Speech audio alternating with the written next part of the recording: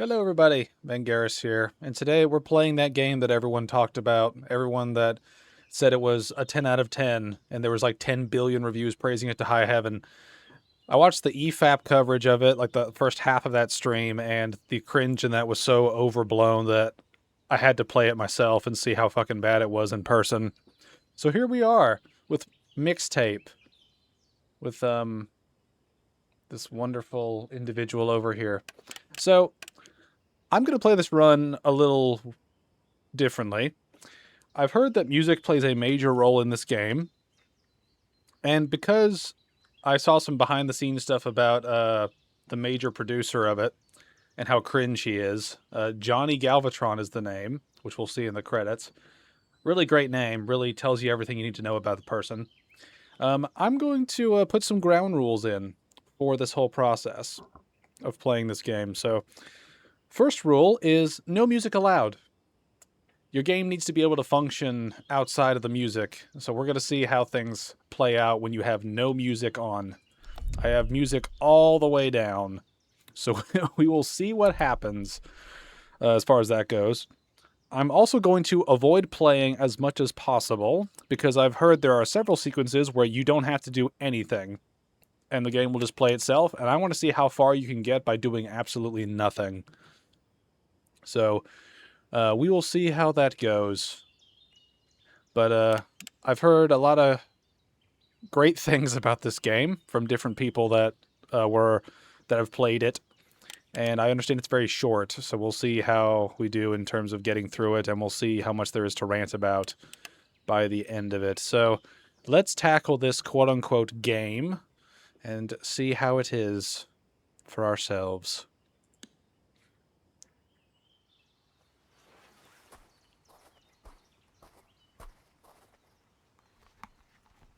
Also, the frame rate of this art style is just like, it looks bad. The compact disc delivers crisp, high-fidelity audio in a portable form factor with a 16-bit signal and a staggering 74 minutes of playtime. It's the sound of the future. Make memories to good music. Invest in quality headphones. Always make a soundtrack, because pretty soon you won't be listening to music. You'll be listening to who you were. I already don't like this person from the get-go. Tonight's playlist is important. It's a retrospective, greatest hits to accompany our last night together in the Big Suck. Dude, I already want to kill these characters. I mean, just the main character is already just abysmal. Like, it's been like a minute, and I'm already annoyed by the main character just because she sounds like a walking Wikipedia article without any personality behind it. And it's like, ooh, I'm already like cringing, and I'm already cringing, and we're like barely into this. Uh, uh, here we go. Let's keep going, I guess. Also, there's one thing. The frame rate being super fucking low as a stylistic choice, because it's not the game. Like, I'm running it at 60 FPS right now. Like, the frame rate with the characters being so low is such an annoying art style choice. And I feel like a lot of people try to copy like Into the Spider-Verse, like the Miles Morales Spider-Man movies, because they also do this shit and they seem to be the ones that popularized it. And I just don't understand, why do you want less frames for your art? Because there's this thing where, and this is one thing that anime does really well all the time, is that anime does the shifting between simple frames where it's just like a zoom in on a character, right? And that's sort of like very comic booky in its own way, or very manga-y in its own way, because you're zooming in on a character in like a still frame, right? And there can be an artistic license with sort of what you portray in that frame, and how you sort of pan around it. Then there's the animation part of it where you actually make shit move, right? And that's where it's like, okay, when you've got movement, you want it to be crisp and clean and flow well, because the more animation flows, the more realistic it feels, And the higher quality it is, because they clearly put more effort into making the animations animate better at higher frame rates, whatever, quality you're kind of working with. When you do this shit where you've got extremely low frame rates that are below the standard for visual, for visual mediums, right? Especially for video games that are notorious for having high frame rates by comparison to everything else, you end up with this effect where it is subpar than everything else in the medium. It is subpar than every other visual medium because it's choppy. And then when you have anything happening that needs to sync up with things, it looks like it's fucking up because the frame rate is so low, right? Like watching the characters talk already is choppy as hell based on your stylistic choice. You've essentially picked a style of animation that is intentionally crappy, which only proves that you made a crappy game, right? Like you've only made this decision because you thought it was cool, and you didn't consider the fact that it just looks crappy.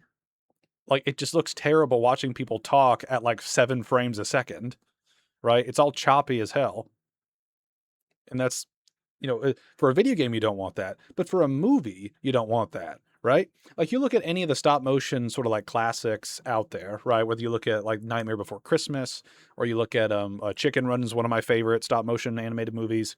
Look at the Wallace and Gromit stuff. Look at Corpse Bride.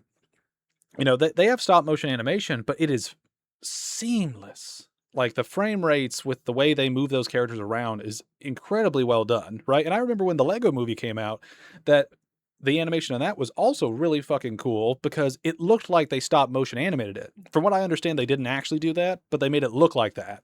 And because of that extra effort to make it look like it was stop motion, people gave it more props because that's hard to do normally to make it stop motion, let alone to make it look like good stop motion when it's not stop motion at all, right? You're emulating a style digitally that makes it more entertaining because of that sort of stop motion aesthetic. This is the inverse of that, where you're intentionally making it look choppy, but you don't understand how crappy it actually looks in the final product. Like I'm a minute in to the game and I'm already ranting about the frame rate sucking. It's like this. Oh god, this is. I had heard that this was bad, but I did not expect it to be this bad right off the bat.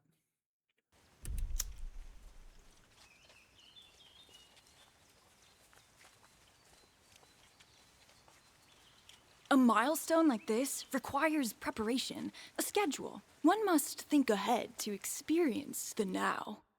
This person feels like an AI. These are the last hours of our high school affair. It's romantic. I want to say something lighthearted, so I say, I bet one of us dies this time. Okay.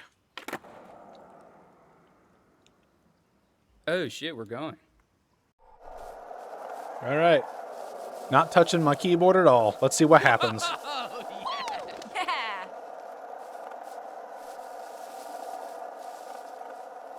Not doing anything. This is entirely free-handed. Also, Beethoven and Dinosaur as like a name is just stupid. Car! You almost ate it! Dude, almost fucking bricked. Oh, look, mechanics. Let's see if I need to use them. Car! Share the road, airhead! Do you understand that the whole point of being on the road is to pick a lane and stay in it? Oh, let's see how many times I can crash before, like, stuff freaks out.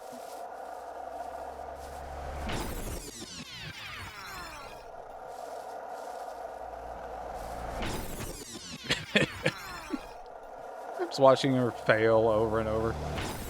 So the thing is, I'm moving in different directions and hitting the car in different places, right? So that means that this is not like a strict, like, the controls are going to dictate what I do. There is an AI element to this, right?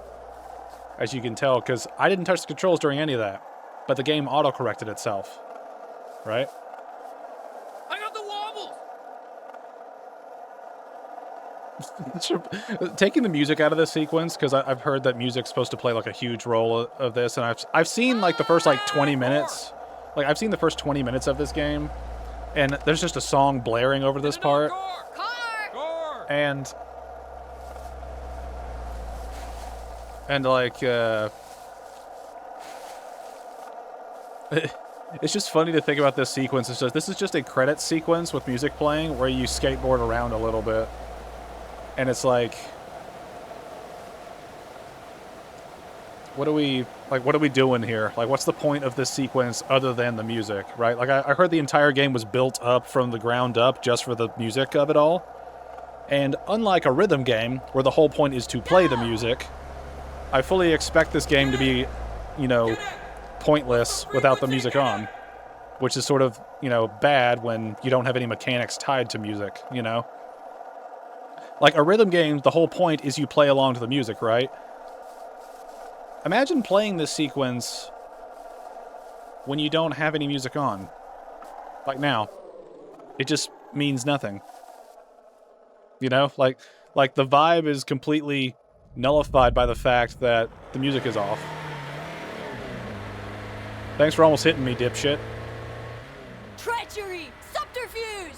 Who says that? Grab on! We'll take you over the bridge! You giddy bitch! Tonight, we're invited to Camille Cole's beach party. It's the tits, it's the jam. Everyone's gonna be there.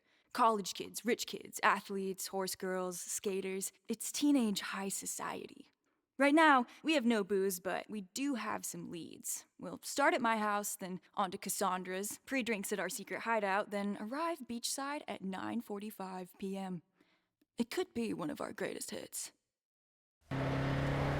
Man, like, everyone sounds like a pretentious douchebag from the 90s, you know? The I'm too cool for this shit, man. It's like, no, you're just hyper cringe and aren't aware of it. Was that Kyle driving? Yeah, I thought he was playing football at Colorado. Maybe he's going to the party. Think he can buy us some vodka? I'll ask him.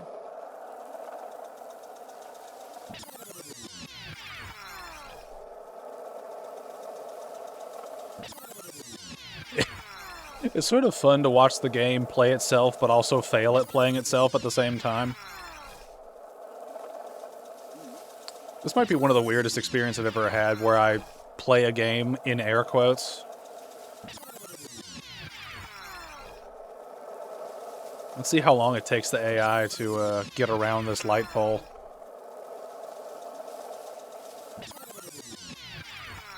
The funny thing is, like, the AI is, like, aiming for that fucking pole, right? Like, there's nothing that would naturally, like, push me towards hitting that pole. Like if my skateboard was just reacting to the environment, I would just stay on the road or fall into the grass, right? But it keeps resetting and then running right into the same pole over and over.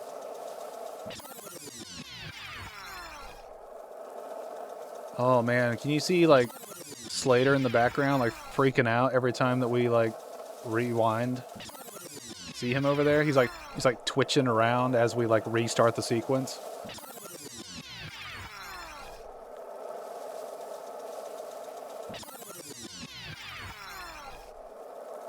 See, the game eventually fixed itself, and so I'm curious of if it'll do that here at some point.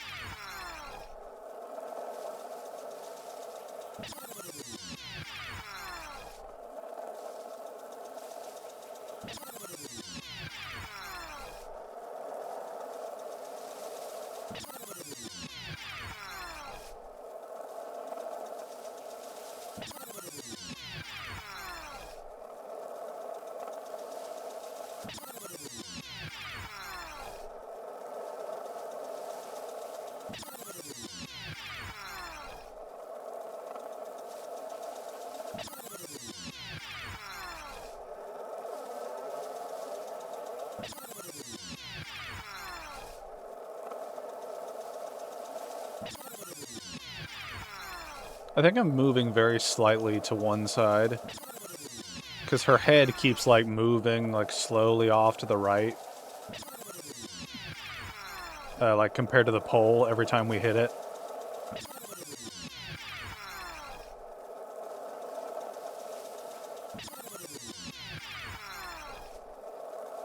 You know, as tedious as this is, it's kind of funny to watch the game struggle to, like, have the same thing happen repeatedly. Like, see, her head keeps moving, like, from the point of impact. And I'm not touching the keyboard, like, at all. I'm not affecting this at all. The game is just arbitrarily shifting the physics without my inputs. Like, because if this was a regular game that had just an auto-run feature, we would be running into the pole the exact same way every single time. But we're not. We're running into it at different angles and hitting it from different angles, which means that the game has some weird AI function in it for auto-correction or some kind of assist. Which means that the game is trying to do something to try to help me in some way, but it doesn't quite know how to do it because I keep hitting the same pole over and over, but I'm hitting it in slightly different ways each time.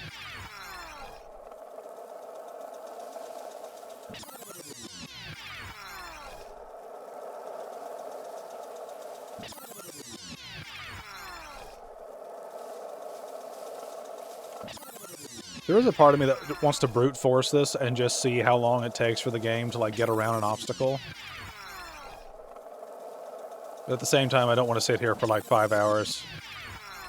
You know, just getting stuck on one sequence while I wait for the game to figure out if it's going to fix the problem itself or if it's not.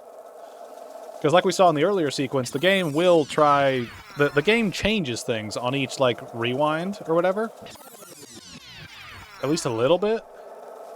Or there's a chance of it. So it means that the game can continue if you fuck up enough. There is a chance of getting past an obstacle by just letting the game reset itself repeatedly. And I'd actually be curious what would happen if you just hit play on the game and just waited. Just to see if the game actually would, like, complete itself after a while.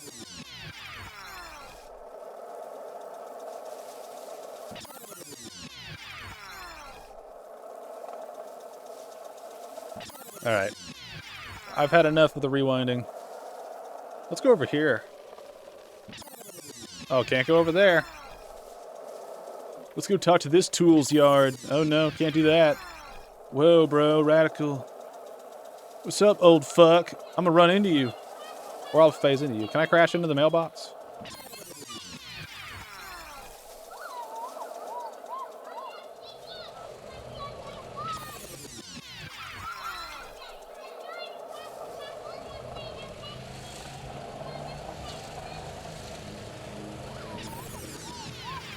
I just want to keep crashing into people. Hey, Kyle. Yo, Kyle, you buy us some vodka?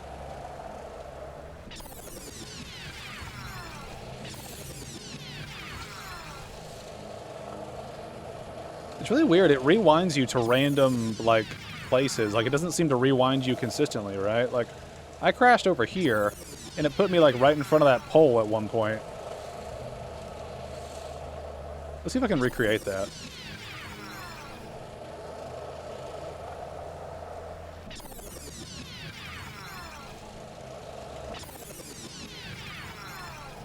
Actually, I'm curious now. Can I, like, rewind all the way back to the beginning if I just, like, continuously fuck up?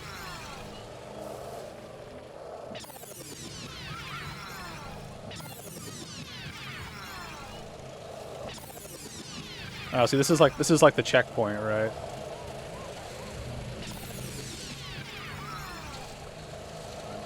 You know you're supposed to be in the car when you drive it, right? This is one thing too. There's like weird invisible walls sections at random intervals.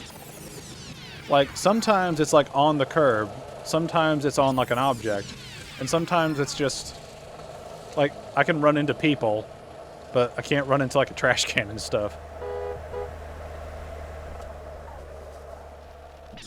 I wish to become one with the rocks. Get this low frame rate bitch over there.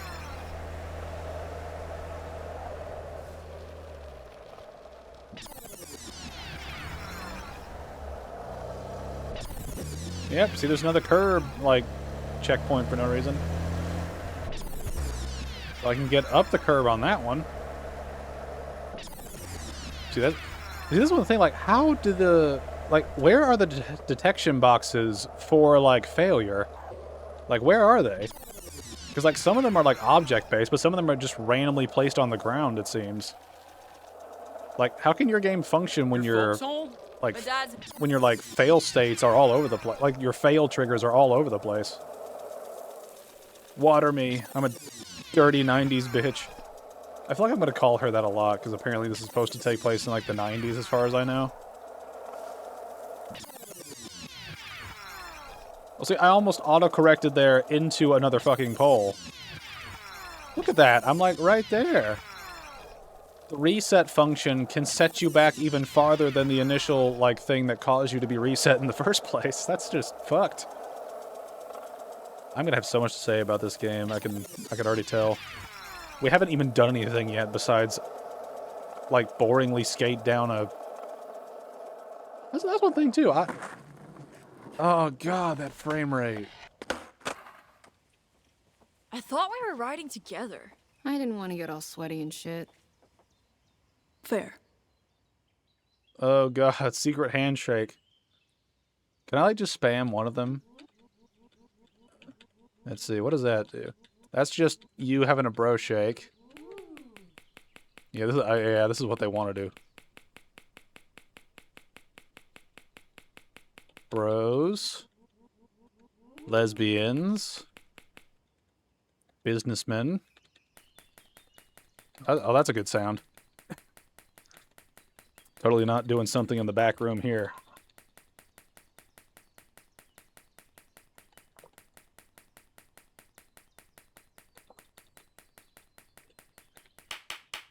Oh, that's a good one.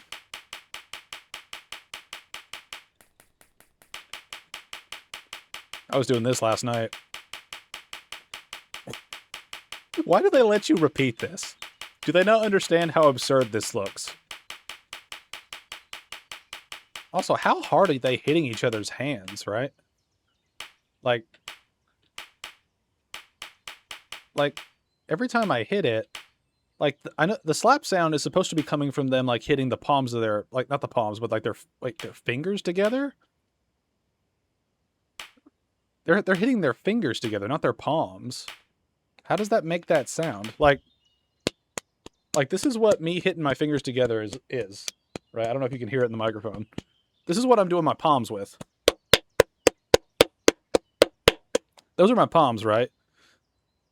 What is slapping together to make this sound? Because when you repeat it, it looks like they're slapping the back of their hands together. Which, I can't do that because I'm... Actually, I can do that. That's what slapping the back of my hand sounds like. It just sounds like bones hitting together. Because I got, bony fingers. I can't believe I'm doing, like, hand gesture comparisons to real life in this. Oh. What's this last move? Oh. You know the music that plays before a concert? Bands always use the same playlist when they're setting up the stage. That's because it's a countdown. Roadies know when their jobs begin, when they finish, and when the playlist ends, the show begins. This playlist, the one you'll be hearing today, is a countdown to my last night in Blue Moon Lagoon. You're still going through What? with this? Afraid so. Why I'll did leave she for the just airport slide at up? 6 a.m. Wow. You've Why? ruined our road trip. I know this. What's the name of this woman who's tearing us apart? Bella Deltone. So you fly to New York, you give this woman your mixtape, and what, she just hires you? After she listens to the mixtape, yeah. I'll become the world's foremost music supervisor. What's a music supervisor? It's a great question, Slater. Imagine before you all What the is this music of game? human history.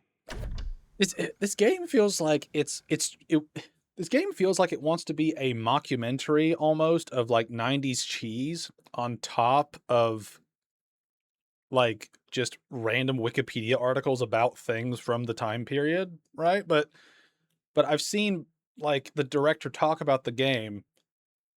I've seen Mr. Galvatron talk about this game. That's such a fucking stupid sentence. And it feels genuine. And so the cringe is just worse, right? Because it's one thing when you intentionally make something cringe as a part of comedy, right? Like The Office is a good example. That's like a good example of like a show that is intentionally trying to be cringy at times for the sake of cringe humor. This is just cringe in terms of just this is embarrassing, right?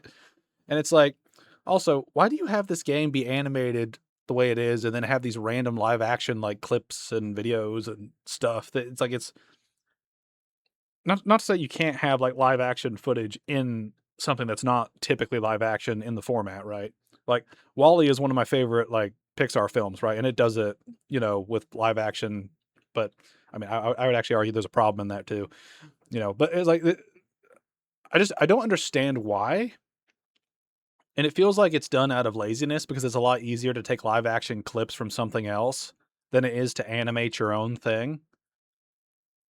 So like I'm just confused and just questioning why they did things the way they did. And I feel like that's going to be a recurring theme throughout this. Every sonnet, symphony, rock song, and radio jingle.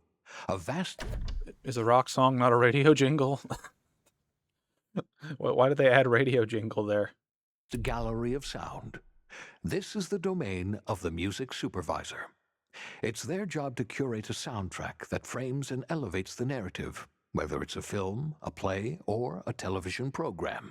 Stacy Rockford has wanted to be a music supervisor since 8th grade. I'm told her mixtapes are spectacular, though I've never heard one myself. Wait, so you've heard they're spectacular, but you haven't heard one yourself. Okay, so you've just told me something that doesn't mean anything. And then, who the fuck are you? Like, who is the narrator in this situation? Because it's not Stacy, because she's already a prick. We already know that. Like, she's very, very high on her horse and thinks she's the shit. Which, you've not done anything to earn that. It's just weird. It's just weird watching. This is just a weird experience already from the beginning, and it's just weird.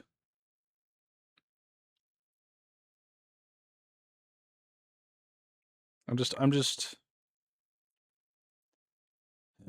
whatever.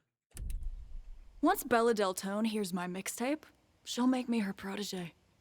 But why? Because my mixtapes bend others to my will. It's a strange, almost cosmic talent. Oh my god. You can't go like more than like 3 lines of dialogue before you want to punch somebody. Oh man. This is oh man. This sort of character, right, that says all this stupid shit about their own work when all they're doing is putting a bunch of random tracks together. They're not actually making anything that creative. It's just, I made a playlist, here, listen to it. Give me a job. It's like, I don't think that really does what you think it does, right? Like, I make playlists like every month or so for like whatever music I want to listen to, right? And I'm big into music. I really enjoy music. I've watched a lot of documentaries about the stuff I like, right? I'm not like an expert on like music in terms of like every little aspect of production and, stuff like that, but it's one of those things where this character comes off already in the first like half hour, however much content however far we are in. This character comes across as someone who is egotistical and incredibly obnoxious with the information they have, right? Like, I'm not going to go on a rant about why each of Metallica's 80s albums are different just because, like, just to suit my own fancy, right? I could do that, but why would I if no one poses the question, right?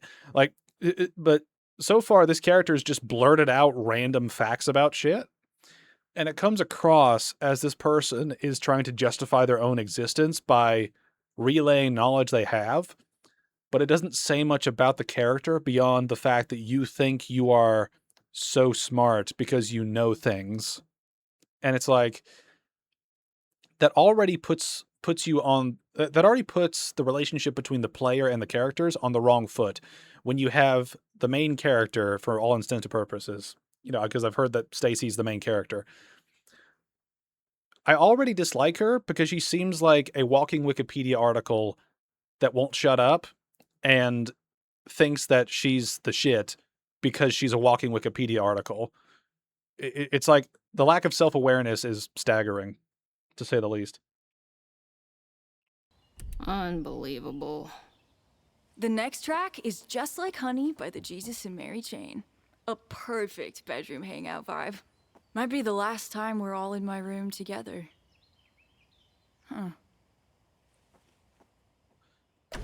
They're also doing that like fourth of the wall, like Ferris Bueller type shtick, but the problem is that Ferris Bueller was like fun and charismatic as a character. And when he broke the fourth wall, it was funny to watch him do it. You know, I like the first one I think of is like the everybody thinks of like the ending scene where he's like coming out of the shower telling everybody to go home. That's funny. But the one I think about is he gets when he gets caught at his house by the principal, and then his sister comes in to help him, and then like everyone and then the principal and Ferris are surprised by his sister helping him, right? And he's just looking at the principal with like a smile, then he looks at his sister with a smile, and then he looks at the screen with a smile. And it's funny because it's like, yeah, it's funny because of the delivery and because of the charisma behind it. Ferris is the type of character who is cool because he's not trying to be cool, right? He's having fun, and it's a natural sort of fun. He's not chasing trends to be cool. He's having fun doing it his own way, and that makes him cool. It's that sort of thing where people misunderstand the whole concept of being cool to yourself, right? And this is one thing that I think a lot of people struggle with, and we've all struggled with at different points in our lives, right? Is what do we define as cool, right? It seems like some people define cool as people that are popular or people that are into popular things. When I would argue the coolest people are the ones that don't give a shit about anybody else and do their own thing and don't really like bother you about what they're doing, right? They're the people that are a lot of the coolest people I've ever seen and met are the ones that are super chill and don't try to like force anything on anybody. They just do their own thing, they enjoy it, and they have a ball with it, and they just live their life in full sort of enjoyment of the things they enjoy, and they don't worry about outside influences.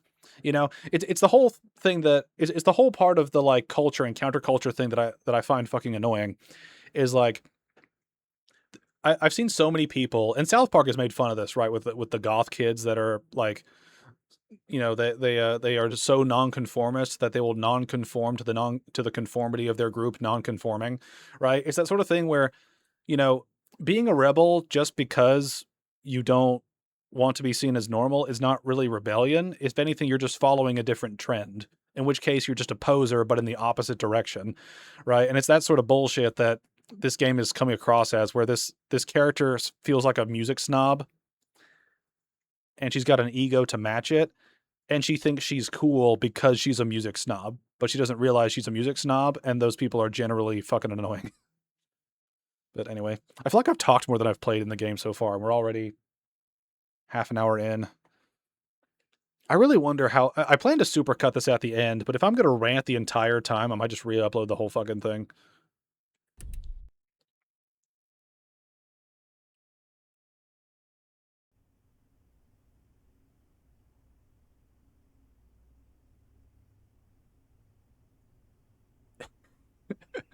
With the music off, this is funny. Wait, this is weird, right? So there's supposed to be music here, but you've got random nature sounds in the background. But we're inside a house. Sweetie, have you called her sister yet? Is she picking you up from the airport? No! Stop pressuring me! Whoa, Sorry, sweetie. whoa, calm the fuck down. What did your dad do to you? Holy shit. You act like he raped you when he just came in your room to say goodnight. Holy fuck. I mean, talk about creating a stereotype of an overreactive teenager. I mean, holy shit. God, look at how fucking choppy her animations are for walking around, man. See, like, the camera's normal, like, or like standard frame rates, but like it's like she's in her own little bubble of low FPS. It's weird. Can I? Oh man, look at her spinning around. This is game design, people. This is game design. You're gonna make the camera.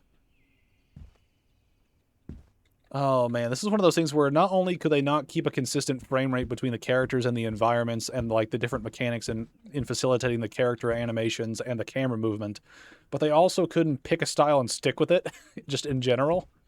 Like, what the fuck? Oh, well, at least we get to do something now. I guess that's fun. The Rockfords. Me, Sister Debbie, Dad, John, and Mom, Susan. If we had a TV show, our theme would be People Are People by Depeche Mode. Make of that what you will. This is also one problem. I've got no idea what the songs are that she's referencing, so I've got no fucking clue what she means by these things. It's like when you base an entire movie off of several in-jokes that nobody understands. It's like you have to get it to even get it, if you know what I mean. So where am I supposed to go? Let's see. It looks like my dipshit friends are in there, so I'm going to avoid that at all costs. This is my sister's room. I never really poke around in there. Wow, that's all you have to say? You just... I'm not a nosy Rosie. Are you sure? I got no reason to nose about. Okay, I guess. Can I go back down the stairs in awkward slow motion? Can't leave yet. Can't leave yet.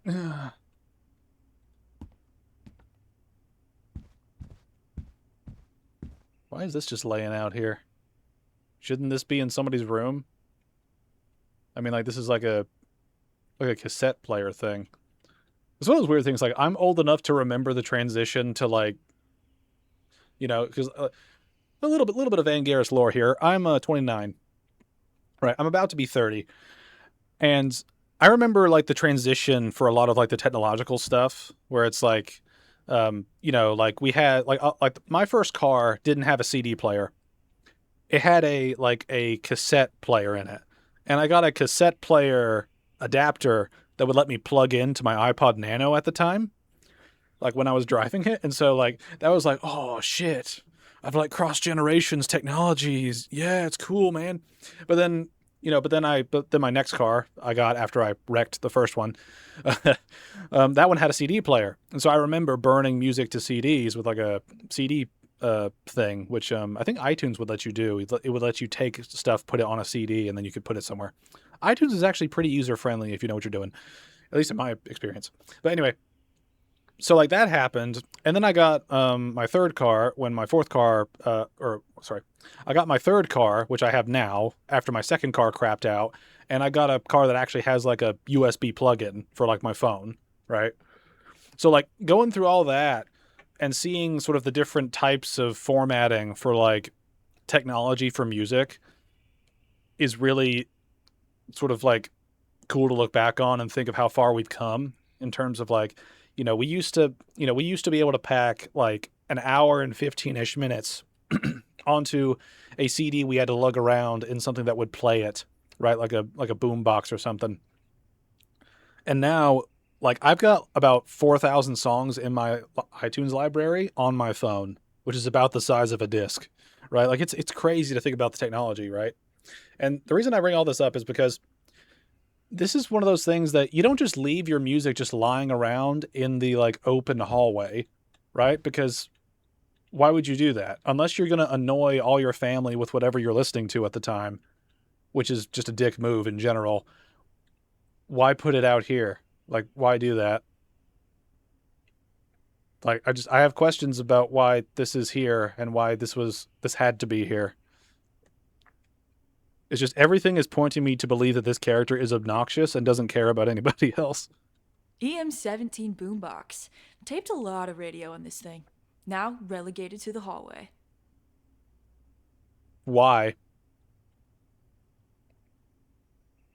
I mean, you clearly don't need it now because you've got your, like, new tech. Also, I've got a question, like, where'd she get the Bluetooth headphones in the 90s? That's cutting edge technology right there when you don't have a fucking cord for your 90s tech headphones. But Yeah. Does he say anything else about this? EM17 boombox. No. Taped a lot of radio on this thing. Now relegated to the hallway. Oh no, I can't even stop dialogue when I exit a thing. Oh no, I'm gonna have to deal with it. But yeah, so this is one thing. So she used to use it, had fun with it, and when she was done with it, instead of like giving it away or selling it or pawning it or giving it to a friend or something, she just threw it in the hallway and just left it there. So we can add that to the list where she is pretentious, egotistical, a tryhard, and she's lazy because she can't deal with this in a more productive way than just throw the garbage out into the hallway. I smiled for every photo before junior year, but then Slater made me metal.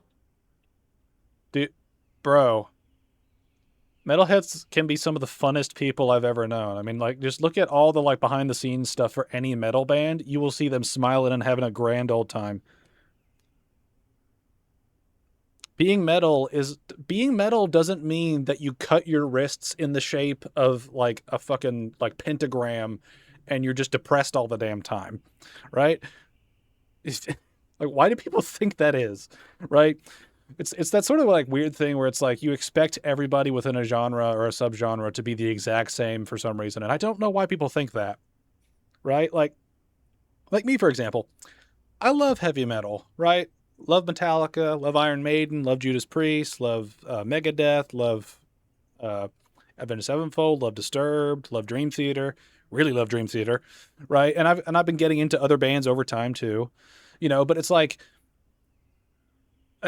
I've got so many interviews in like a playlist and documentaries on bands, and like the guys in Iron Maiden, they have such a fun time. Watch any interview with them, watch any like documentary with them. They are laughing, they're making jokes, they're having a great time, right? It's not dark and like, just because the music is dark and depressing doesn't mean that you also have to be a dark and depressing shit, okay? I feel like this game is going to be just 90s stereotypes the game. It's just, it feels like that's what this game is. It's just stereotypes the game. Which, I mean, if done right, that could actually be an entertaining romp where you make fun of all the different stereotypes. Somebody out there, make a game like that where you just play, it's a stereotype simulator, right? You can play a black guy who goes out for cigarettes and never comes back. You can portray a redneck who's got like 3 different baby mamas. He's got a huge beer gut and all he thinks about are like hunting and trucks. You can make a joke about Asians not being able to drive. You can do all the sorts of like shit, right? It'd be great. My hair care products are filth and malevolence. Who says that? Who says that? When I walk into my bathroom, this game is just an excuse to rant about my personal life, right? Like when I walk into my bathroom getting ready for the day, I don't think, man, my hair care product, the gel I put in my hair, it helps keep me together, man. It maintains the society on my forehead. It's like, I'm not thinking about stupid shit like that. I'm thinking, oh, I got to fix my hair today so I don't look like a fucking, hobo. Just why? It's like every line of dialogue has like a certain angle of cringe to it from this character so far. I don't think there's been a single one that's been non-cringe. Vague, brown, of unknown origin. I think one thing too is like the voice actors for this character is, like I said, doing the stereotype. Not yet. Like it's like, I don't give a shit about anything, man. I'm totally original, bro. And it's like, no, you're just, like I said earlier, you're a poser in the opposite direction. You're trying so hard to be rebellious and cool that you just come across as a cringe loser. Oh man, we're still barely in the game. We gonna get your stash and keep going? That's a rookie move. Yeah, have we taught you nothing, Cassandra? What? We all go up to my room and immediately bolt? Dad, give away you're grabbing booze. Fastest way to get your bag checked. 20 minutes, minimal. I like how they're discussing this with this huge open door with like her family being down there, or at least her dad being down there or whatever. It's like, Also, like, what's the point of coming back to your house if you're going to go get booze anyway? Like, can you not just plan ahead a little bit and just go out and get shit? Like, why come back home just to create suspicion? It's just weird. Also, this is one thing. People that put shit all over your room, explain to me what is the appeal of putting shit all over your room for things that you like? I'm like, I don't put anything on my fucking walls except for like pictures of like my kids, you know, and like my family, right? Now that I'm married with kids, right? Like that's the only shit that I ever think about putting up on the wall is like stuff with my family in them. So like people that put posters of looks like seemingly random bullshit. Like tell me tell me what the appeal is of putting random stuff all over your room. Also, this room is fucking crazy, man. Like this room is twice the size.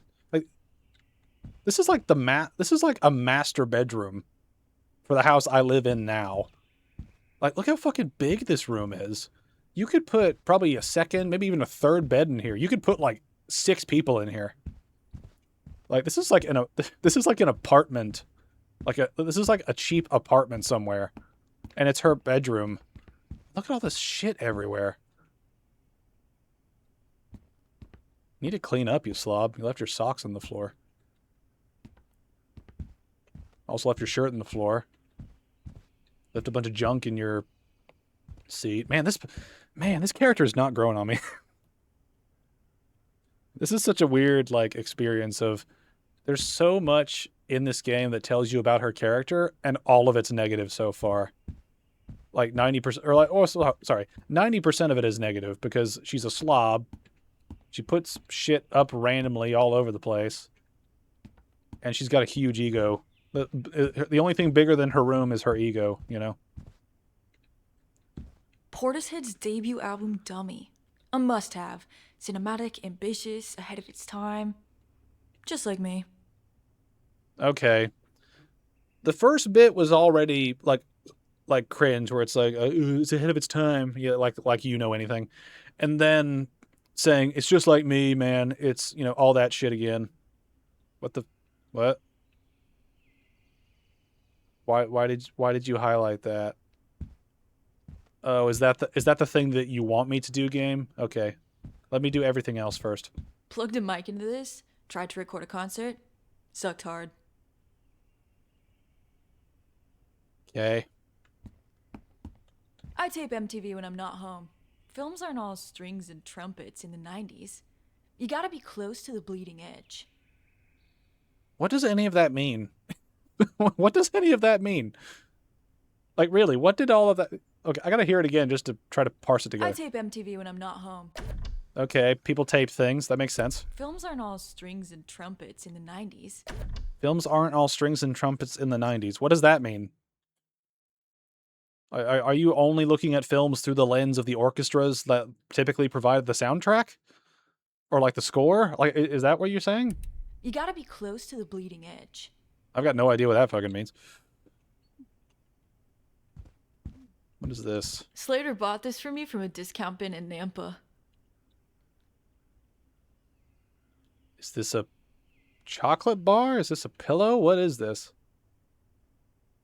Like, what is that? It looks like a candy bar, but there's nothing on it that indicates it is a candy bar. Like, what even? What even? Boards are trending narrow with small wheels. I'm against it. Bad for ride quality. Sure, we'll just roll with it. Boards are trending narrow with small I didn't... wheels. I'm against it. Bad for ride quality. Aerodisc portable turntable. More aesthetic than high fidelity. Gets the job done. More aesthetic than high fidelity. I mean, if you care about music so much to the point that you're gonna like do like mixtapes and you want to be in the music industry to some capacity, shouldn't you give a shit about high fidelity sound? Like, shouldn't you give a shit about that more than the aesthetic? Because at the end of the day, it doesn't matter what you fucking look like. It matters what the music you produce is.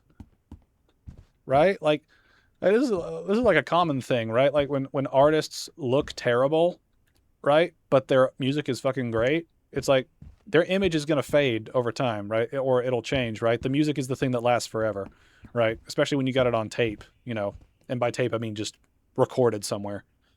It's just, oh man, it's one of those things where this, as someone who really enjoys music and has had music significantly affect his life, playing this game so far comes across as the biggest like fuck you to fans of music in a realistic sense. Like, this game feels like it is a poser trying to be cool with the cool kids, but not understanding that you're only doing the bare minimum surface level bullshit with the things you're referencing, right? And I was, I was thinking about this the entire time I was watching the EFAP on this, right? Which I didn't complete the EFAP, so I haven't seen what's in the game fully. I just heard bits and pieces. But like, I'm gonna rant about this now, just to kind of get it over with. But there are two types of people in the world. Well, there's three types of people in the world when it comes to enjoying music. There are the casuals, which just want to have some sound in the background. They don't really care what it is. They just want something that can be white noise, for hanging out or working or dancing or whatever. They don't actually give a shit about the song, right? Then there are the people that really, really care about the song as far as it helps their image look a certain way. These are the people that annoy the piss out of me because they think their entire personality is defined by what they listen to, when that actually doesn't tell me a single fucking thing about what you are like.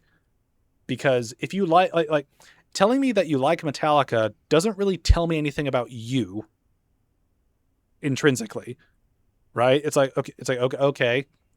Metallica's covered a lot of fucking like topics in their music. I don't know what you fucking mean when you say you like Metallica, right? If you like Master of Puppets, that also doesn't tell me much about your personality. Is it like, have you dealt with issues of people trying to control you and manipulate you? Have you dealt with drug addiction? Have you dealt with, have you dealt with, feelings of being driven insane? Have you felt, like lied to by like religious leaders and stuff like that? There are topics on Master of Puppets specifically that you can tie to personal events, but just by saying you like the thing doesn't give me enough information to go off in terms of figuring out who you fucking are, right? I can tell you directly why I like very specific songs by very specific artists, right? Like, part of the reason why I really enjoy the Unforgiven trilogy by Metallica is because for a long time I had a lot of like self-doubt and sort of self-guilt over things that I had done, and I felt like even though I was forgiven by other people, I couldn't forgive myself. I'm past that now. My ego's big enough to deal with it, and I'm the greatest in the fucking planet. Woo, yay me.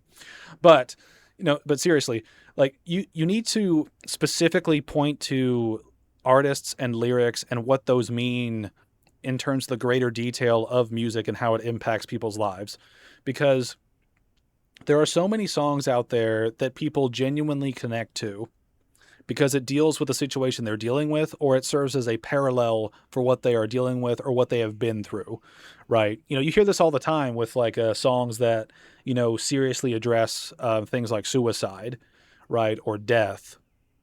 It's that sort of thing where songs like that often offer a release for people that have had suicidal thoughts, that have dealt with someone passing away that they were close to, or stuff like that. Like, heavy topics can be relatable because someone has gone through something like that, and they can relate to the lyrics in a song, and that song in a roundabout way can help make them feel understood. And that's part of the power of music, is the sort of emotional connection with it. And the people like this character, like Stacy Rock, whatever the fuck her name is, she comes across as a person who doesn't think about any of that shit. All she thinks about is, oh, this album's neat, bro. I like the vibes. And that's it. That's as deep as they go. They don't think about what the lyrics actually mean in a broader sense. They don't think about what the content of the music means for individuals. They don't think about the context of why individuals might like or dislike certain songs. They just think, oh, I like it. Nice vibes, bruh. And that's it. Like, that's as far as they go, right? And that's my fucking problem with people that, are... It's the people that say they are into music or into gaming or into film, but they don't actually have anything deeper to say other than I like the thing and I like the vibes, yo. Like that's it. They don't have any deeper analysis for why they like the thing or why they connect with the thing, right? It's it's sort of like the thing of like when it's part of the problem nowadays with culture where you've got people who will just blatantly say I like a thing, therefore it's amazing, when they have no real way to justify why it is amazing beyond they liked it. It's essentially an appeal to emotions without any logic to back it up. Like they don't even think of arguments to back it up. They just go, I like it and I want it. I want to get more of the thing I like. They don't actually think about why or how or the logistics of how you get more of what you want. Right? It's just a basic like I enjoyed thing, please give more. Like it's almost NPC levels of brain thought. Like probably a good way to phrase it. It's their brain thought of I like thing, therefore good, when you can like things that are bad and you can hate things that are good. Right? Like it's just like people like this character, and the way this game has set itself up is that this is just going to be a romp through a series of annoying people who are just people that like things because they think it's cool to like things and they don't actually have anything to say about the thing in general as to why they like it on like a personal level. You know, it's one of those things where like it's sort of the thing where I'm going to end this rant and then move on. Or well, actually, I'm going to end this rant and then take a break because I need a break because I have to go eat lunch. But there's a problem in this game already where there is a disconnect between what art is at the fundamental basic level and how these characters are using it to build themselves up. It's one of those things where you should be able to use art to explain your emotions, especially with music when it has lyrics and sounds and stuff like that, that sort of play off of emotions. It's basically the whole thing is basically backwards, right?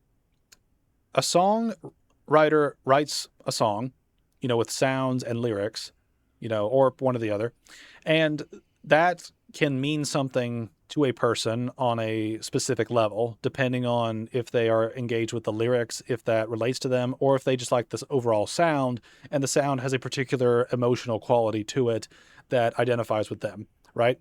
If you identify with the lyrics, then you can sit there and think over the lyrics and how it relates to your life and how relatable the song is, right? And you can draw parallels between your own life and the artist's story they're telling in a song. That gives you the connection to songs, is when you relate to them or when they speak to you in a unique sort of way. This is just like this game so far has just had music. Like this game has just had Stacy be a Wikipedia article and then just tag on some 90s cheese dialogue at the end of it going, yeah, bruh, it's ahead of its time. Like me, it's like Stacy is like a bad Wikipedia article wrapped in a 90s cheesy cringe like flavor, and then you add a little bit of ego and instability on top of it. like it's very just not cool. It's not it doesn't endear me to the character. It makes me think she's an uppity prick. It's the best way to put it. Actually, now I think about it, I might talk to these people and then take a break just so I can come back and I can max out the cringe, go take a break, and then come back. Sometimes a whole soundtrack for a film will get replaced. There's a 2001 Space Odyssey soundtrack that was never used. This is David Shire's unused synth masterpiece composed for Apocalypse Now. Total gem. Okay. I like how this dialogue is like, here's a neat fact about stuff. By the way, it's cool. It's like, okay. Again, it's that thing where like, if you don't know, then you're not going to get it, right? And so far I've known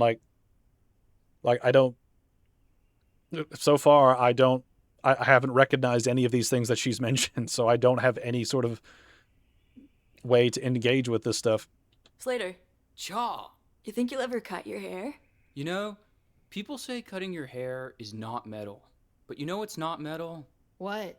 Caring about people's hair. Ah, true. So you're not going to cut it. So you're not. That's just a long-winded way of saying no. I'm not going to cut it. It's one of those things where it's just a. I keep ranting about this. It's like, the very simple answer when people ask you that sort of stuff is just like, oh, you think it's metal to cut your hair or not? It's like, well, I don't give a shit either way. I don't think it matters. The metal thing to do is to do what you want and not give a shit about it. Because then you can't be lumped into the camp of the posers or the camp of the anti-posers who are in their own right posers as well, but in the opposite direction. I've ranted about this already. Hello. Yeah. Man, just her face looks like the face of a prick. She's got that sort of look of like, I'm better than all of you. I'm smarter. I know shit about mixtapes. Where was Camille Cole's party last year? Her uncle's houseboat. And it sank. No way. A bit. Yeah, not all the way. Absolute blowout. Billy Idol was there. I think it was just a guy who looked like Billy Idol. I feel like Captain America right now. I understood that reference. I've heard that, White Wedding song by Billy Idol. that one song. Okay, well, I'm going to take a break, but I'll be right back. All right, I have returned. Let's get back into the cringe now, shall we? Let's see what this is about. What's that stuff? A mixtape from Colin Bruce? No way, Loverboy! Yeah. He gave me this after the incident. I totally forgot about it. Put it on. No, it's not on today's playlist. Put it on. Put it on! Aw, come on. I like how... Oh, they actually make you do a thing. I like how she's like, it's not on today's playlist, bro. It's like, wow, she must be the biggest prick on road trips where she has total control of the radio and you can't listen to anything outside of whatever fucking specific niche shit she picked. She must be infuriating on road trips. And they're planning one, I think. I think they're planning a road trip together as friends, and she's going to hog the radio the entire fucking way. Let's see. Can I go backwards? I'm doing it the opposite way it's intending. See, can I ruin this tape if I just...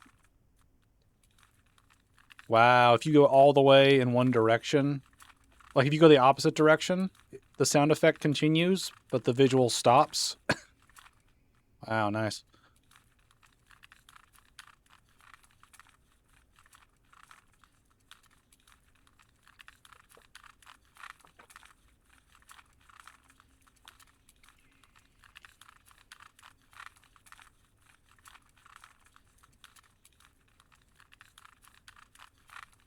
Jeez, how much of this am I supposed to do? This should do it. Okay.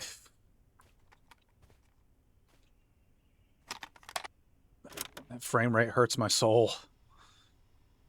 My first kiss was with Colin Bruce. I didn't like Colin at all, but he was accessible, and honestly, I just wanted to get it out of the way.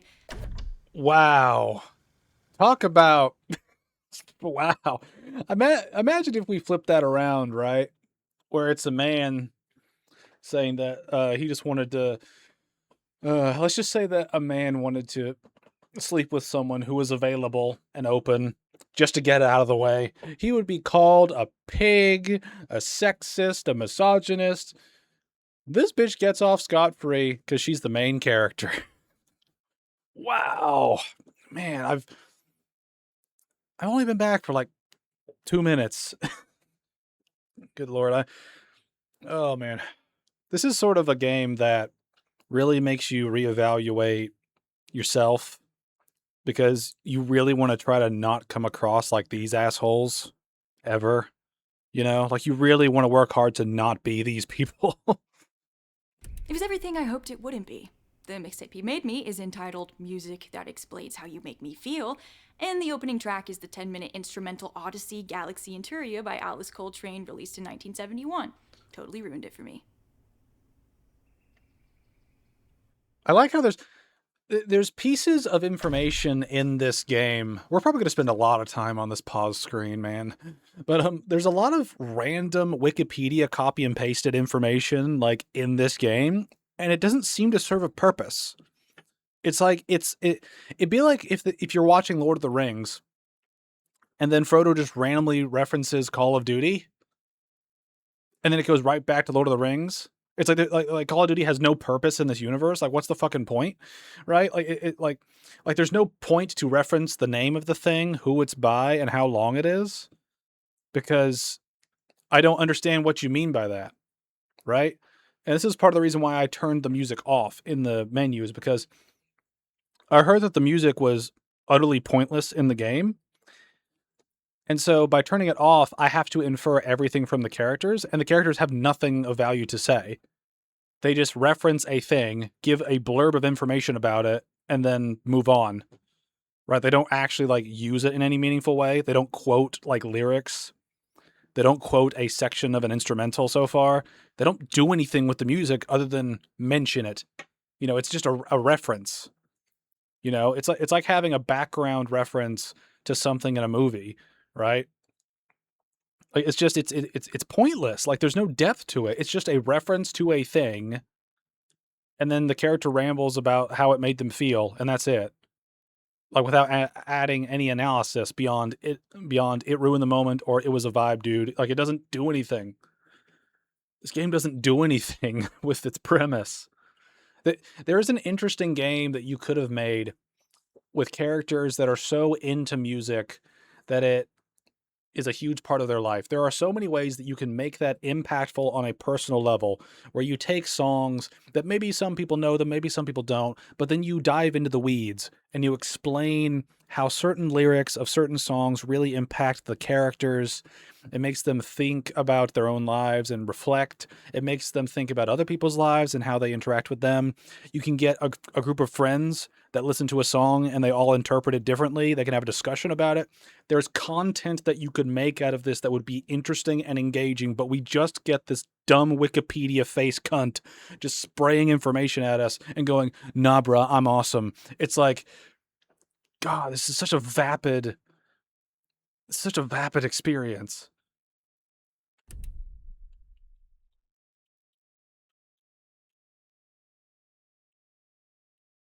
Not on Mixtape.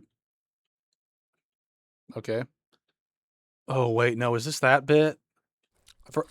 Oh, God. What? Okay. Number one, why? Number two, why even develop it? Number three, how did nobody catch how fucking stupid this is? Get it over with. I don't want to do anything. Fuck it. You know, I finished my like cocktail of soda and body armor, but I need more. This game hurts my soul. I need to cope. That's enough. You could put it off, you know, going to New York. My cash is spent. The time is now. If I have to get a job here, well, shit. I can't work in the fucking kayak shack. The radio's on smooth hits 24/7. I drown myself. I mean, you could just have a regular fucking job somewhere else. I mean, get over yourself and work a job, you fucking pleb. Is there more stuff to reference in here to show us how much of a bitch she is? You know, for the supercut, I might try to keep track of how many times I insult her, like with derogatory terms. That might be fun. Might be fun to keep track of how many times I use a bitch and cunt and stuff like that to describe this character. This is Cassandra and me at some mandatory school thing. I love this photo of us. Jenny fucking Goodspeed jumped in and I had to cut her out. Jenny sucks. Wow, like, okay, this is one of those things with pictures like this where someone photobombs you. It's like, you can still keep it as a memory, but it sort of says something about you when you have to rip someone out of a photo, right? Because there's layers to that, right? There's layers to what this picture means, right? On the one hand, you have two friends taking a picture, right? Okay, that's sweet, that's cool, it's chill. Then you have a character photobombing it, right? Okay, that can be funny. That can be sort of like, it's like, we got a good picture of us, but the photobomb's kind of like funny. Maybe it doesn't have the same value now because of that. But to take it a step up and then rip the picture to remove the other person when they are still clearly there makes me think that you hate this person like really hardcore for this to be the way it is. Like, like, like if you just had the picture fully with the other character in it and you just said she photobombed it, that could be funny. A little bit of a moment of enduring. It's like, oh yes, yeah, friends photobomb pictures. Yeah, that's funny.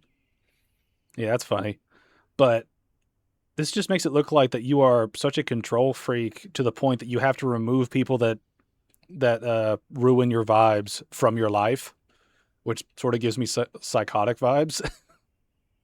Since this game's all about vibes, this game's making me think that this main character's got some issues.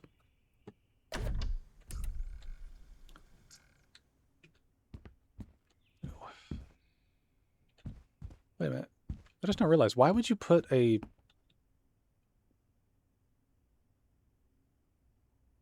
Why would you put a poster in your closet? It's going to be covered by clothes all the damn time.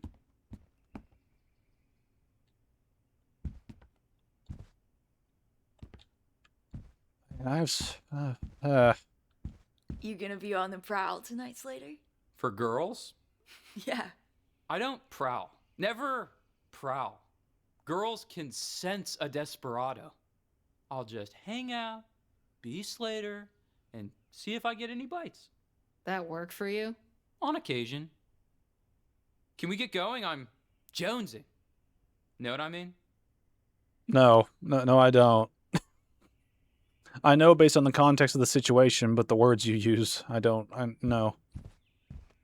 Also, talk about like low T energy over here. I'm not going to try to pick up any girls. I'm just going to exist and hope one walks up to me. It's like, as someone who's not that particularly forward, with, things, it's like, you still got to put in some effort, man. Just existing isn't going to be enough. You were in my dream a couple of nights ago. Were we doing it? No, we were trying to buy plants, like potted plants. Wow. Then we were in the gym. Did you notice how she looked at Slater before his voice line came through? I know it's a little itty bitty fuck up, but it's just funny. And we lost the plants. Is that it? Yeah. Lame. Lame. And then we did it. Yeah. Yeah. Nice. Nice.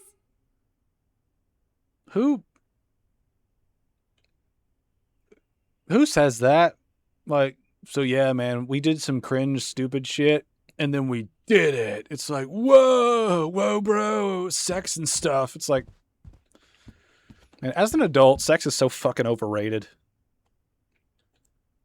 I mean, an orgasm, sure, like that's helpful for different reasons. Like, there are medicinal purposes for orgasms, but just the obsession with sex as a teenager is just so fucking overdone as a trope, but also it's just so overblown in general.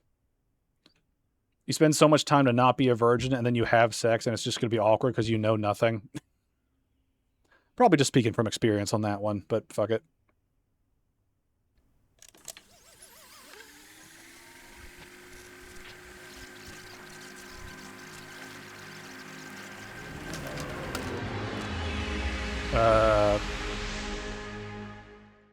What the hell was that?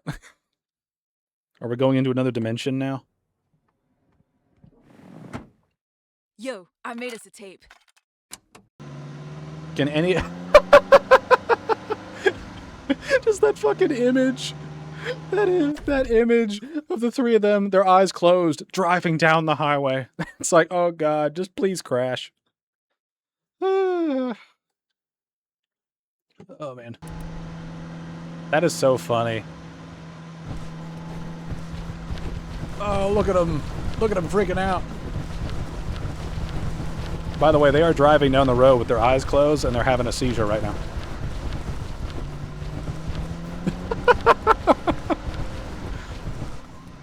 Shit, it's the cops. Be chill. It's chill.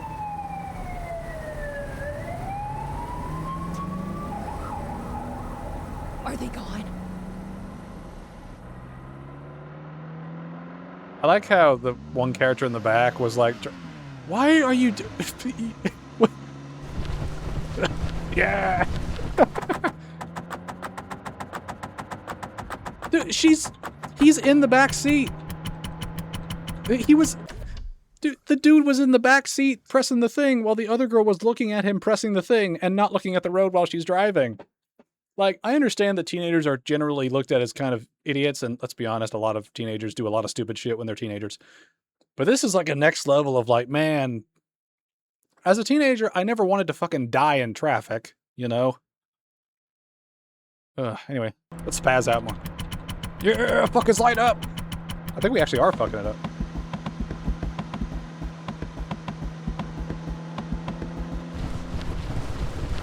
It's so funny without the music and just the mechanics of just spaz out.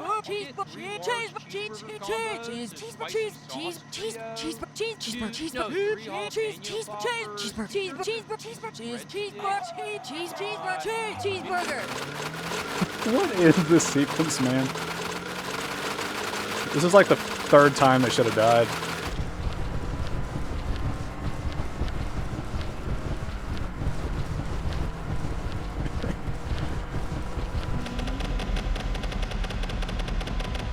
Seizure warning.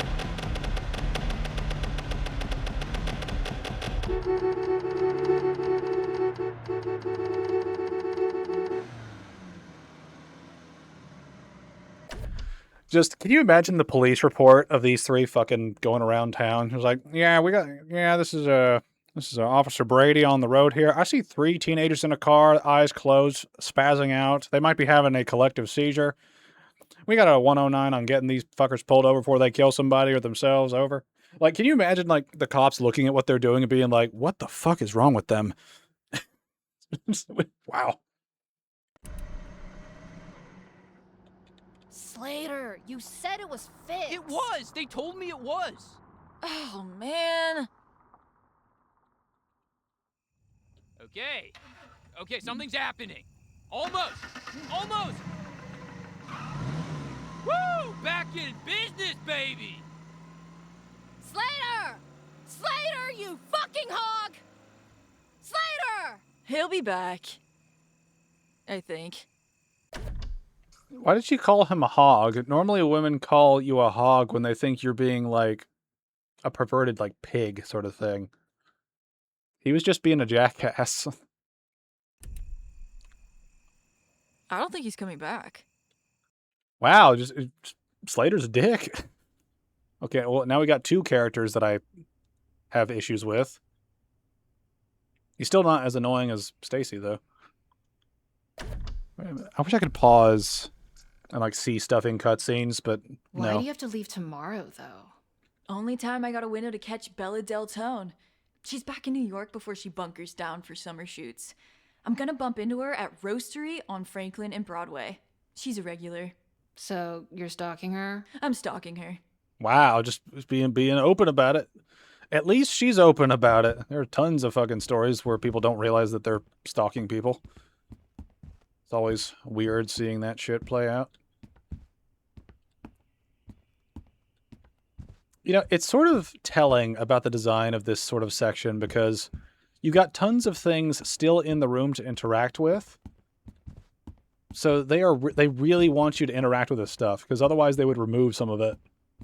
You know, if they didn't think like if they switched things around each time we were in this room and all the old stuff got removed, like everything you already listened to got removed, then that would be one thing to be like, okay, they're trying to like keep it fresh each time, which I could give them at least a pass for. They just leave everything here and just add more over time, which is like why? Why not have it all available at once versus, you know, like the only thing that I think should change is the major quest like progression stuff. That is the only thing. It's like the major progression stuff should be the stuff that changes in this room. Otherwise, everything should be available from the get-go unless something moves in the room, right? Like that poster we already seen. But like, why interact with it now? You know, there's tons of stuff like the characters and the quest objectives should be the things that change, not this extra stuff that just like this didn't pop up before for no reason. It's like why? Like why lock it off until now? My clothes are already packed. Also sent a crate of CDs to New York ahead of me. A crate of CDs? Why? Why would you need to send a crate of CDs to yourself in New York? I mean, how many fucking CDs are you bringing to New York? Like, CDs are not that big, right? Even in the 90s, like if you got like a regular CD and like a regular single CD case, that's not that big. I mean, like that'd be like what? Like, I'm trying to think of how big that would be. It'd be like, what, maybe like 6 inches by like 6 inches, like square, and then the depth would be like, what, like like an eighth of an inch? Like, those things are not that big. Like, CD cases are not that big. So, like, why would you send? I can't believe I'm getting hung up on this, but like, but why would you send a crate of CDs ahead of you when you could probably just carry that shit? You run the risk of losing all your stuff if you send it ahead, right? And if it's in a big enough quantity where you have to send it ahead because you can't travel with it, maybe you're bringing too much. I just have questions about why people thought Cassandra was, or not Cassandra. What's Stacy? Whatever your name is, the main bitch. I have questions about why people thought that Stacy was cool, or smart, or anything positive. If you see Dave Bowler corner me at this thing tonight, you must save me. Sure. Yeah, I'll kick his dick off. Is he trying to bone you? Not even. I said I like baseball just to be nice, Okay. and now he Okay, I will admit I liked that line. I'll kick his dick off. Oh man, I want to listen to the dialogue again just to get that line again. That was that. See, now that actually sounds like something I would say to a friend, or like a friend would say to me. He's like, "Dude, I'll kick his dick off." It's like it's just funny. See, that's actually that's not cringe. That's actually funny. won't shut up about it. He sees me from across the room and his eyes light up and it's fucking baseball time. I actually don't think that's a dick kickable offense. I'll save you though.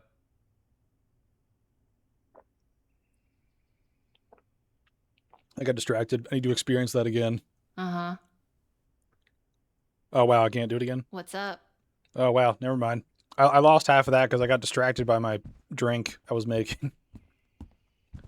Well, okay, so if I remember correctly, future me, delete this clip from the supercut if I get this wrong, but so she sat next to a guy politely, and then he's treating it like he can interact with her like friends and stuff, and then he said that's not a dick kicking offense, which I'd have to agree with him on. I mean, if you are nice to someone and then they want to hang out with you, that's usually a sign of like you're okay with it if you continue to be nice with them. This is why you need to be forward with people.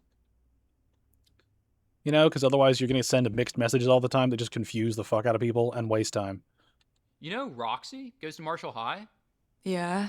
She said Devo were a one-hit wonder. Are you provoking me? No, I'm interested in your opinion. Well, Roxy's wrong and her life has no meaning. She should crawl back into the ocean. Wow, someone's bitter. Coincidentally, I heard that a game director is a huge fan of Devo, so it's really starting to get the self-insert sort of vibes from this character.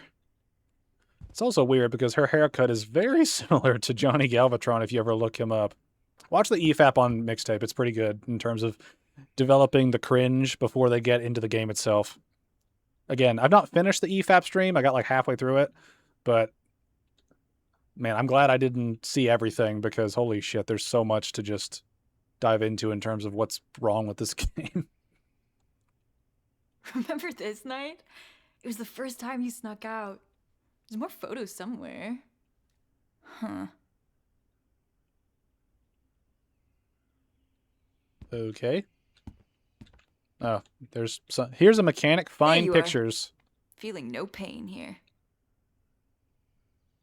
Why would you feel pain there? Like why do you say some of the things you say? Here's one. Yeah. This is where it all started to go wrong. Why did they give the voice actress directions to sound as stereotypically 90s cringelord as possible? It feels like that. It's like 8:30 in this photo. Cass is wasted. That's the thing with strict parents. When their kids finally get out, they go way too hard. I mean, I guess that's technically true, but it also depends on what you define as strict parenting. Also, 8:30 is not that late, like, at all. Like, 8:30 is like you're done with dinner and you're chilling at home sort of time. It's not like late in any real capacity, especially not for a teenager that can drive.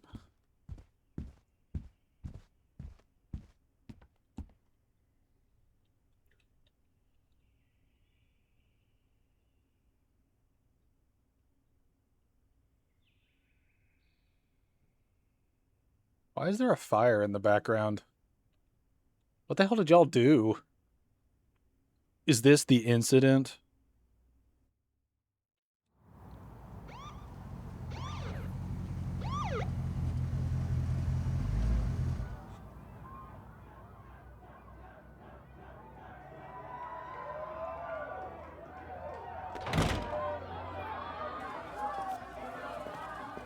It's the filth!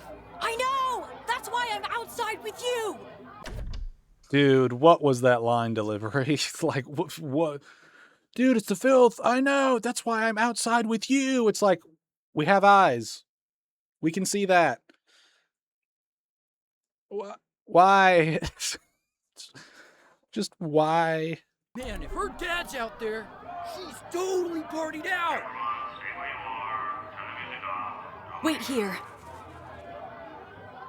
Where are you going? Oh, right. What are we gonna do? You know, just the casual shopping cart that we all keep in our backyard. You know? Oh, man. This game is so cringe, it makes me have to take a shit. It's making me have to take a shit. Mixtape gave me the liquid shits. I can't believe Mixtape made me go to the bathroom. That's how bad it was. I didn't have to go until I got back to playing the game for like a few minutes. What's demanded of us? This is Sensitive to Light by Rainbow, 1978. This is such a, like, why even do this? Crash into the car, do it!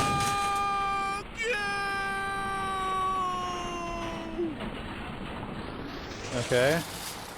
Are they following us? Yup, dude, I can't go to prison. Oh, they don't even do the reset this time. It's just, they don't even use the animations they made. It's just... When I hit people. Oh, you can hit people. It just depends. I gotta hit this bitch. Oh, wait, what? Also, how are we maintaining momentum here? Is the entire, like, town on a sharp decline? Like, on a sharp incline? Oh, blow up the gas station. Blow it up. This is a terrible idea! What are we doing? If death looks you in the eye, dude, don't blink. What is happening right now? What is this gameplay sequence?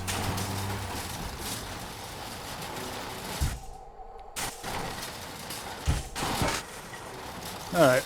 Well, we've seen what this sequence can do, I think, so we're just gonna let it ride, just see what happens.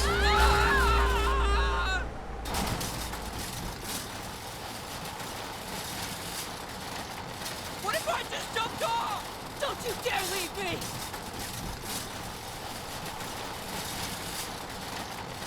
I have to question, like, how are we, like,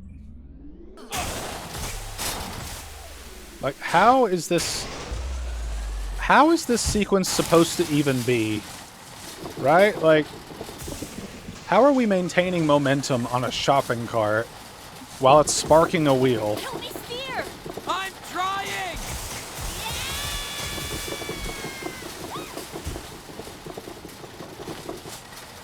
Dear God, the speed! Yeah, like, what? How the fuck are we? What was that? What even is this? This is out of control. Surely an over-escalation.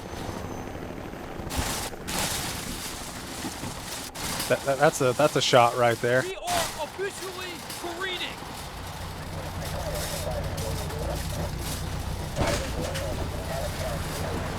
I'm not even controlling this at this point. It's like, what?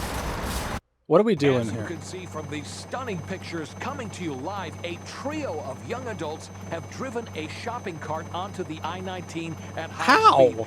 I tell you, Dave, How? and everyone back there in the studio, I've been reporting in the field for well over 40 years now, and I've only seen this 5 or 6 times. How does this even... How? How are you How are you outrunning cop cars in a shopping cart when you aren't even, like, pushing it? Like, what is the sequence? What is this fever dream? There must be like a demigod or something. Like, there must be like a god at play in this universe that is making this crazy shit happen. There's no way that this is like something that could have happened at all. Like, there's no fucking way that a cart could just slide all the way through town. Like, unless the town is like a cliff. Like, the town is on the side of a cliff. There's no fucking way that this sequence could ever happen the way that it does. Like, what the... Like, who thought up this sequence and why? Like why? Like, who... Why? And how? And who signed off on this? Like, why? I'm listening to Sensitive to Life! Oh! Perfect choice! Why are they talking about this right now? They sent a helicopter after us. Like, our friend looks like she's about to like freaking like die. Like, her eyes were like looking in different directions.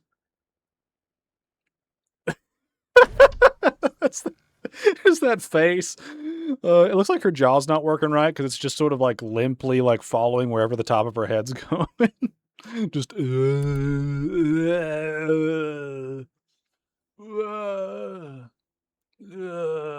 no. Our shopping cart managed to make it to the ocean, apparently. Who knew that? Why are we driving around in cars? Shopping carts clearly have better mobility and consistent speeds for no price of... What? What is happening right now? What is that background of someone unzipping their pants? What is this? Even if there was music in the background, what is this?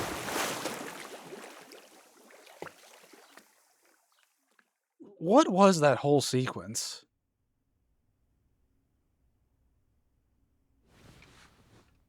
At least, that's how I remember it. Okay, so that was just like him Maybe recounting Polly's it, I sister guess? can get us booze? She's cool. She's in Italy. Bitch, why are we in Italy? Because you're ditching us to go to New York. Yeah, well, we still wouldn't be going to Italy. What was the... You know, I have a theory now. I have a theory that when they were designing this game... I say that loosely. But I bet when they were designing this game, they realized that it would be really fucking boring if we just sat in our room and talked to people and looked at stuff for like an hour straight. So they randomly inserted these little bits with music where you could just listen to a song while some crazy shit happens. Like, it feels like a quota. Like what was the point of that sequence that we just went through with the shopping cart? Also, like, why was the shopping cart like faster than fucking cars as well? Just like, what even is the direction for this game? Like, what even is the direction for this? I was listening to Moving Pictures by Rush last night. Still blows my mind. Like, just how? What's the singer's name? Geddy Lee. Yeah, did you hear Rush were gonna go on tour, but then Geddy Lee decided to go to New York instead? Oh, ouch. Okay. Stop writing me. Following my fucking dreams here. Your dreams suck. I agree with Cassandra. Our dreams do suck. Oh, man. It's really weird, like... Again, it's that sort of, like, pretentious art house fucker that doesn't have anything of value to say. He just says, you know that, like, acclaimed album by that artist? It's just something else, man. It's like, thanks for telling me fucking nothing about it, or why you like it, or why you think it's a masterpiece, or whatever. Thank you for telling me absolutely nothing about this music. Thank you for giving me nothing to go off of for why you like the thing. This really does feel like reference the game, you know, like where it's just like reference music thing. Oh, I'm a cool kid for liking this thing, which all of you like. Isn't that right, fellow 90s people? It's like, dude, just give up. Johnny Galvatron, go work at like a Walmart or something. Don't make anything ever again. And I mean that genuinely. I'm not doing a joke here. You are better off to serve society in some way by providing a service of value, like helping with groceries or working a production line or even serving food to people. That is better for society than you making this cringe dog shit. Who's the guy who hands out joints? Barry something? He gonna be at the party tonight? Caleb and Corey are going, so he'll probably tag along.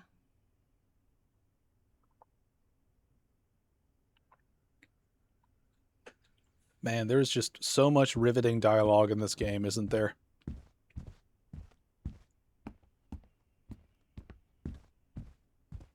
I can just walk around again, right? Is there anything new that I can pick up and say something stupid about?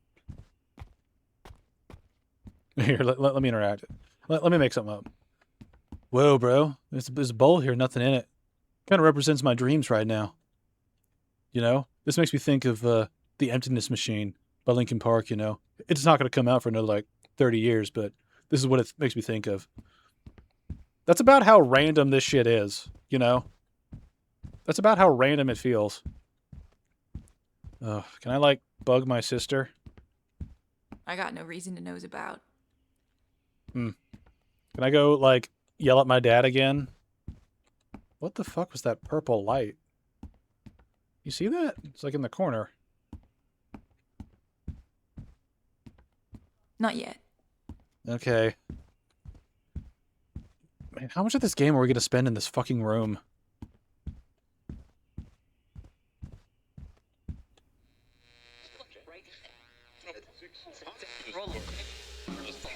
Why is... Well, they didn't mix that music in with the music part of the audio design. I can tell you that much. It's one thing I've found weird that's weird in video games. Even professional video games can't get their audio right sometimes.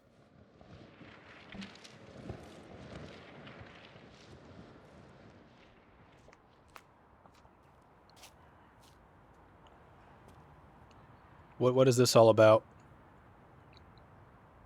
I don't think I've ever seen you without headphones on. It's stupid. It's not stupid. I'm just curious.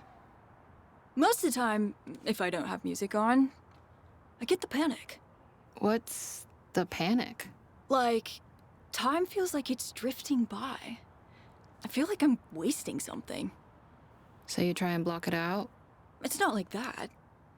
Sometimes I'm not even sure what I'm supposed to be feeling. Some days I feel nothing at all. That is that not the beginning of like a psychopath movie where it's like, you know, I just don't feel anything at all. You know, I could just like gut a rabbit in the streets and I would feel nothing. It's like if you feel nothing in your day-to-day life, you might need to like go to therapy or like go pray a lot. You know, if you feel nothing, you might want to talk to somebody about it because holy shit, man. It's like, man, Stacy is like a just a fundamentally broken character, like from the ground up. Like just everything is wrong with her. Like it seems like she's got mental issues. She's got a huge ego. She's a cringe lord that never looks outside of her own bubble. She's obsessed with music to the point that it causes other people problems. She seems like a control freak for the music as well. It's weird. Like, what's wrong with you? But you pick the right song, it holds you in the moment. It gives it meaning. Because the music's going somewhere, and you're going with it. That's about as profound as saying, you know, if I get in a car and it goes, it's almost like I'm going with it. It's like, okay, thank you for giving me nothing really of substance to say. I mean, this is the sort of thing, right, where This is sort of an insight into the director of the game in a way, because she says that she feels empty and she gets the panic unless she listens to music, and that sort of regulates her mood. That's basically what she's saying here. It sort of regulates her emotions. But what that tells us is that without music, you either have no emotion or you're emotionally unstable, right? Both of which are bad. Or they are very clear, very bad signs of like potential like mental illness. Okay. And this is one thing. Music should help you process your emotions. It should not be your emotions, right? If music is your emotions, I think you might be a psychopath because if you cannot feel unless you have earbuds in to blare something to tell you what to feel, then frankly, are you not an NPC at that point that just takes whatever code is flung your way and you follow it? Like, the way this is explained is making it seem like Stacy has no personality outside of the music that she listens to. And in a weird, cringy way, that kind of makes sense for the type of person she is so far, is that she gets her personality from the music. It's not the other way around where her personality is reflected in what she likes. It's like, no, the music dictates who she is, which means that she has no actual personality of her own. At least not outside of the ego that we see.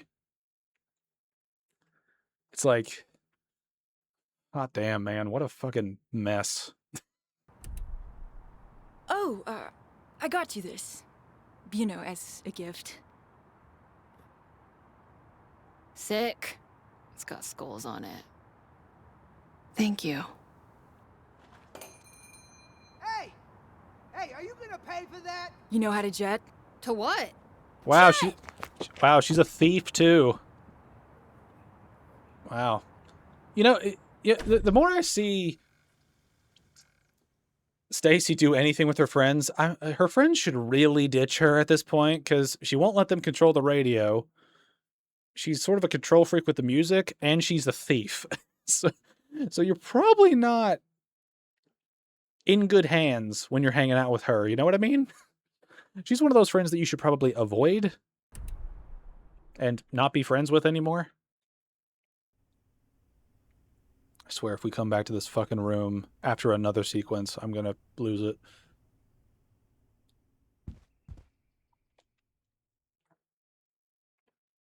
Damn, are we We gonna... got supplies for tonight? Ugh. I got deodorant, eye clear, mouthwash. I got some rolling papers. I got a yo-yo. What's a yo-yo? You know, you spin it up and down. Oh, like an actual yo-yo. I thought it was code. I'm just like lost here. Like, what is... Oh man, this is one of those weird things where it's like, at this point, like, what is the point of the game? Like, what is the point it's trying to make? Is it just that music is neat? Like, is that it? Because Rock Band and Guitar Hero made music really fucking cool because you get into the vibe of playing as a musician based on playing the instruments, and you also get better at it, and it can be a stepping stone to learning an actual instrument, which is what happened with me. I got really into Rock Band 2, got into a lot of artists I later came to really love and appreciate, and I got to the point where I was playing expert so much that I wanted to learn an actual instrument. And so I learned guitar, and then later on I learned drums because I loved playing the drums in Rock Band, in like the Rock Band series. It's like those games feature music as the core component of gameplay and the overall selling point. And that shit's fun. This is just music references cloaked in cringe the entire time with just a story that meanders through different songs as like some sort of... It's trying to create a narrative out of a bunch of random songs with characters I hate. Oh. I mean, so far, I don't really have anything likable to say about any of the characters besides Slater had a couple of funny lines that were actually funny. But apart from that, I just... Like, I don't really have anything to go off of for Cassandra. Stacy's a horrible person. I mean, just like as a friend, she's not great. As a general like person in the populace, she's a thief. And she causes issues for people. She clearly has something against her dad for no particular reason, it seems. Yeah. How do you make your own CDs? You burn them. Wow. Wait, I don't follow. There's this machine in the lab at school, costs $30,000. Uses a laser to burn the songs from one CD to another. It's the future of mixtapes. Okay. I don't know at what point like burning your own CDs could become a thing. So I can't really say one way or the other if this is just a reference just to be neat and nifty as a 90s reference package, or if it's just random crap. Just everything in this game just feels so vapid and full of nothingness. It's just like, look at this reference to 90s music stuff. Isn't that neat? 10 out of 10, you know? If you could have a song play whenever you entered a room, what would it be? Shut the She fuck asks up. these questions because she has an answer. She does. I've got one for Cass. Dance the Night Away by Van Halen. Why? I just think you should enter to that donkin' cowbell, you know? Okay. Again, this is just, I feel like all of these interactions are just excuses to show music knowledge that like the director had. Like that feels like what the purpose of this game is just to flaunt what you know and what you like. And there's no greater purpose than that. This is our graduation road trip. Or, it was. We've been planning it since we met Cassandra freshman year. From Blue Moon Lagoon to the Sea Glass Museum, a bunch of other crappy places, down through West Hollywood to check out the Vinyl Countdown in Hot Rocks, finishing outside Cassandra's college for orientation. I'll be in New York this time tomorrow. Slater and Cass are leaving without me. This has been the cause of much friction. Who says that? I'm about to do this thing. My friends are not fans of it. This causes much issue. We are in a tense situation as friends now because I am leaving to go somewhere when big trip is about to happen. It's like, could you spell it out anymore? What even like is, what am I doing here? Wait a minute, what was the front side of that? Crappy road trip stops. Why is there a pentagram on it? Why is there the Olympic symbol and a Are you trying to make the Olympics like satanic? Like, what are you doing? Sea Glass Museum, roadside attractions, giant fish, giant cow, big corn, and giant orange. Okay. Carnival, terrible motel, the worst. Bigfoot stuff. Get tattoos. I thought that said tacos. Bottle art gallery tea. Okay, this is okay. Well, whatever that was. Possible road trip catch. Oh no. Stay fresh cheese bags. Okay, cringe. Eat your own lips. Cringe. Punch asphalt, big boy. Cringe again. Time to make the donuts. Okay, that's not as bad as the others, but still not good. Suck my butt sucker. Okay, that's going in the vault of you need to not make any sort of lists of any words ever again. I've been to Reno, bitch. Kill, baby, kill, kill. That just sounds like a psycho. A lot of people were doing it. That's just a basic phrase. Suck the big one. That's just cringe. You know how to jet. That's also just cringe. I don't know why I keep inspecting things and expect to not be covered in cringe. Road trip music ideas.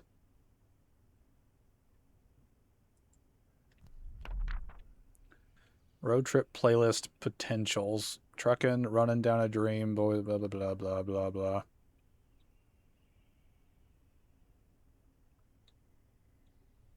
You see, the thing is, I know some of these songs, and this is one thing that I don't get about people that make playlists like this. Why do you want a playlist that has a bunch of random sort of like why do you want songs that create such different atmospheric like vibes, right? I know that vibes is sort of an overplayed word for this game, but like Mr. Blue Sky is not like Back in Black, right? And Back in Black is not like Spirit in the Sky. If it's the Spirit in the Sky I'm thinking of by some band from the 70s. right? Like, I don't understand, like, it feels like it's just a collection of random songs that someone likes. Like, it doesn't seem like there's an actual thematic consistency to it or a vibe consistency to it, right? Like, it just seems random. Is it plus more Devo, needs more metal? Okay. That's why. The vinyl countdown. Okay, what's that about? Okay, it's just a reference to CDs and vinyls and stuff.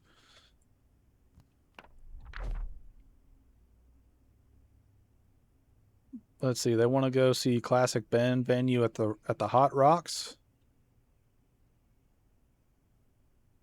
Oh yeah, I see. All of these things are does under 21 shows. So I'm assuming that means that like all these shows would allow them in legally because they're still like under 21. I mean, again, this sort of feels like a random reference like list of like, look at all these places I can name in Los Angeles that do like stuff, that do like music related things. What are the objectives of the road trip? Slater picks up. Okay. Eat corn dog. That's, you don't need to list that. See celebrity. Flip them off. Okay, well, what's the... So you're going out to be a dick. That's all you're doing. Run in a field, arms in the air. Bro. You don't need to put that on a list. That's just like a random thing you do to be funny, right? Not like a serious checklist goal that you have. Meet cool people who think we're cool. What if you meet uncool people that think you're cool? What are you going to do then? Let's see. Outrun the law. Well, that's not a good start. See. Nah. Die young and pretty, optional. I kind of just want y'all to just die right now.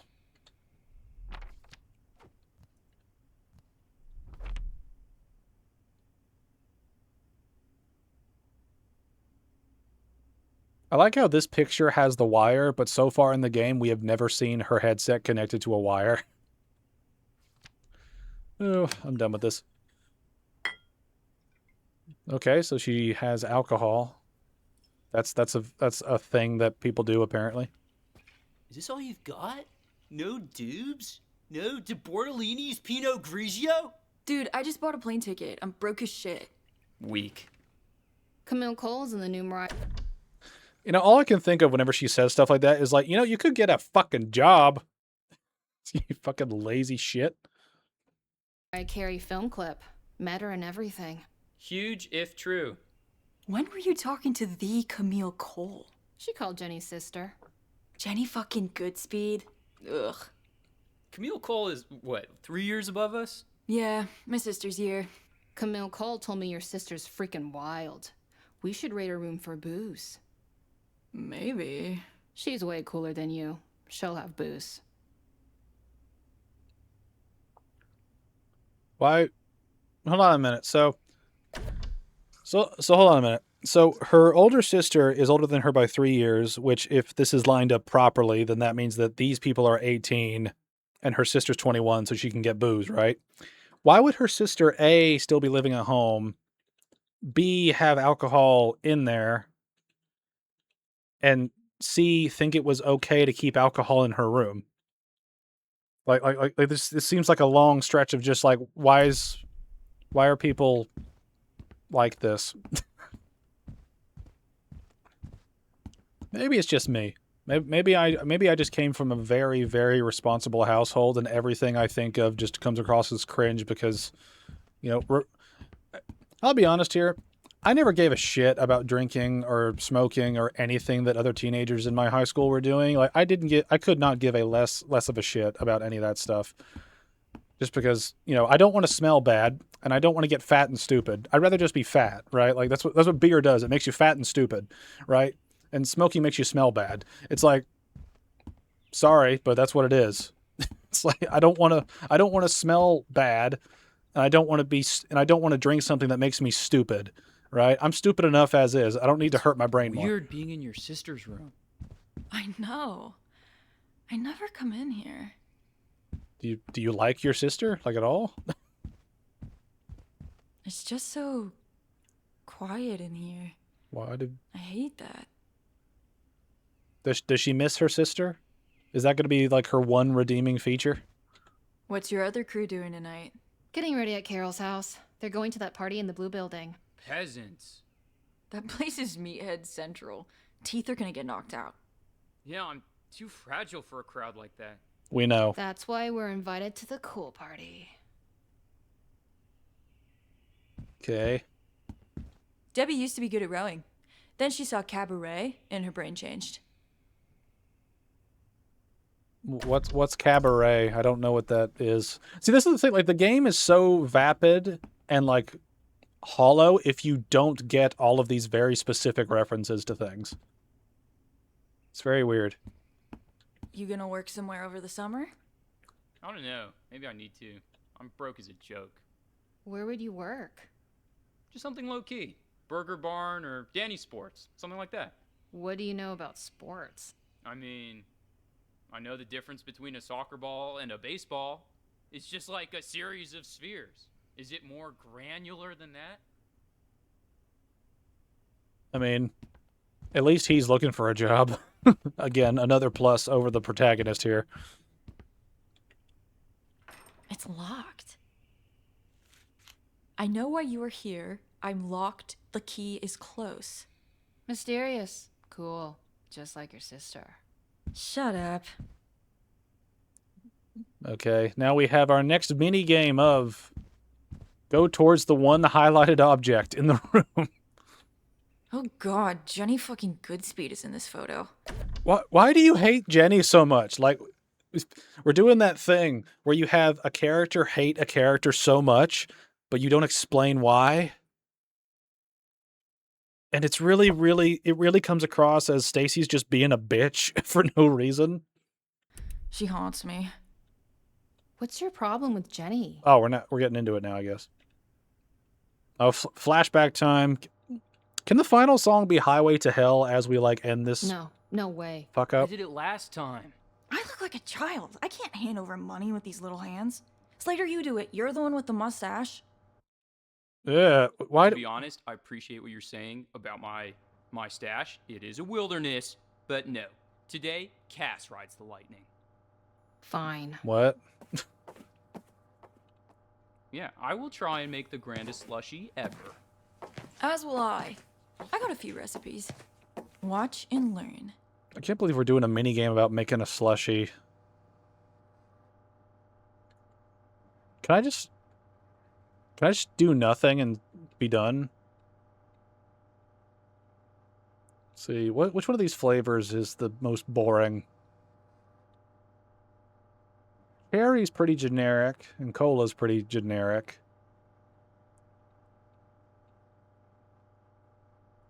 Cola?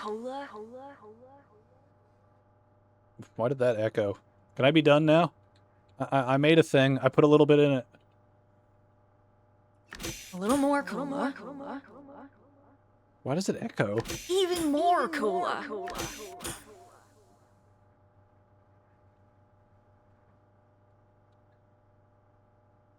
Can I be done yet?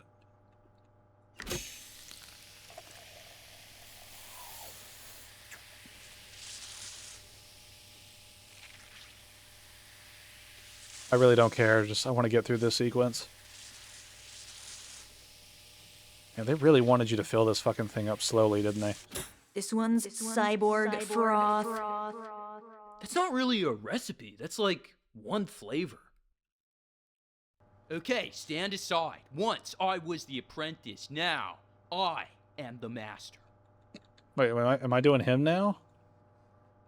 I'm just doing the same thing again. Cola. Since this game has no imagination, I'm just not going to use any of my imagination Too at hard on all. Cassandra? Nah, she could take it. The more cola.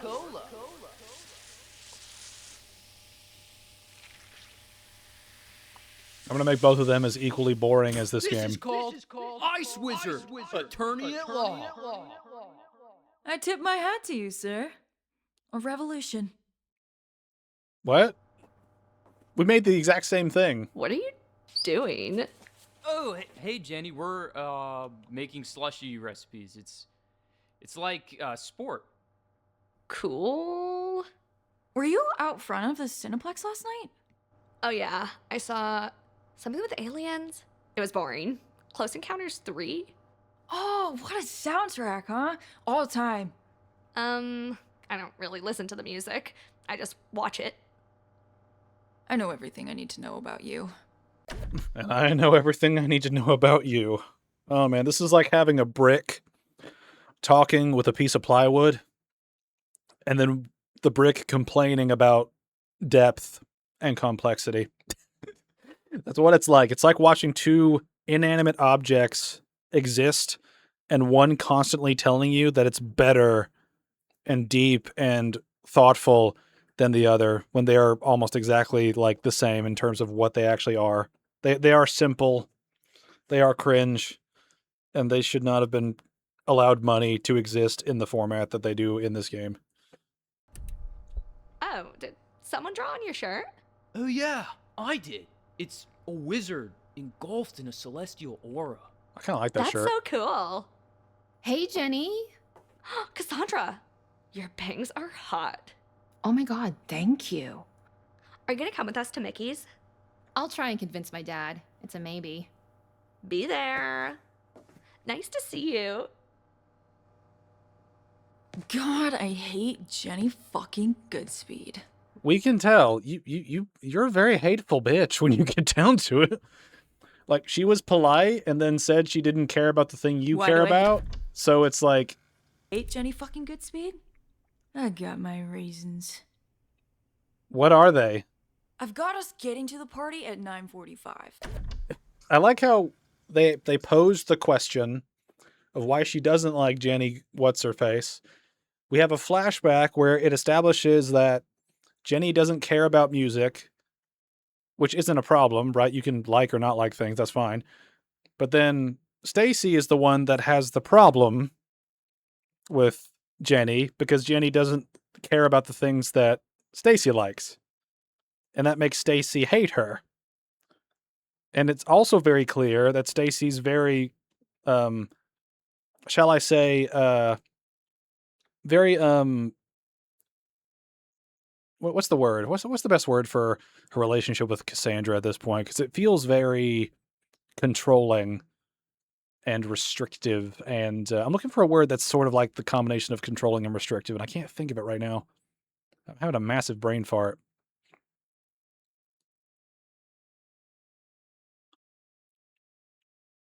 What is that word? What is the word I'm looking for? It's not controlling, it's not restrictive, but it's a combination of the two.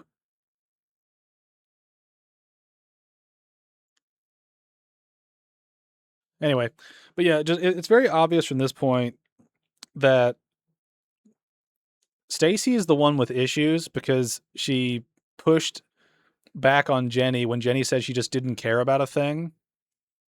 You know, and I mean, she didn't say it like in the most polite way possible, but she didn't say it like a bitch or anything. Like Jenny was not being a bitch when she said she doesn't care about music. You know, she just doesn't care about it. And then Stacy took that as some personal insult, completely overreacted, and then is clearly annoyed by her friends liking Jenny in any capacity, it seems.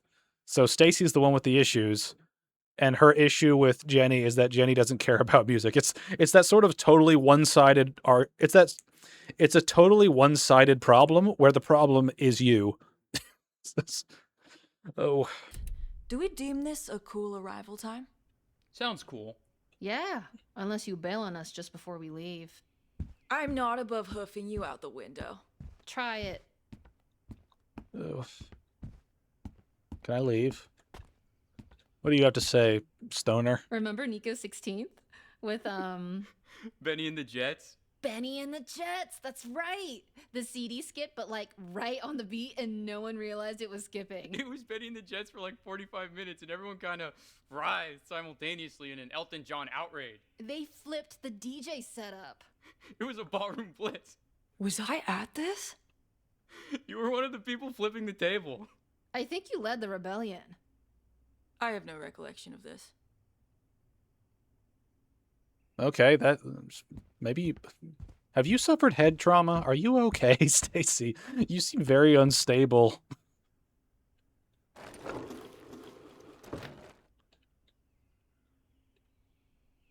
A concert ticket. I wonder who is playing. Oh, it's a ripped concert ticket. Must be in here somewhere. Do I actually have to pick up stuff? I mean, this is a mechanic of a sort. Can I throw stuff out of here? Can I fuck shit up? I'm messing up her shit.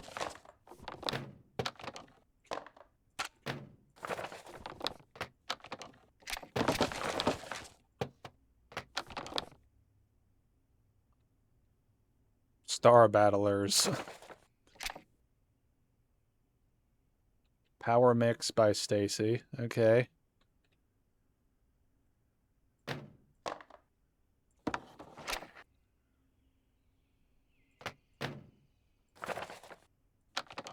Found it. Oh, Crashing Waves at the Coliseum. What a show.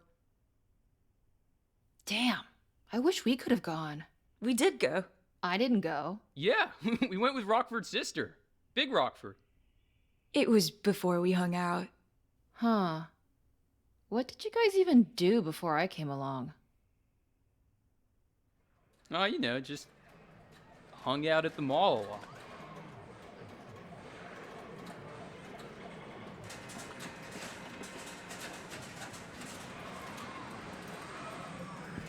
I've got like $8 left. No, I got it. So, let's get real ugly. Can I, like, move them apart from each other?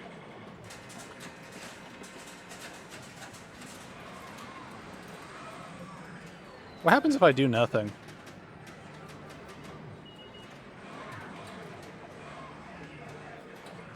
Look at him go. Look at his shirt stretching out. Nah. Nah.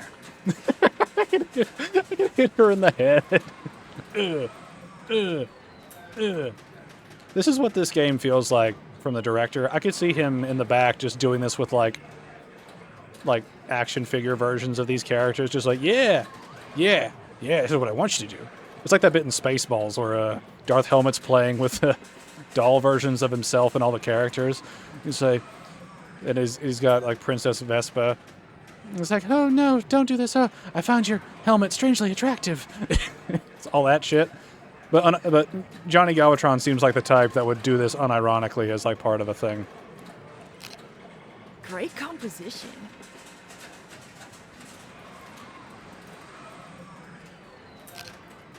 Could be our album cover. Do I'm you envision anything when you're posing like a mood or tone? No. Yeah, me neither. Oh, can we override her? There, override her. There we go. They'll use that photo when you go missing, Slater.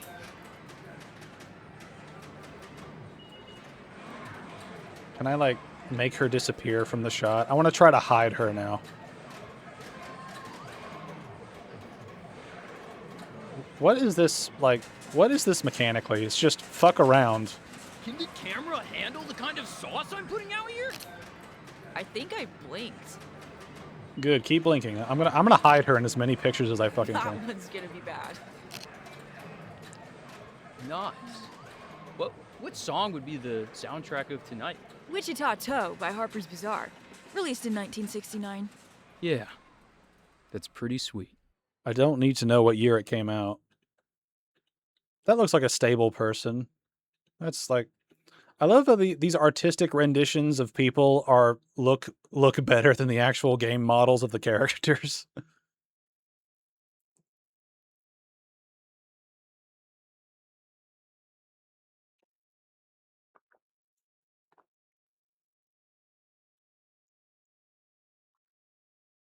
So did they graffiti that, or did they draw on the picture?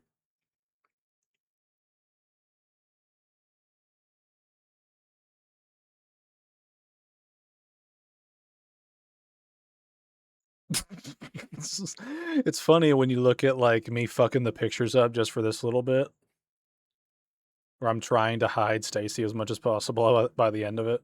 There's a character arc in those, camera shots,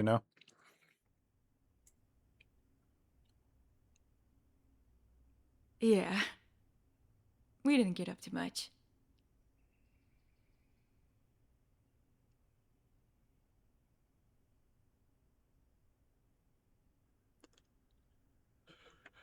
Oh man.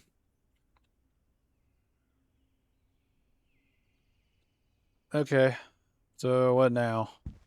We're just going down a checklist of interactions here, and it's very bland.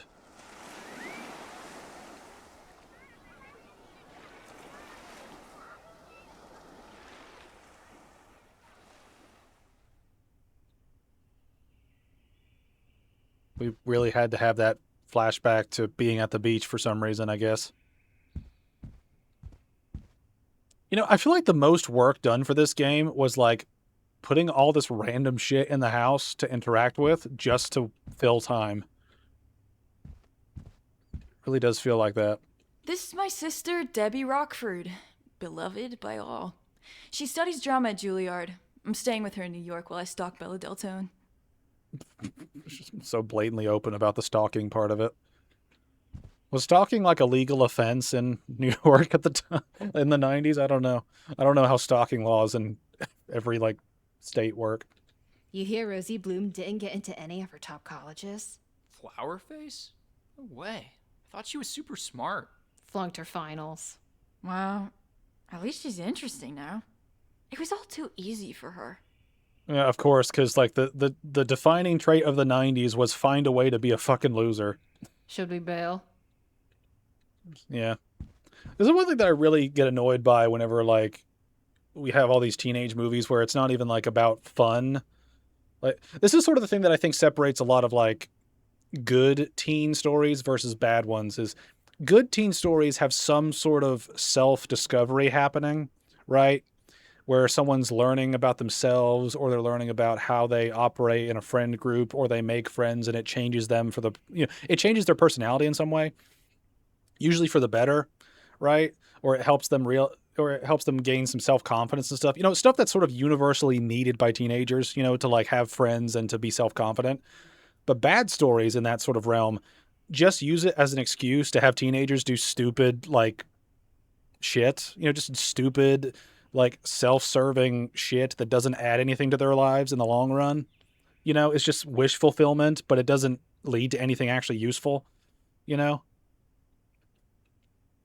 mean, that's kind of what this game is. It feels like wish fulfillment for the director, but again, we'll see how much is left. This is one thing too. I have no idea what the fucking point of the game is still.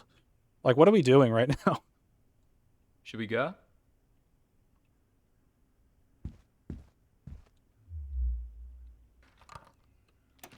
They couldn't even bother to animate the key, like, being held by a hand.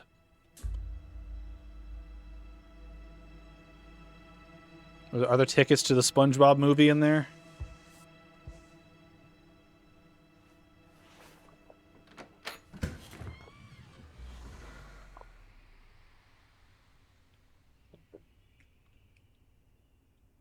I like how her friends just, like, disappeared fully.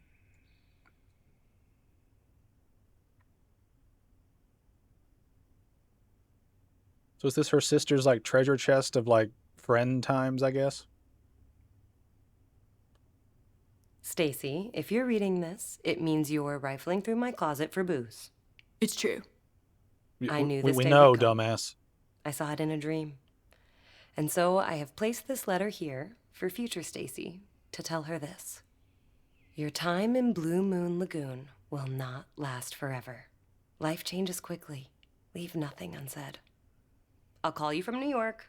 I love you, and you're gonna be fine. Kisses, kitten. P.S. For booze, check attached photo. Whoa. Look at that stash. Where is it? The Ritz? Yeah. It's a clue, I guess. We've been to the Ritz 1,000 times. There's nothing there. Obviously, it's hidden. She must have left more clues. Another mystery from Debbie Rockford. It's like when she gave us the map. Yeah, the map. Wow.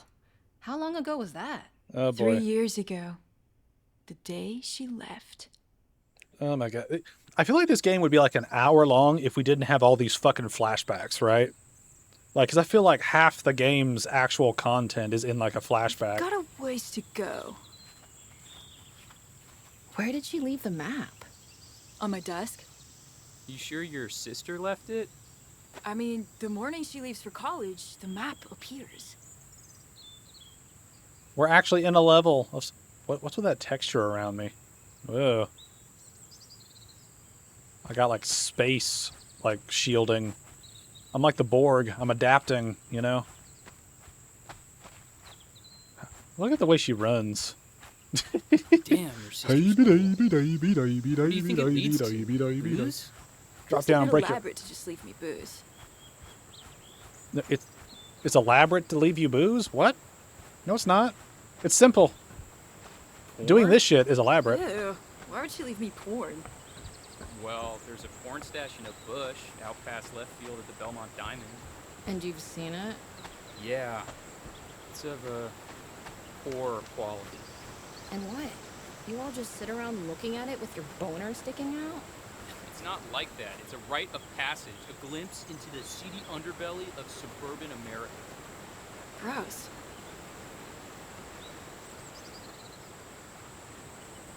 You know, out of all of us, I always find Cassandra's outfits to be the most normal. Right? Like, Stacy's always up her own ass with her, like, getup, and then his outfits are just, like, generics or, like, stoner loser. Like, Cassandra's outfits seem like normal. At least we have some mechanics here. We don't get outside much. We're outside all the time. What, like in alleys and bus stops? Yeah. I'm not made for this Rocky Mountain High shit. Oh, can I die? Lowlands creature. No, I want to break her I legs. could get into a hike. I don't own shorts. Slater, are shorts metal? I think cargo shorts are. Is industrial military-derived clothing metal, though? I don't fucking know. What is this dialogue, man? Why? Just why? I mean, this game reeks like a guy who never got over the fact that he's a pretentious fuck it. Like, I just made a new word, fuck it. It's like a bucket, but you put your fucks in it when you don't care. But, like, it's... Like, what is, like... There's who... a fucking drain down here. Who has a vision for a game and says, you know what, I'm just going to fill it full of references, and then I'm going to aggrandize my teenage self and validate everything I believe? That sounds like a fun experience for a video game, you know? That sounds like something other people are going to look at and say, yeah, this guy is totally cool and not self-centered and trying to fulfill his own wishes. Yeah, that's totally, like, cool. It's so cool that you can make your own game and, you know, fill it with shit you like and validate yourself. That's nice. That's nice. It's just,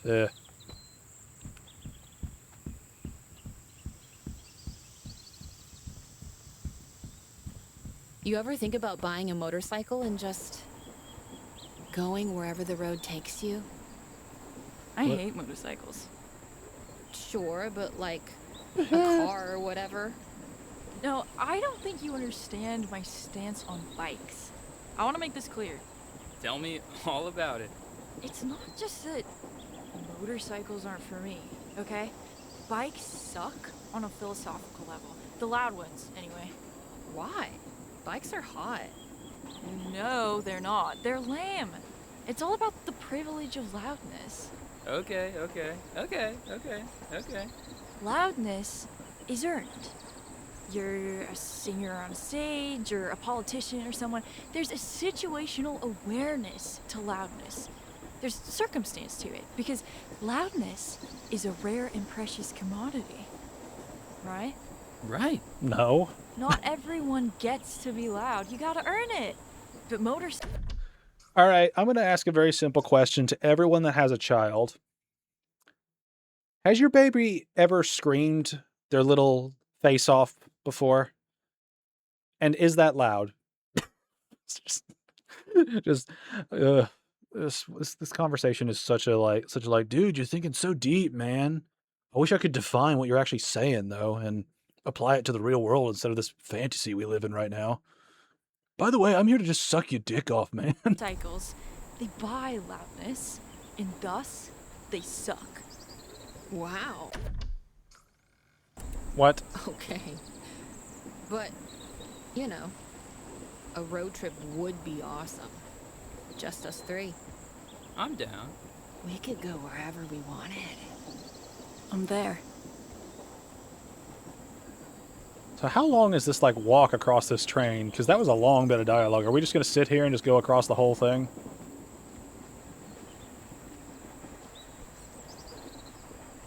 I mean, it's also just one of those things where like her whole like argument for like the loudness thing is just a pretentious way of saying, you know, bikes being loud sucks and I don't like it, and I'm going to bullshit my way into justifying why it's bad. People like loud cars because they like the power it gives them. It's a power rush sort of thing. Like they feel cool when they're making a statement like that. It's no different than you blaring your music left and right. You're just like them. You're just like them. You haven't earned your sound by buying a CD. If anything, you bought music to blare, which is just like them buying bikes to blare. It's basically the same fucking thing, you pretentious little shit. Ugh.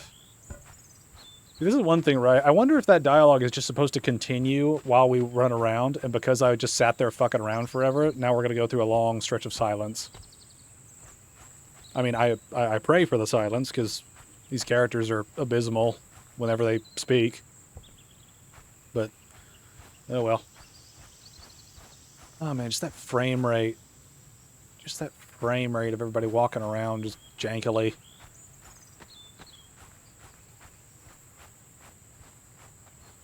I feel like this is one of those video games that you could play with like a joystick at an arcade with like 2 extra buttons, and that's it. That's all you need.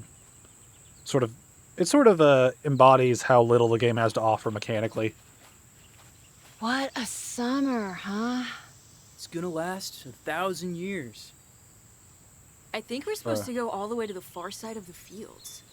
Well, should we float out there? Start a new life? What? Let's waste an afternoon. It's never a waste.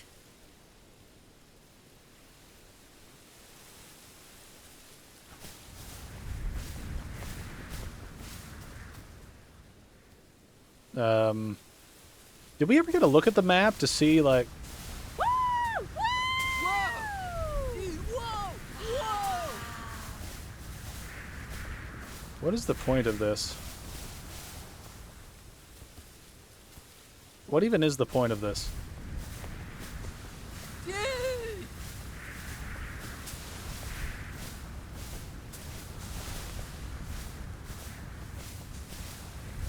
Are we supposed to be going somewhere, or are we just supposed to be like frolicking?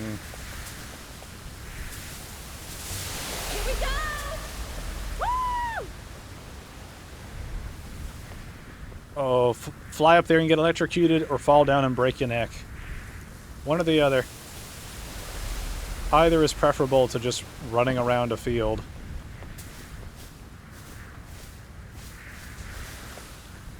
Dude! What the fuck? Wow, we cannot turn that way. The game is forcing me to go in this direction.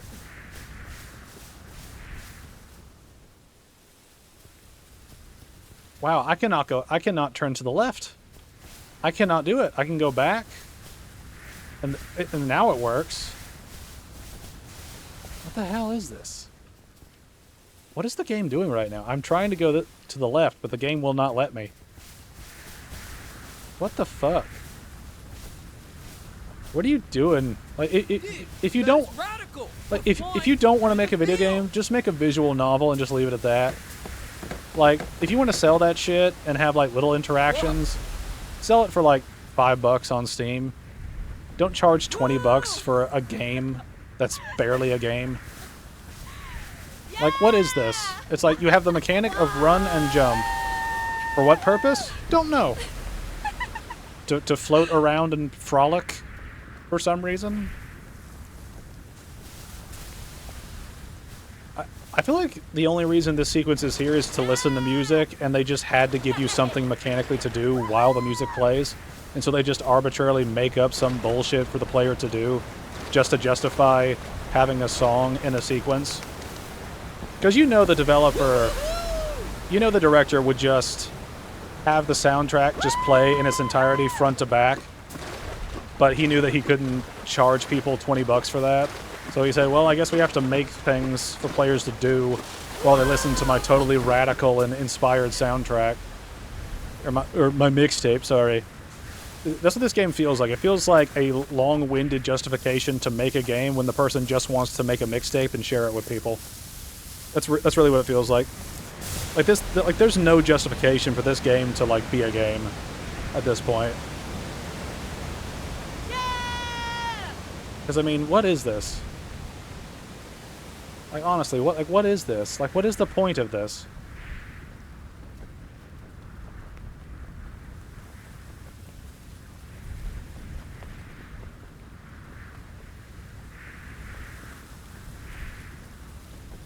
Like, this is part of the reason why I turn music off, right? Is because it shows how little there is to the game in sequences like this.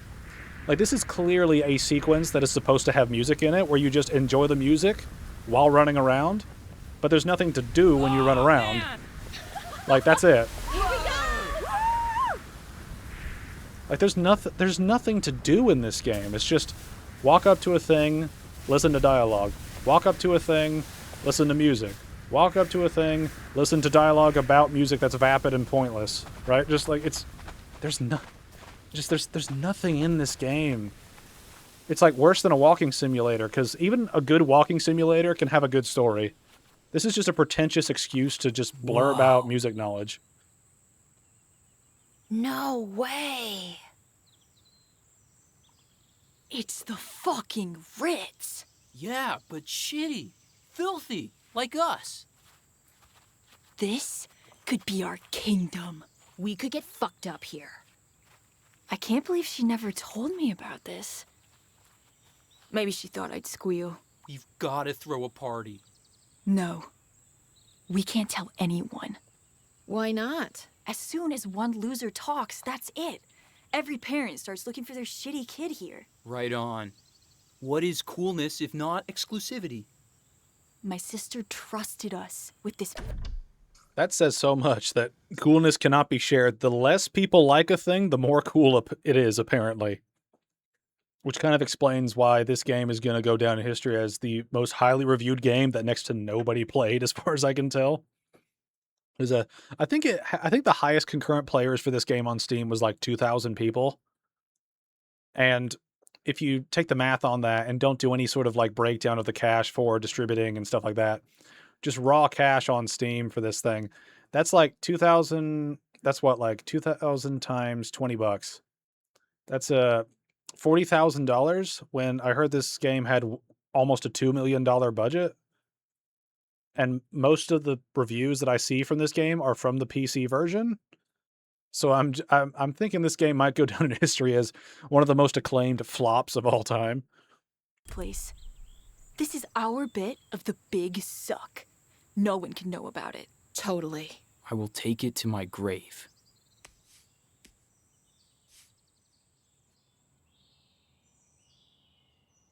Okay. I feel like if you cut the gameplay out of this game, the quote-unquote game, you actually get a better experience, I feel like, if you just have it be a long cutscene. It's time. Say adios. Actually, wait. No, I take that back. I take that back. Because if you take out the random bits of gameplay that are barely gameplay other than walk around or like do a basic like mini puzzle, like not even a puzzle, like a mini puzzle. If you take all that out, you're just left with cringe after cringe after cringe after cringe, and you'll just die by the end of the game. I take it back. I think the gameplay adds to the game in that it saves you from the rest of the game when the mechanics are not going and it's just dialogue. To my house, amigos.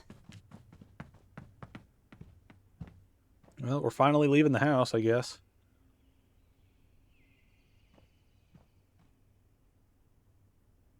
Slater! Shut my door! Wow, she's kind of mean when she says that. Goodbye. Stacy's room. It says a lot that Slater is the one who is having like a moment here and not Stacy her fucking self. It kind of shows the disconnect between her and her friends. Okay, I got an achievement for clearing the room. This is Monochrome by British group Lush off their second album, Spooky. It's a fat whale of a song. Lush were one of the first. It's a fat whale of a song. What does that mean?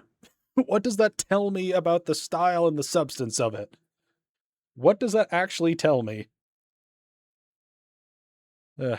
Bands to be called shoegaze. It's heavy, but it's nonchalant. Like my friend Cassandra. Cass was pretty tame up until freshman year. Then she chose rebellion.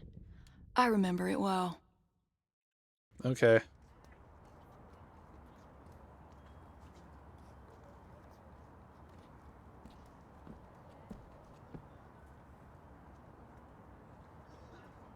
Yeah? My dad said I shouldn't hang out with you. He's right. Who's your dad? He's a cop. Oh, sweet. Reputation. He thinks you're the ones who spray painted the Reagan statue, that you're shoplifters. And that makes you want to hang out with us? Is that right? I've decided to disappoint my parents. Dope. This year, I want to ride a flaming stallion of delinquency. Yes. Who says that? Oh, wait. It's also that thing where it's like, yeah, my parents think that you guys steal things, which in the other clip of Stacy stealing something for Cassandra is blatantly true, as well as the guy constantly going after drugs and all of them going after alcohol. These people are clearly losers. Like, these are clearly teenage losers. These are slackers. These are losers. And they're so far up their own ass, they can't realize it. And they're dragging another person down, and Cassandra's dad sees that. And I feel bad for the dad. I do. What's your name again? Hey, go eat a dick! Cassandra shows great promise. What, getting herself killed? Oh boy, another skating sequence where I'm gonna see if I don't have to play. I really do feel like this game is just Camille's one party's long at the cutscene beach. with Do interactions you need randomly towels? thrown in. Gore!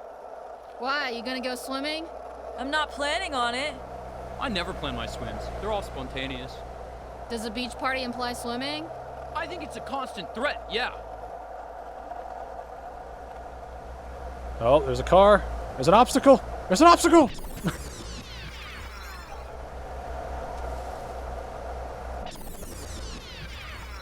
I wonder if I'll, like, slip past it eventually.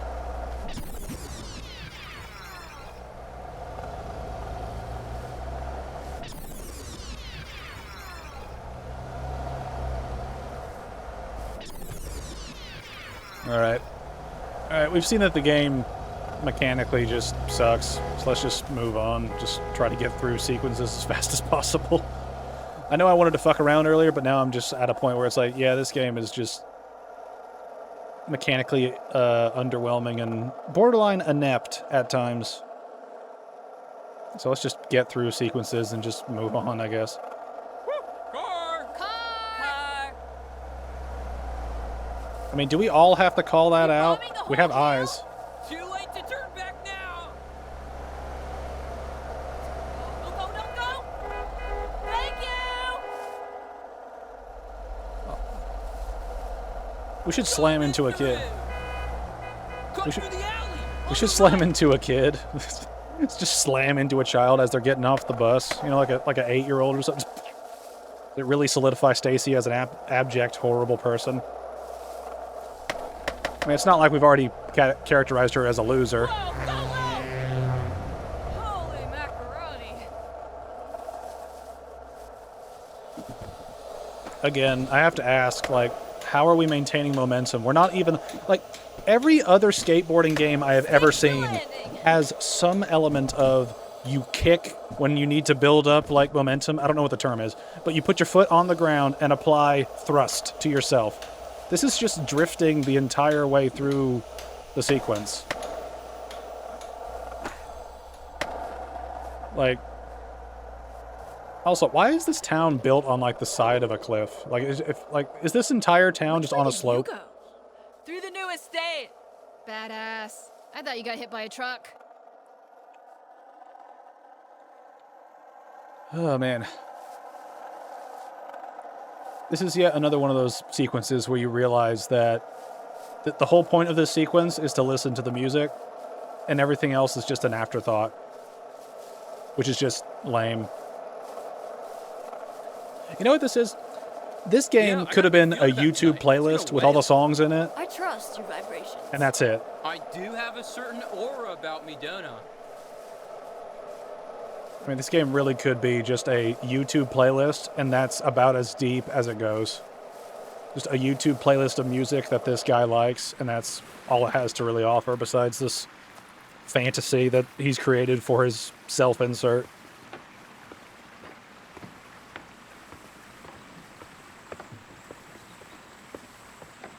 Is she We're now crossing Little Mill Creek. I mean, they were walking in place. They weren't moving. They started walking in place. Did you see that? Perfectly timed to coincide with Deep Space Scan by Curtis Dunn, who released one incredible album, then disappeared into the ocean. We listened to Deep Space a lot when we first started hanging out and wasting time. Not far from here. How many, like, sections to this game are there?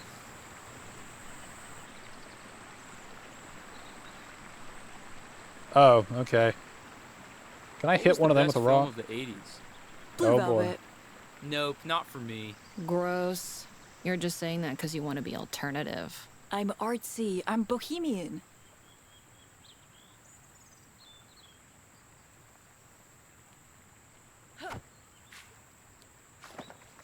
Aliens? Not as good as Alien. Oh, fuck off. Brazil? Haven't seen Haven't it. seen it. Pee-wee's Big Adventure? Yeah, I fucking love that movie. Great film. Dope film. I want to be like Empire Pee-wee Strikes Herman. Back. Sexually deviant? No, like that scene at the end where he's crashing through all those different sets and situations and stuff. That's what I want when I get out of this place. I like how some of that dialogue just didn't show up. Actually, this poses a question. If I just sit here and do nothing, will their dialogue continue, or do I have to interact?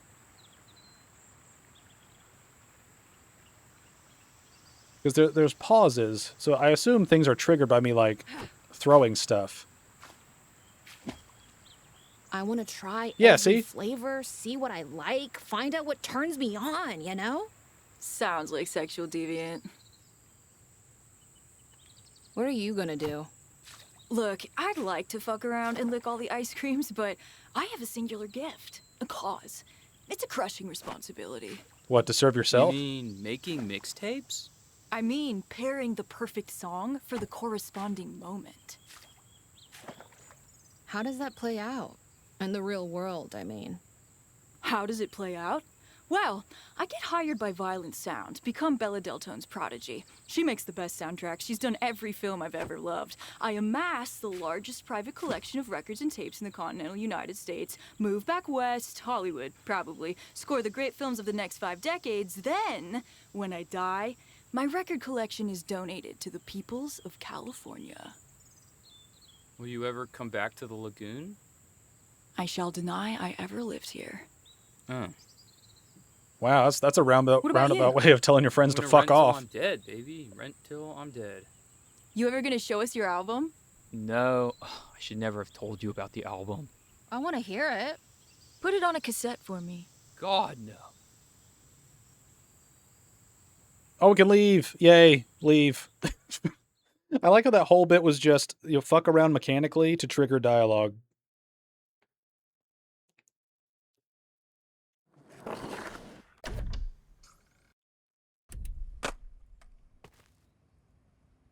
Cassandra's dad is quite literally a narc, and her mom's worse.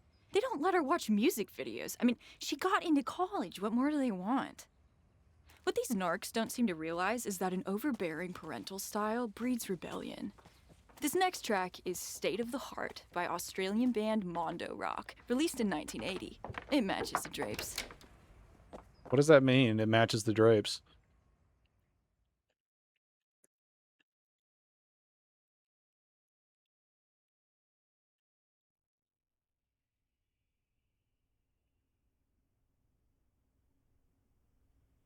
Wait, so is this Cassandra's room? Man, these are some of the most privileged teens I've ever seen in a fucking video game. I mean, holy shit. Your dad gonna be nosing around? Look at this room. He's on double shift today and tonight. Shouldn't give us any trouble. Your dad buzzes my kill. Or, like, the other way around. He's so law and order, you know? He's not even your dad. Jeez, true. Dude, it's like... Not only does she have a massive room, but it's fucking pink. Like, they had to paint this shit. They had to, like... There's fucking wallpaper of, like, flowers all over the place. Like, look at all these... Look at all her accomplishments and shit. Look at all these fucking trophies. Cassandra, you are an accomplished person. And you're gonna throw it away because of two dipshits that fell into your life. Holy shit. Heaven or Las Vegas? That is the question. Cocteau Twins, 1990. I got cast in a shoegaze. Are we supposed to like you because of that? Like, there's so many moments where I just keep going, like, so you want, it's, the gameplay loop isn't so much a gameplay loop as it is a conceptual loop, where you've got some sort of sequence begins, Stacy says something about music that relates to a vibe, then that music plays while you're supposed to do shit, just to fill the void until the song is over. And then you get some random cringe teenager shit that's trying to justify it being cringe teenager shit, when at the end of the day, it's still cringe teenager shit with bad decisions labeled all over it. And then the sequence just loops. Like, there is no gameplay loop for this. There is a conceptual loop. There is a story loop of pretentious character wants to reference music, so they go on an adventure while music plays, and then they have, like, some bitching about their livelihood when they are very clearly privileged. I mean, look at this fucking room. Right? Like, look, two lamps, fucking drapes on the wall, like silk bedding, silk, everything's fucking pink. You have a damn chandelier in your fucking room. This is like a princess room. Like, this is not strict parenting. This is like doting parenthood on someone who is very clearly, like, built to, like, succeed. And we're fucking ruining that. Like, holy shit. I think this is a photo of Cass at band camp? Or gym camp? Maybe softball camp. You couldn't be bothered to ask your friend what this picture's from? It says a lot about you, Stacy, that you don't care to ask about your friend's past. Is it beer before weed? You're on your knees? Or something? Grass before beer, you're in the clear. Beer before grass, you're on your ass. What about, like, grass, beer, grass, vodka, grass? That's a good start. No, that was nothing. Only Cassandra's mom is allowed to decorate the house. All proposed changes are deliberated via committee. I mean, that's really cute to have in a girl's room. Like, there's a lot of, like, cute, like, girl sort of pictures in there. I mean, I'm a father of a boy and a girl, and I mean, like, I wouldn't go this far because I'm a kind of a simplistic dude when it comes down to like decorations and shit, but like this is cute. Like this is cute stuff. And just the characters just going, ugh. Parents, ugh. They're so bad. Ugh. How dare they give me a nice room with like style to it. If there's no booze at the Ritz, you think Camille Cole can spare us some drinks? Oh, once we're there, leave the booze to me. We can't rock up with nothing. I can't deal with that kind of shame. I mean, do we have to bring anything? I mean, like, is it like a party requirement where you have to show up with an invitation and like a bottle of beer or something, like, or a can of beer? Like, is that part of it? I don't get it. Set to study the law, destined to break it. I mean, this is one of those things where like you've been spending your whole life like preparing for shit. Probably not going to help you in the long run if you're a delinquent, if you're trying to go into the law. This is the only portion of the room Cassandra is allowed to style in her own particular idiom. It consists of her road trip plans, a boy band poster, and a photo of me, defiled. As I said earlier, the cause of much friction. I like how she has to spell out exactly what she just said, which is on the board clearly, as you can see. Like it's like we can pay attention to some degree. It's one of those weird things where like you can kind of see the reverse friction go. It's kind of a weird thing where when you compare like Stacy's room where she had that ripped picture getting Jenny out of the picture, then you reflect over here with Stacy's friend Cassandra, who is also friends with Jenny, clearly based on the picture like in the middle. Cassandra's the one ripping Stacy out. So we're starting to see a common theme here of Stacy is sort of the one that causes issues in her friend groups. I'm just saying, there is a recurring theme to this. The Morenos. Dad's an authoritarian hound. Mom sends her food back at restaurants. How they made Cassandra is a mystery. It's like Wagner and Dvorak gave birth to Bananarama. I wish I knew what you were talking about with that.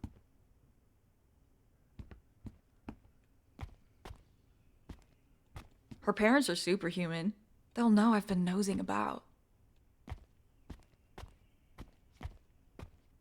Not yet. This is a very pink house. I mean, the girls' room is much more pink, which is sort of thematically appropriate, but everything being pink is like, that's a little too much. Is there anything else I can nose around with before we go into another musical sequence that's pointless?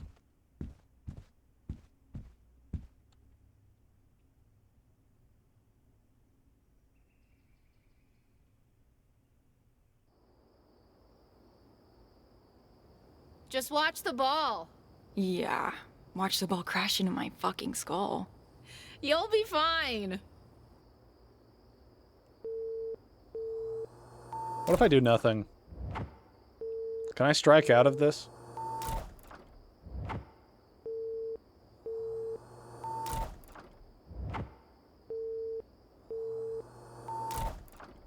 Whoa, controlling this is just... Controlling this is, like, shit. Hey, Rockford, you suck! Hey, fuck you, Woodley, you piece of shit! Nice. The bat's too small. What was nice about that? Someone said you suck, and then she just said you suck, bro. It's like, that's not a comeback. What the fuck? Only a person that never grew up, only a person that never grew out of their 90s cringe teenage self could make something this cringe about 90s teenagers. No, it's not. Is she gonna show us up? Oh, see, her control's a lot better. Wait a minute, what happens if I just fail the whole time?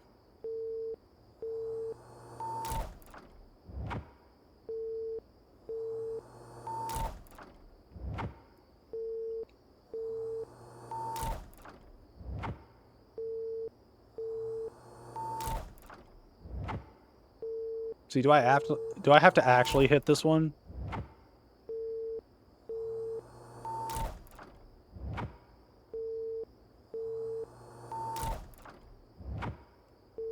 I'm gonna give it 3 more, then we'll actually do it if that triggers the story progressing.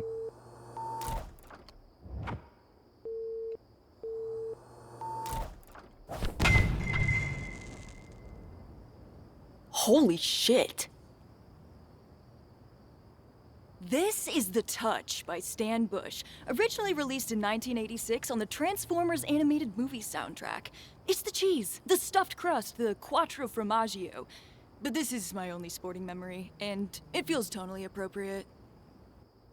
Let's just admitting that this is just contrived as fuck. Oh, we gotta do more. Whatever. Whatever to get out of this sequence. Nice hit. Home run!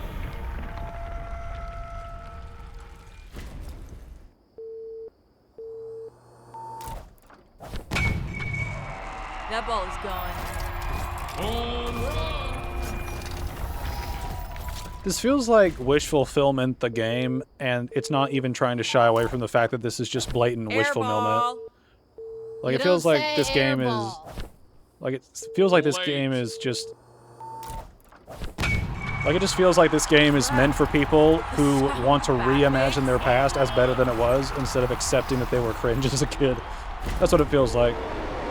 This is adverse to reality. This is a game made for people that didn't like themselves, but want to like themselves. It's like, this is a game trying to justify cringe as a kid. Why the hell are you quitting softball? I guess this is my dad's plan, not mine. I've got the road trip, but I have no idea what I'm into, you know? And that kind of scares me. But you're so good at it. I feel like I'm running out of time.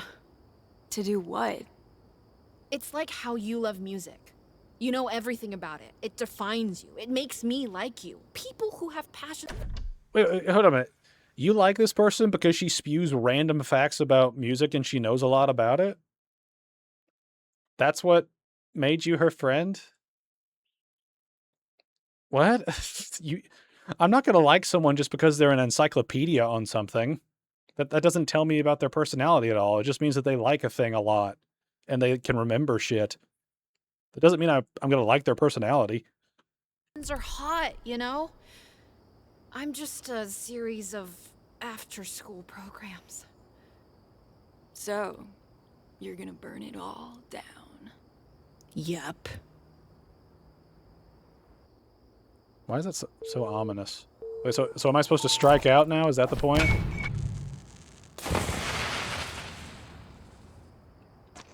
We're doing crime, Cass. Let's get out of here.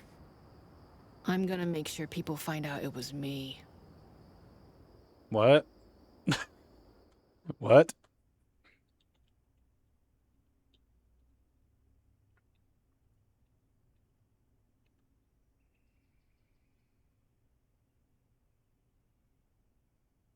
Be weird seeing last year's seniors at this party. Right? Like, will they have the college aura? Well, they seem, you know, grown up. What does that mean, though? Like, disassociated? Bored of sex and drugs? How could you get bored of it? Chaw. Cha. Chaw. Cha. God, I want to punch all of you. Oh, man. Can I get her dad in here to beat her silly? If we're going to lean into stereotypes here, let's just make him fucking, like, whip her. Oh, man. I was going to make a point, but then I forgot it because of their stupid dialogue. Silk sheets. What are you telling your daughter when you buy her silk sheets? They're saying, you're an egg in a Teflon pan, baby. Get to a slipping and a slide. I mean, they're saying that they're going to buy expensive, comfortable shit for you. That's what that says. Leave it to teenagers to interpret everything wrong. What do you think my superpower would be? Knowing obscure B-sides? Talking about movies no one's ever seen? Until someone dies. What about Slater? Noodles. What's his... Noodles! This press conference is over. You know, I actually like that because they shut Stacy down and then Noodles, and then Slater actually got to have a moment of being just a weirdo. Still talking to... what's his face? Who? Cameron? No, the one with the hair. His sister does track. Oh, Harvey? Oh. No. I probably shouldn't say. It's embarrassing. Well, now you've got to say. You can't leave it like that. He didn't want us to sin. No way. Harvey's saving it for Jesus. Don't tell anyone. No, I won't. Or will I? I won't. Yeah. Yeah, let's just keep mocking people for not being obsessed with sex all the time. It's not like that leads to, teenage pregnancies and stuff. Getting stuck with people you may not even fucking like because you're just a hedonistic little shit.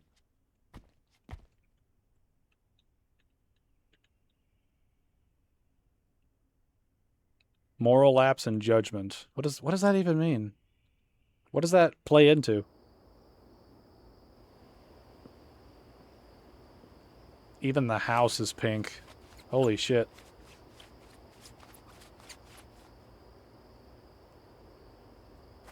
Whose house? Principal Rose. Are you nuts? He gave Slater's whole class detention. Collective punishment. He deserves it. Didn't he already catch you TPing his house? We've never TP'd his house. We begged his house. And he caught you. He said he'd expel you next time. He may suspect it was me, but he'll never know. You in or out? I like how they assume that he'll never know when he's already found them doing shit to his house. It's like setting up a series of rakes around you and then willingly walking into every single one of them and saying, "No, the next time I won't get hit by one." It's like you just fucking explained that you've been caught doing this shit. This game is a cautionary tale of what not to be as a kid, like as a teenager. It is a cautionary tale of what happens when you are just a fucking stupid little shit. I gotta teach you two how to throw. I'm in. Let's get some nice, even distribution. Hell yeah! You got it!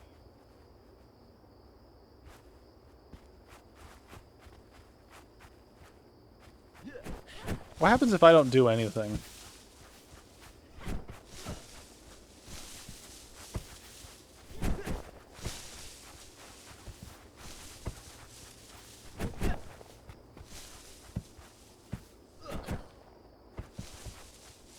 Why does this look like the house from Bumblebee? This is weird. This looks oddly similar to the house from Bumblebee, like the Transformers movie, where they like try to TP an egg, like the house in the car, and then Bumblebee destroys the car. Why does this look so similar to it?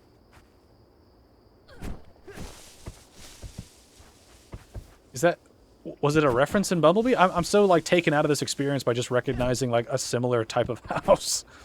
I also don't want to. Oh, it's enough. We don't have to do anymore. Okay. Stacy Rockford! Oh, shit. Is he British? You think I cannot see you, Miss Rockford, but I do. Your hands may not be visible on this twin-ply tissue, but they are here. They hang on every branch. They soil every corner of my sanctum. I'm gonna run. No way, he'll see you. You are expelled, Stacy Rockford. No more hiding. No more games. Where did they Expulsion is get? Final, irrevocable. You will leave my school and you will not return. I did it, and I'm gonna do it again! Cassandra? Cassandra Marino? Did Stacy Rockford put you up to this? No idea who you're talking about. I like he can obviously see in them. Amazing. I know, right? Come inside. You guys are so light. We'll Like, call your father. you guys are so like loud. Like what's? I also like. Why was God in the house with him? Like he opened the door and just. Oh. Oy.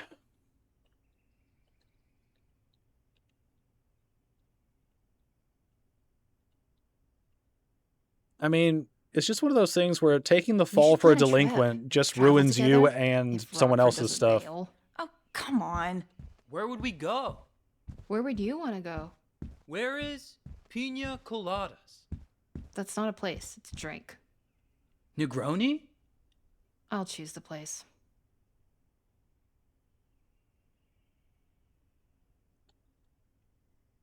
You think we landed on the moon? Oh god, I hate that shit. Of course we did. Yeah, I'm up there all the time. Me and Bruce. You mean Buzz? I'm pretty sure it's Bruce. Okay. If I had to break the spirit of someone held in captivity, I would use this wallpaper.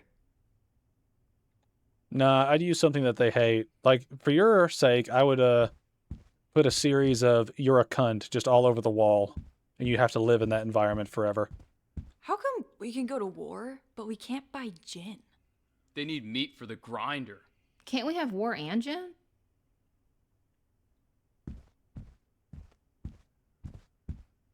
All right, is there anything else new to interact with that I can say something stupid with? These last two encounters were just kind of meh, but we're gonna get back to the ultra cringe soon. Jenny fucking Goodspeed. You know, the hate towards Jenny feels so forced that I wonder if I wonder if Johnny Galvatron had someone in his high school life that he just absolutely hated for no reason. Like because he's the guy who directed this game, who came up with the idea for this game, has repeatedly said that he's done worse than what is in this story, right? And he's done a lot of stuff in this story. Has he also just hated somebody for no real reason other than the fact that they aren't into the same stuff as him?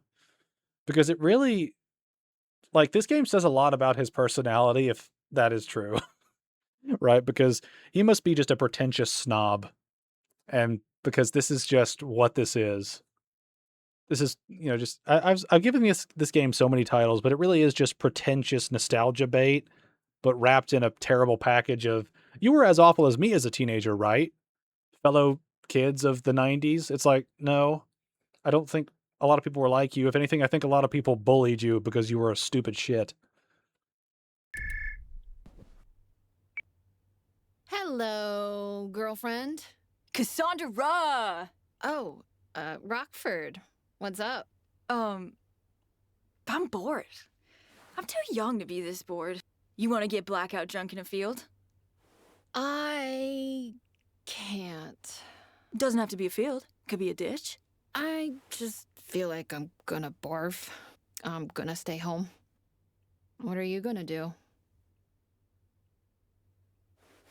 Stay home, too, I guess. I hope you feel better. Bye. Ugh, the first moment of Stacy caring about someone else. It's nice. I bet it won't last.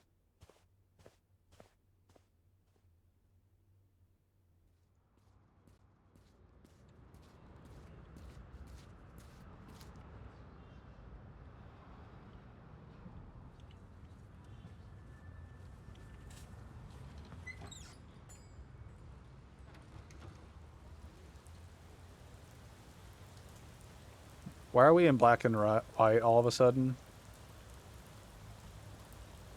Also, how much longer do we have in this game?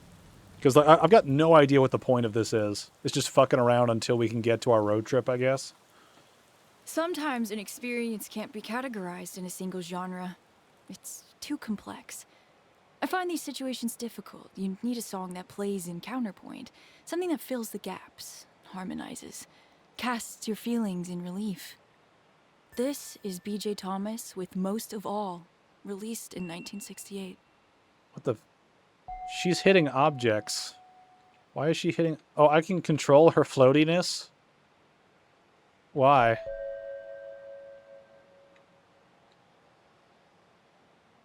I want to go down the alley and get shot. Am I supposed to be back here? What is going on right now? Again, just something random to have happen while we listen to music, but because I have music muted, you can see how little there is to the game because of that.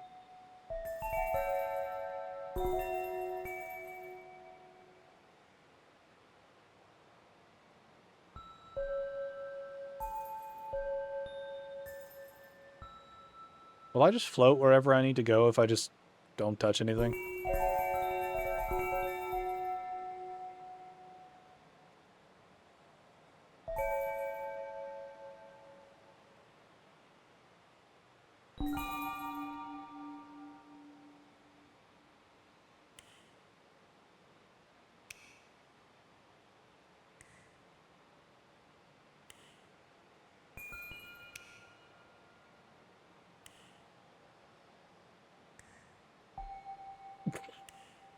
This is such a dumb sequence. I'm not even doing anything. You know what this is? Now I think about it. This is a rhythm game without the rhythm part. You know, it's like it's a game about music, but it has nothing of substance to say about music, and it has nothing to interact with as far as music is concerned. It's just an it's not expose. It's an expedition or exposition. No, what's the word I'm looking for? It's a like a rendition of music just set to random bullshit in the background. Like it's music packaged in just random bullshit. The game, and I know I keep saying that, but just like there's just so much to this game that is not because of this game. Like its purpose is just vague and pointless.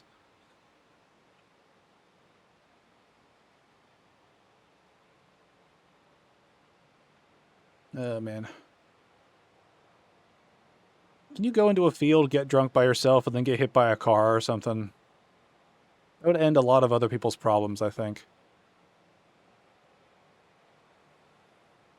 You know what would have been an interesting game? You know, if you had someone that was in a car accident and they were like severely crippled, you know, like they couldn't use their legs or their arms and the only thing they had was music, right? That was their only way of like interacting with the real world was talking to people and listening to music. That would actually be some sort of compelling sort of story about, you know, how music can help you feel things that you can't really feel anymore.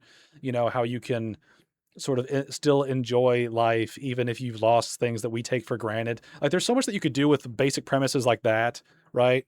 Of just, you know, take whatever the thing is, take out the person's ability to do anything but that thing, and then explore the concept of only having that thing to relive your life through. There's something there. This is just random hippie trippy sequences set to music by the director, right? That's it. It's just there's nothing. There's just so much nothing in this game. How's Jenny fucking Goodspeed? She's good. She's gonna be at the party tonight. Fantastic. Jenny likes you. She called me a fat lesbo in junior high. You said she had polio legs. My dad always says being a teenager is all carefree and shit, but it doesn't feel that way. Uh-huh. Everything feels huge. Everything's heavy. Everything's the end of the world. You know? We have no point of reference. Maybe it just gets worse. Awesome. I mean, in my experience, it gets better because, you know, it's sort of a thing that sort of, okay, another rant.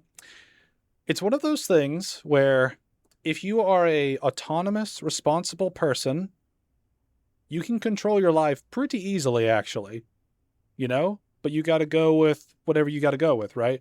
You know, if you want to live your life like a loser, where you are unproductive, you don't do anything of value, and you just sit around getting drunk or doing drugs or smoking all day, then you will live a life that is fucking miserable because you're not fucking doing anything. There's no value to your existence beyond just living, right? Just being alive. If you are actually productive, for society, for your community, for your family even, you know, something that small scale, you have meaning, you have purpose, you have a reason to live. If your reason to live is just to be a fucking loser, then you need to find a new meaning or just fucking die. Because at that point, you're just a parasite. It's a harsh reality, but you got to deal with it. If you want your life to be better, you got to take control of it and make the most of it in a way that is actually purposeful and meaningful, not by just fucking around forever. Do you spew, Slater? I don't know if I've ever seen you hurl. Oh, I've hurled.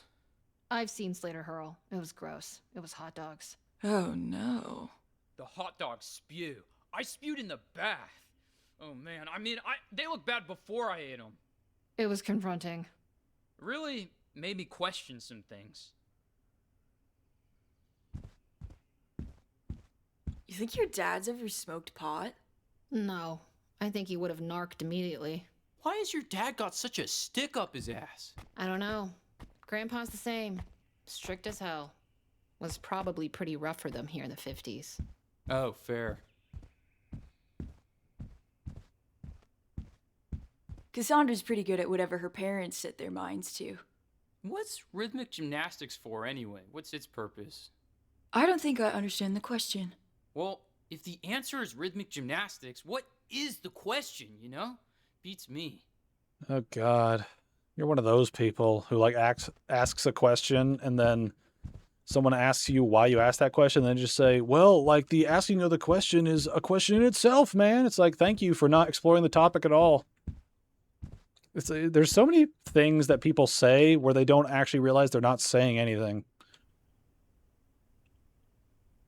Your dad made you sign this? Yeah, after we got busted. I am sick. Sick to my stomach. I can never show my face again. She would have been in that bar all night if Tommy Brewer hadn't called me. After everything we've sacrificed. I tear my heart out for that girl. You know that effort. The pain to fit in that precinct. To try and belong.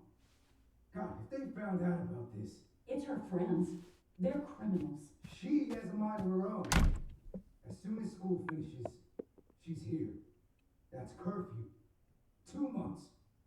If she ruins this, if she drops out of college, she is not coming back here. Just leave it there. Okay, that is a very, like, harsh but realistic sort of talk, because if you are a police officer and you have a delinquent daughter, that does portray you badly as being able to perform your job, in which case you might have suspicion and you might even get fired for that. Because if you can't discipline your kid, how are you going to apply the rule of the law in your community, right? There's sort of a knock-on effect of that, right? Reputation does matter, right? You know, being able to do the job is more important, but reputation does matter in fields, right? Like, if you are a lawyer, for example, and you have lied on legal documentation in the past, that invariably affects your ability to maintain a positive reputation, because people know that you have lied legally in the past. You have lied, you know, in a legal sense, which is bad for someone who is supposed to uphold the law. It's that sort of like hypocrisy and that inability to live to your own standard or keep your house in order in this case that leads to knock-on effects of bad things, right? This is part of the problem of narratives like this, is they don't actually understand that there are damaging things that kids do to parents that can affect the parents' ability to function in society. It's part of the problem with delinquent kids, is that they make their parents look bad. And for some respects, you know, maybe the parents could have been better about raising them in some ways. But the kids are also influenced by other kids, which specifically Stacy and Slater are not good people, right? We've seen time and again that Stacy's very narcissistic. She's very egotistical, rebelling. She's rebelling for no reason other than to rebel. She's a thief. And Slater's a stoner, and they both, you know, illegally drink, right? So they are by definition, they are basically criminals at this point, you know, legally. So, I mean, they are a problem that are dragging Cassandra down, and the game doesn't realize that that's what they are doing. Oh, sure.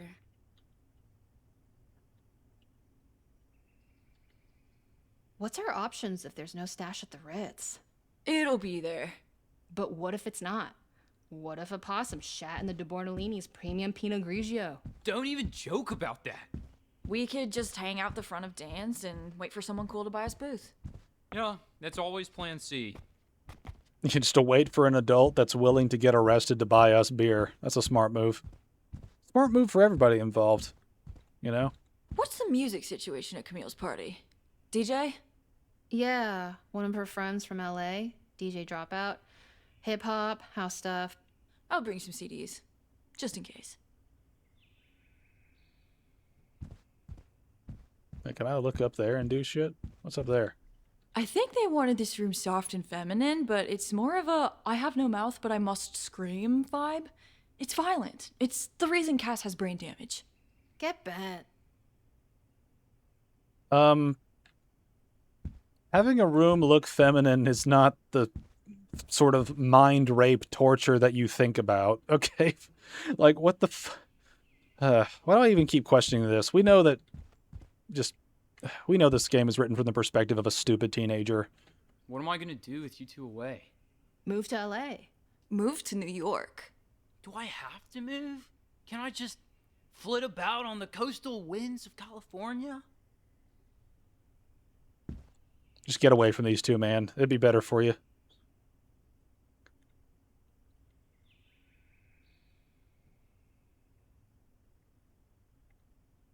Why is there a beer bottle right there?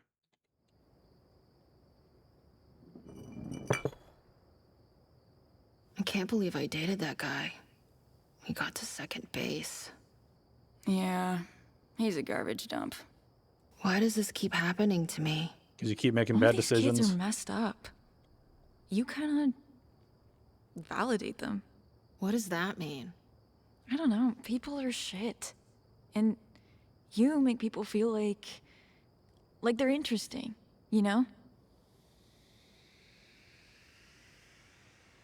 What are we doing? When I met you, I thought I was just elevator music. Worthless. I was in the deep suck, but you looked at me and Slater like we were cool. Like we were the Ramones, you know? People are so preoccupied with their own self-loathing, they'll kill for a little ray of sunshine. Everyone's terrified they'll need to make some great change to be awesome.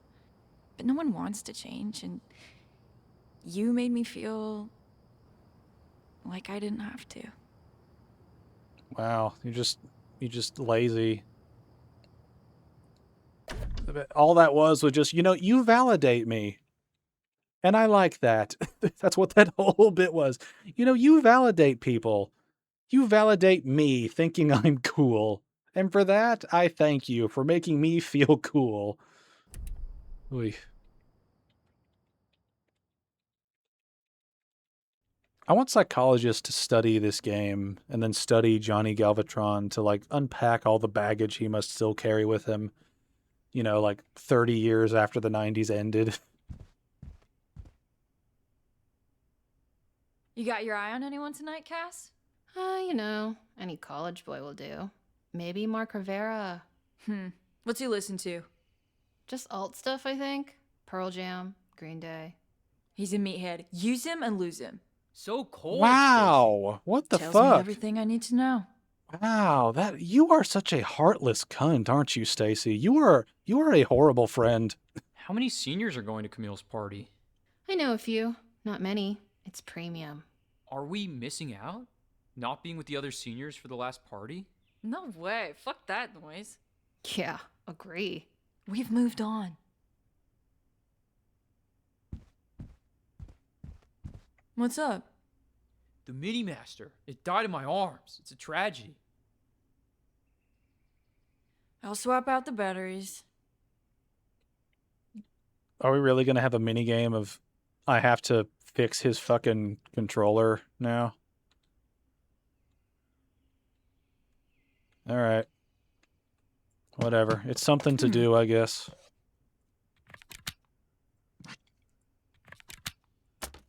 Okay.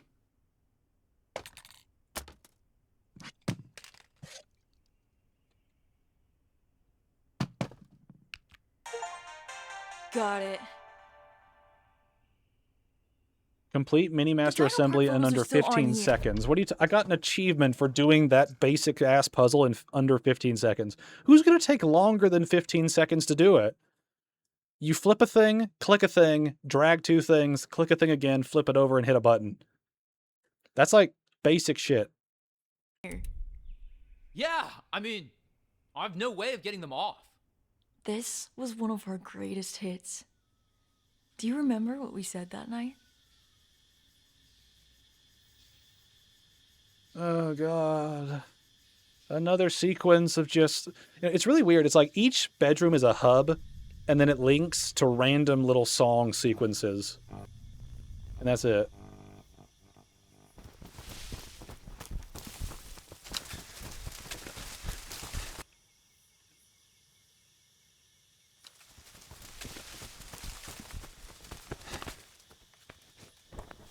It's really weird how they are the like low frame rate things in the environment, but everything else is. When did this place close? Like Eh. 5 or 6 years ago now. Shit. I remember coming here. You think anyone's around, like, guarding the place? Brenton Cole and his brothers got in and said there's a guard, but he just sits in a booth watching hockey replays, super wasted. That's bullshit. There's no one here. Then why are the lights on? Because it's cheaper than paying a guard.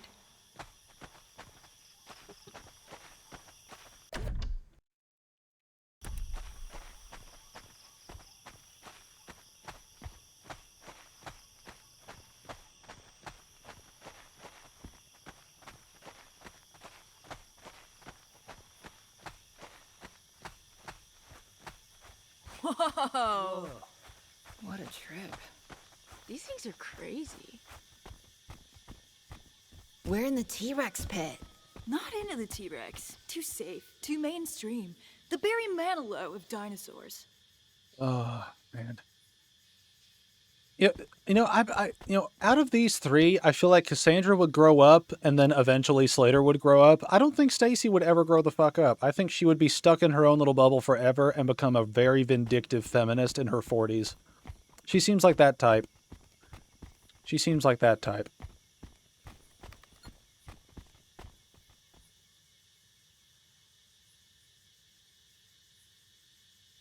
Wow, that is a... Still too dark. Whatever gets us through this. It's too dark to take pictures. We need pictures. This is a great adventure. It should be documented. Yeah. Maybe we could get the power on. I remember this thing being like 20 stories tall.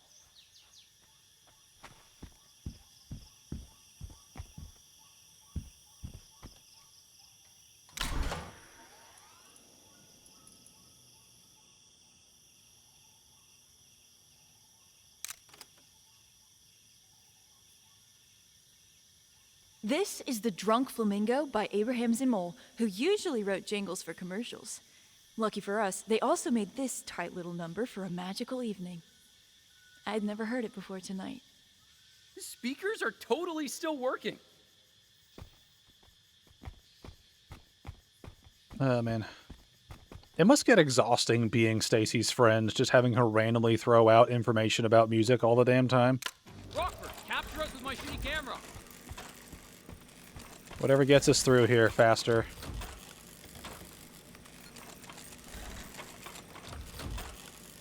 Yes, we got it. Thank you, Stegosaurus. I'm a big fan of your work. I loved you in Pretty Woman. All right, now what?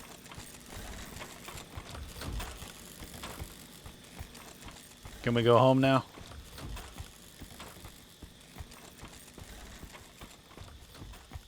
How historically accurate is the pink T-Rex? It's bodacious, man. The dinosaurs are punk. I think some are new wave. The tone is all over the place. I feel thin, sort of stretched, like butter was too much bread. It's But the bread is this game, and butter is my sanity. You'd be like, whoa, whoa, whoa! When's it gonna end? Cass, you got shit in your teeth, but apart from that, it was great. You got shit over your whole face. Whenever these ironically enough, whenever the sequences with mechanics pop up, I just want to get through them as fast as possible, The just to brochure move says, on. I remember this, that the ride shows the approximate life cycle of the pterodactyl. Man, it's so shitty. I love it. That's this game in a nutshell. Allosaurus is In a the nutshell, most so many ugly people. carnivorous dinosaur that has no friends, bogarts the joint, and orders a hotel room with 2 single beds so he can push them together and hump the space in between. Huh. Gross. Oh yeah, this whole place is up to code. This is literally the best day of my life. Man, your life sucks then. Fuck off.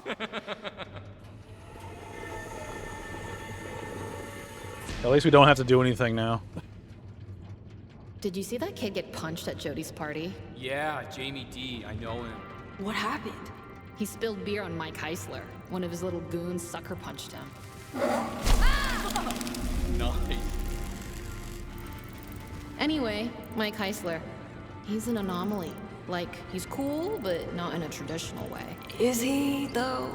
Yeah, he gets good grades, he's super smart, kind of hot in an uggo way, but he parties hard. People worship him. Here's the mama.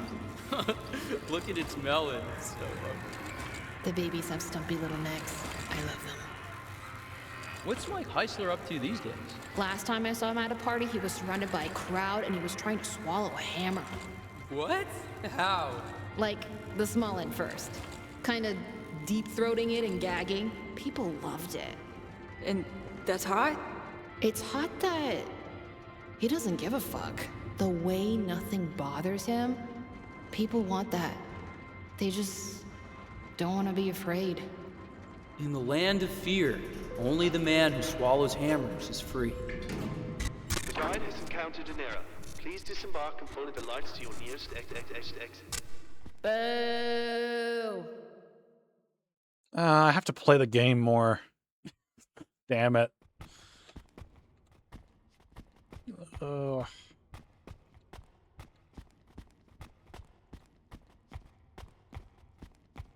I think we can get through here. Or get trapped. Either way, we're advancing.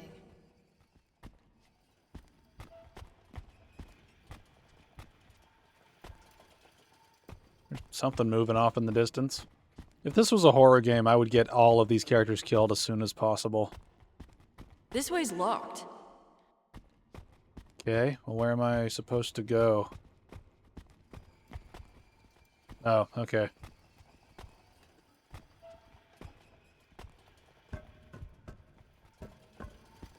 Wow. Check this out. I want to walk around like a giant monster mash. Scare the locals. Trespassing is dope. Crime is dope. That summarizes this game in a nutshell. Stupid decisions are dope. That is what this game is. Kaiju mode? What?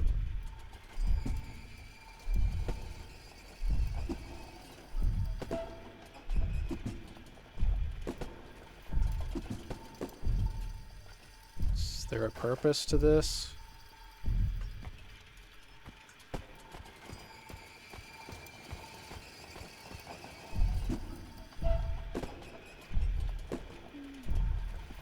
Is there a goal to this sequence at all? Can I jump in here? No. Can I go this way and open the door and not do this anymore?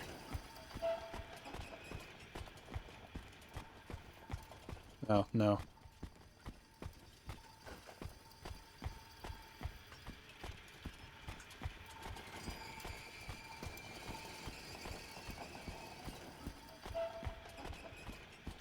I read this thing that says we're all equally afraid. We just live according to where we see death. Metal. And where do we see death? Well, jet pilots, cave divers, people who do wheelies, etc., they see death behind them. They're trying to outrun death. Sick, that's me. But people who stay inside, avoid the danger and parties and people, they see death in front of them. They don't want to walk out to meet it. Whoa. Where do you see death? Death knows I'm not worth the trouble. Wow, I just cannot leave yet. Okay. What other shit can we interact with at this point?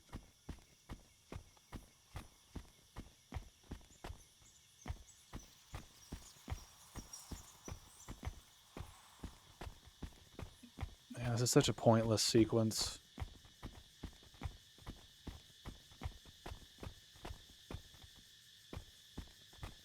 Are we supposed to take a picture here or some shit?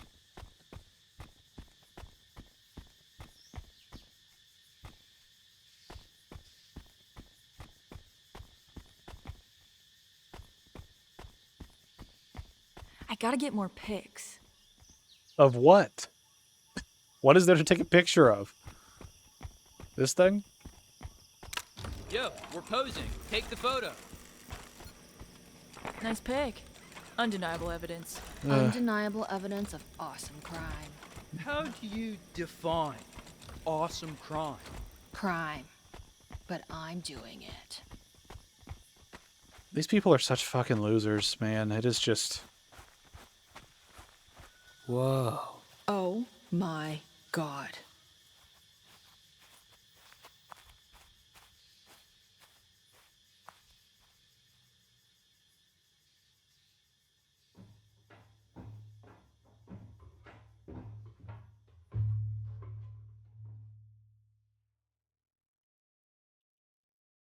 We got it right tonight.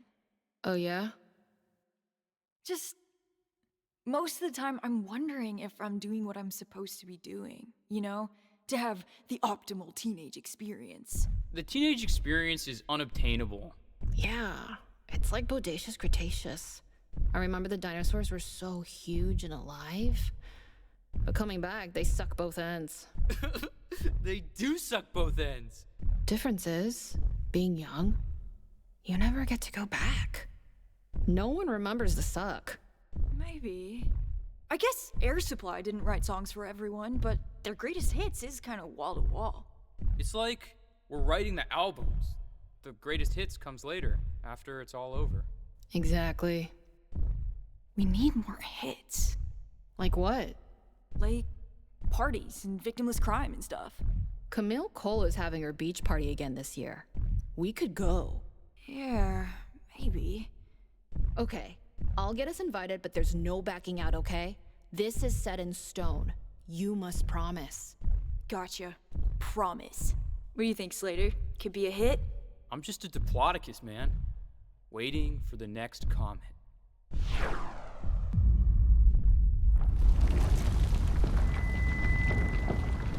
Didn't touch those controls once. Man, there's so much of this game where I feel like this could have been just a 2-hour cutscene, covered everything, and then we could have just moved on with our lives. But they tried to make it a quote-unquote game in the laziest sense of the word. I've been saving this for the party. For our greatest hit. Wailing Peasant Vodka. The drink for those who can't sink any lower. 74%. Illegal in 8 states. Look at the warnings. You're gonna get your stomach pumped. You're gonna feel bad and like it.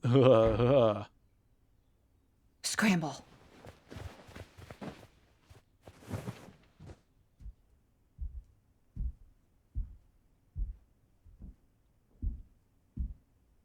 Where did they even hide the booze?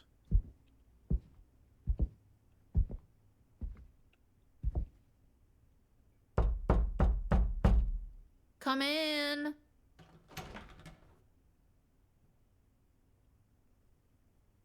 There have been noise complaints. Okay. Do you children know anything about an abandoned worker's cottage in the woods? Possibly some of your friends. What are their names? We don't go in the woods, Dad. Stacy, Van, could you step outside a moment?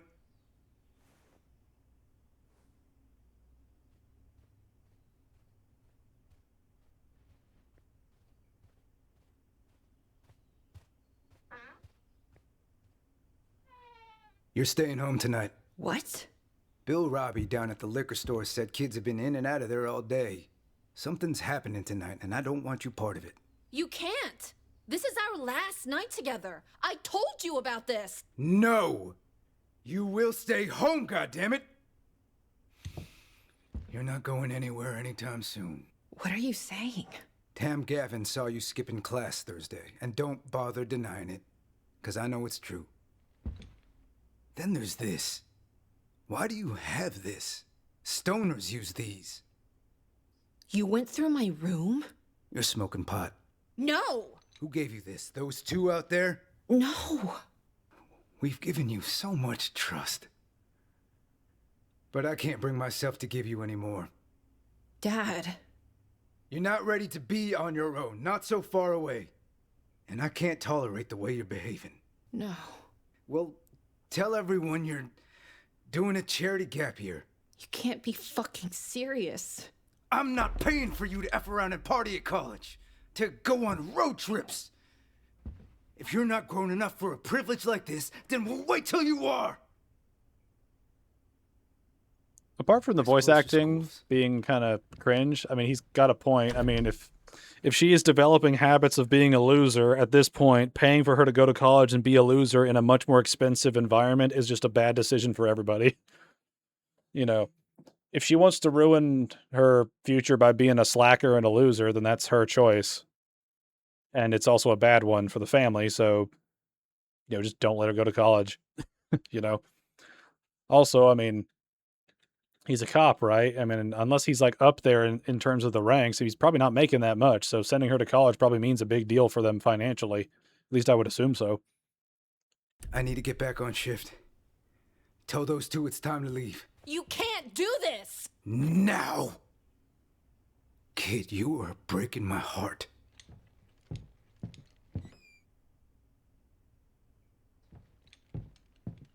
You leaving tomorrow? Yeah? If I find you at that party, and I will find that party, you'll spend 24 hours in detention. I promise you that. You'll be walking to New York. Now, get out of my house.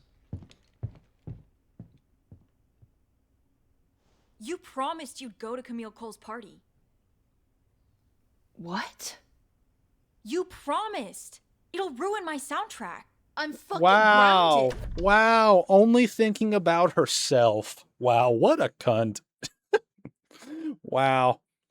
Just like my friend got grounded for hanging out with us. Man, she won't be able to come to the party. She's going to mess up my soundtrack. It's like, bro, get your head out of your ass and think about your friend. Sneak out. I wouldn't have to sneak out if you weren't leaving. Whatever, man. Just be there. Cass! Now!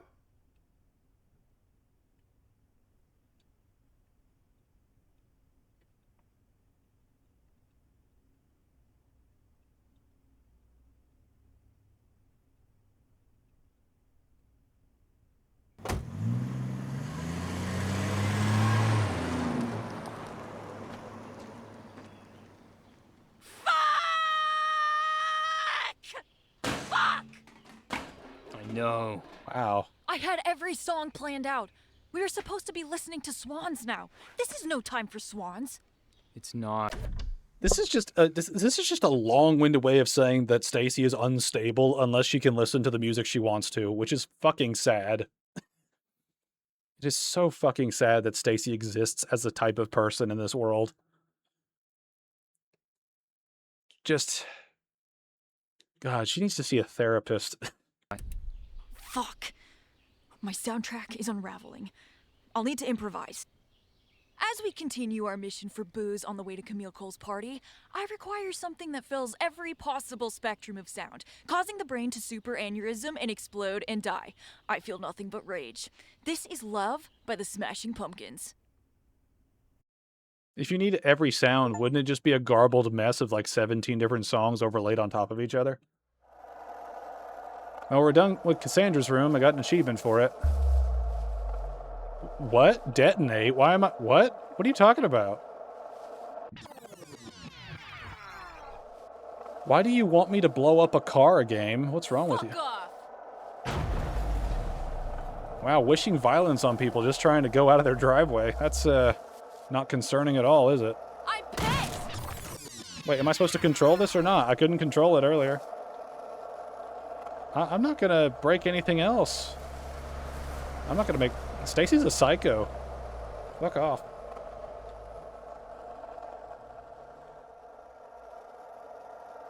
Follow me!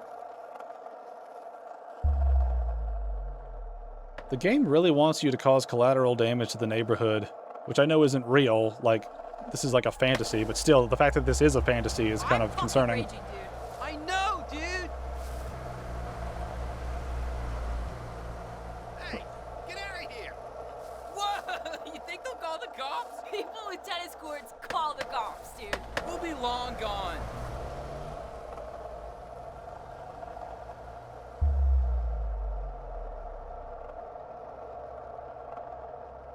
I wonder if I'll get an achievement for not blowing up things if I don't have to. I think I had to blow up that first car.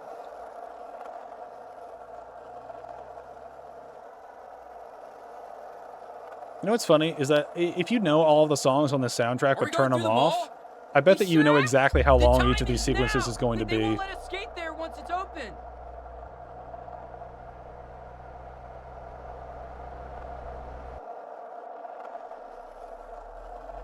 Oh, he used his leg, but we can never use our legs.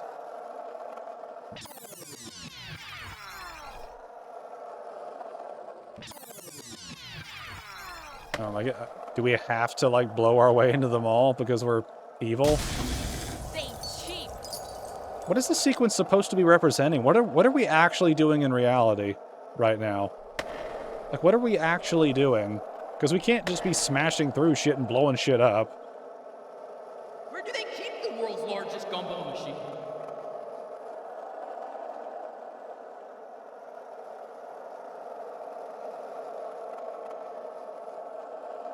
Watch out, ledge! Wow, I didn't even do anything there. There it is! The world's largest gumball machine. Fuck it up! Fuck it up! How about no? No, I hate you as characters. I hate you as people. You are the bane of society. You think you're better than everyone by virtue of not doing anything. You think you're special because you don't do anything helpful.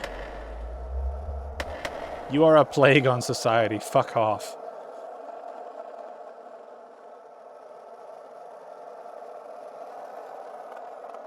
They animated the other characters to use their legs when skating. Why couldn't they have done that with the protagonist? Why does she just float along with the inertia she needs to maintain, like, velocity?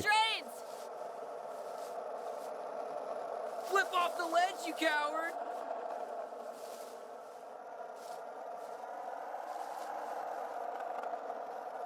Whatever they want to do, I want to do the opposite.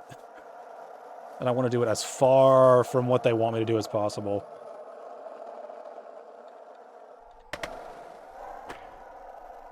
You ain't got the steez, Slater! You're all limbs! Shut it! Shut it!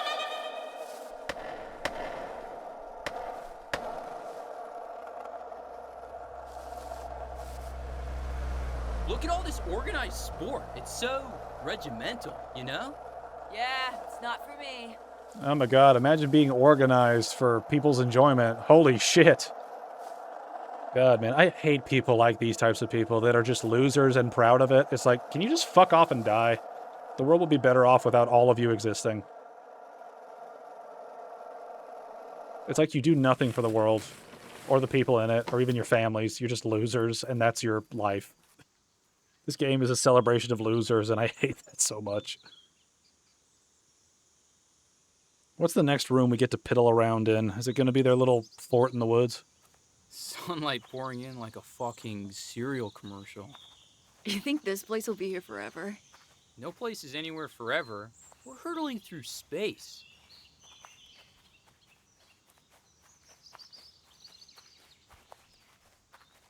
Your sister's booze stash. Any clues in the photo?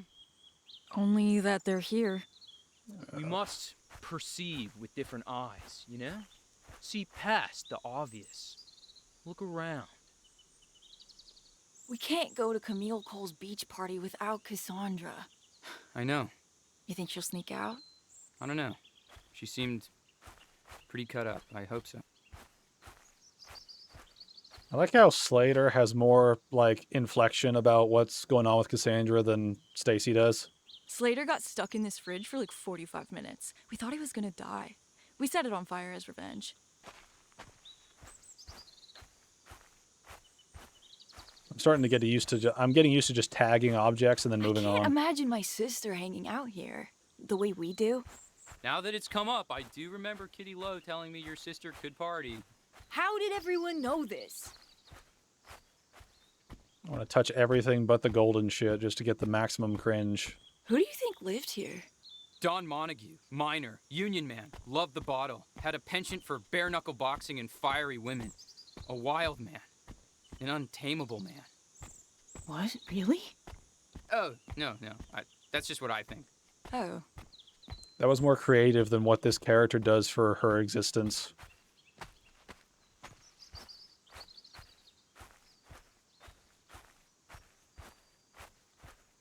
for cake. What valuable dialogue.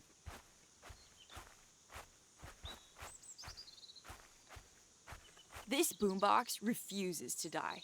Through sun, rain, thrash, hail, free jazz, it should be studied by the US government. But then they'd have it, man, and then it wouldn't be, you know, rebellious to use it anymore. Then it would be mainstream. Oh, God, is this the door painting sequence? I heard about this. Is this the door painting? I've had an idea for the. Oh, I've had an idea for this for a long time. All right. All right, how do I change color? There's pink? Okay. We're going to have a lot of fun with this. All right, so got to get that. Looking good. Yeah, it's working. Yeah, it's going to be a work of art here. You got to give me some time here. You got to give me some time. What is that? Let's see here. Yeah, we're doing good. Doing good so far. We should paint it in the terracotta pinks of Spanish architect Ricardo Bofill. No, I don't think we should do that. We What should. did you just say?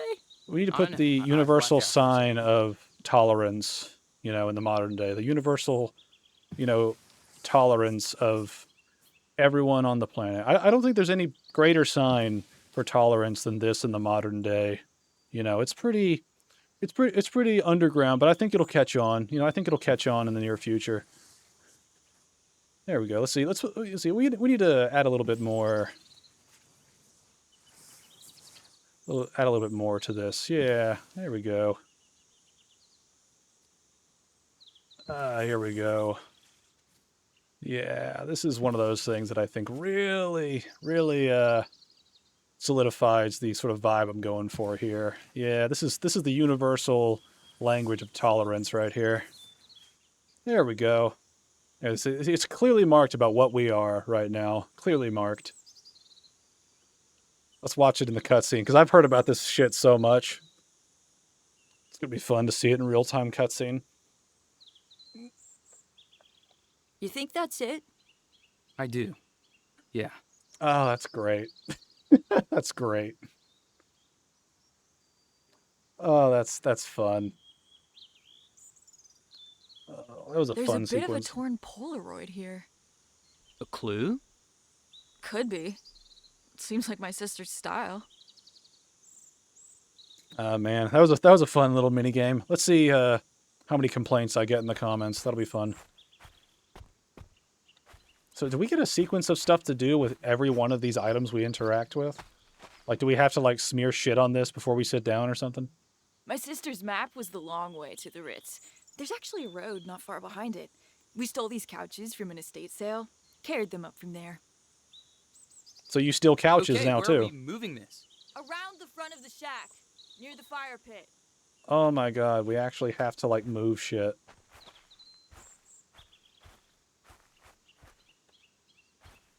Little left.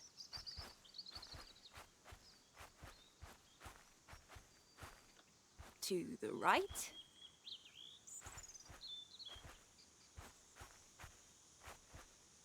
What even is this, man? Can we do this wrong? Like, will it? Do we have to do this wrong for it to? This thing is filthy.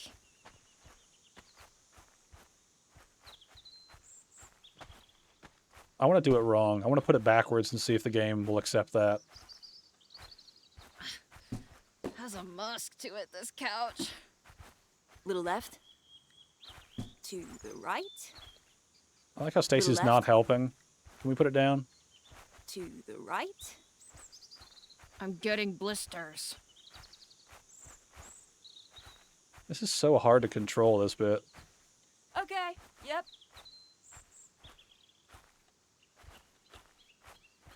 Keep going.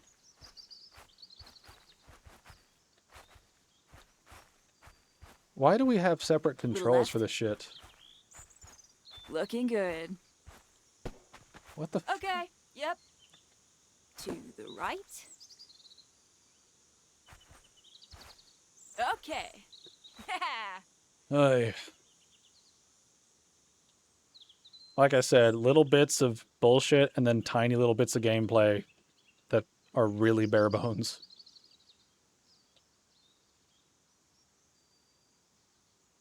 Maybe someone else will find them here and wonder how they got here.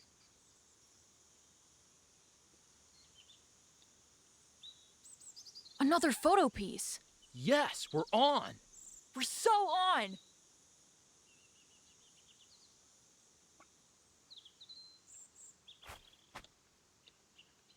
Do I get to set anything on fire with this? This would be the spot for the fire pit.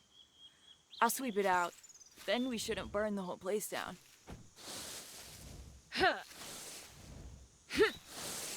You gonna help, Slater?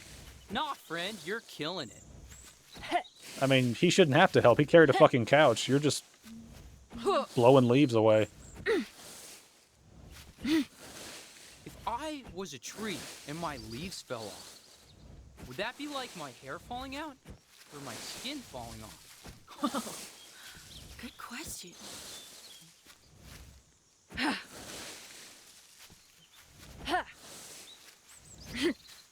All done.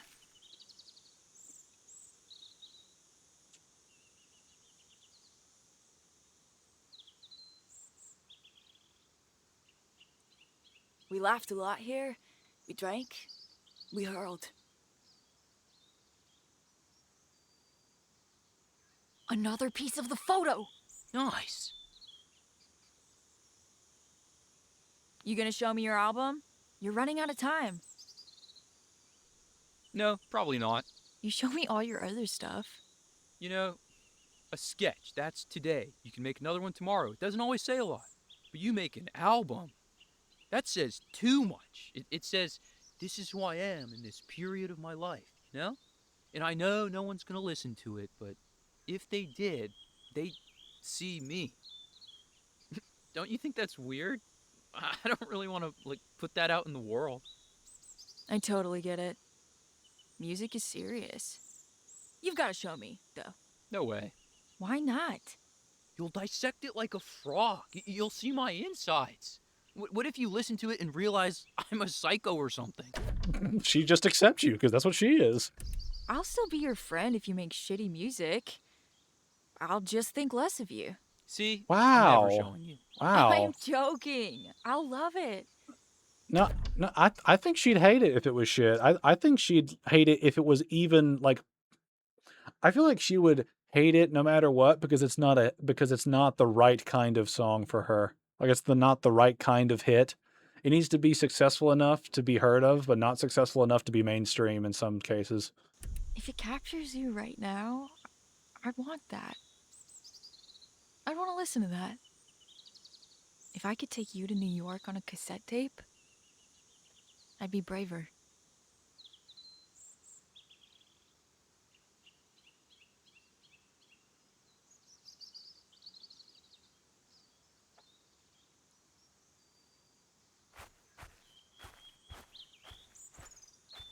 It's so peaceful. Imagine how peaceful it is without us.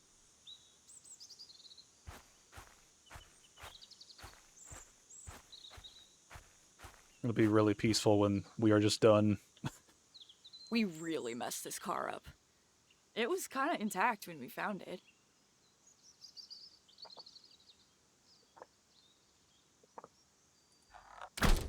Ding! Not my ride. Chips of paint. Car. I want to see what happens if I just don't even Little car try. there. Not my ride. Can I like? Car. Off the car. Does this time out or do I actually have to hit shit? Little car there. Mess. Exquisite.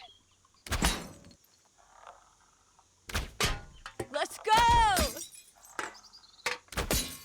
Got it. Shot. Yeah! Oh, we did it. What a valuable minigame. It added so much to the experience. I swear. It probably deserved better, but who's to say? I found it! The last piece! Dude, show me!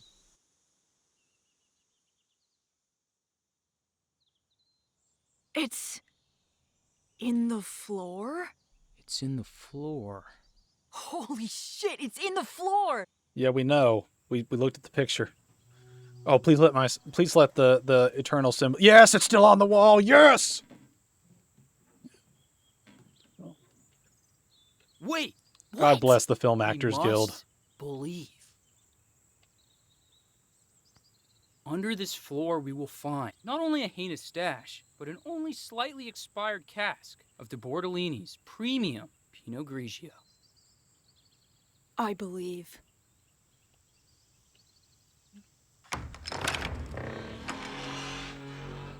Fucking bomb. Just blows up. Story over. That would be a fitting ending, you know, to a stoner and a narcissist.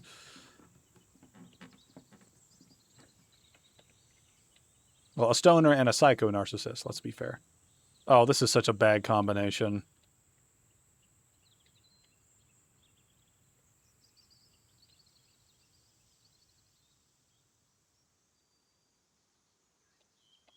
They are gonna, like, burn something down, aren't they? There's no way that they would have this stuff and just nothing happens. It was gonna be Montel Jordan, This Is How We Do It, but I can't play it now. Yeah, it's Cass's song. Exactly, it's her song. Maybe we should just have a moment of silence. Yeah. I guess we should head soon. Cass? Last day! Yeah! Triumph! Victory!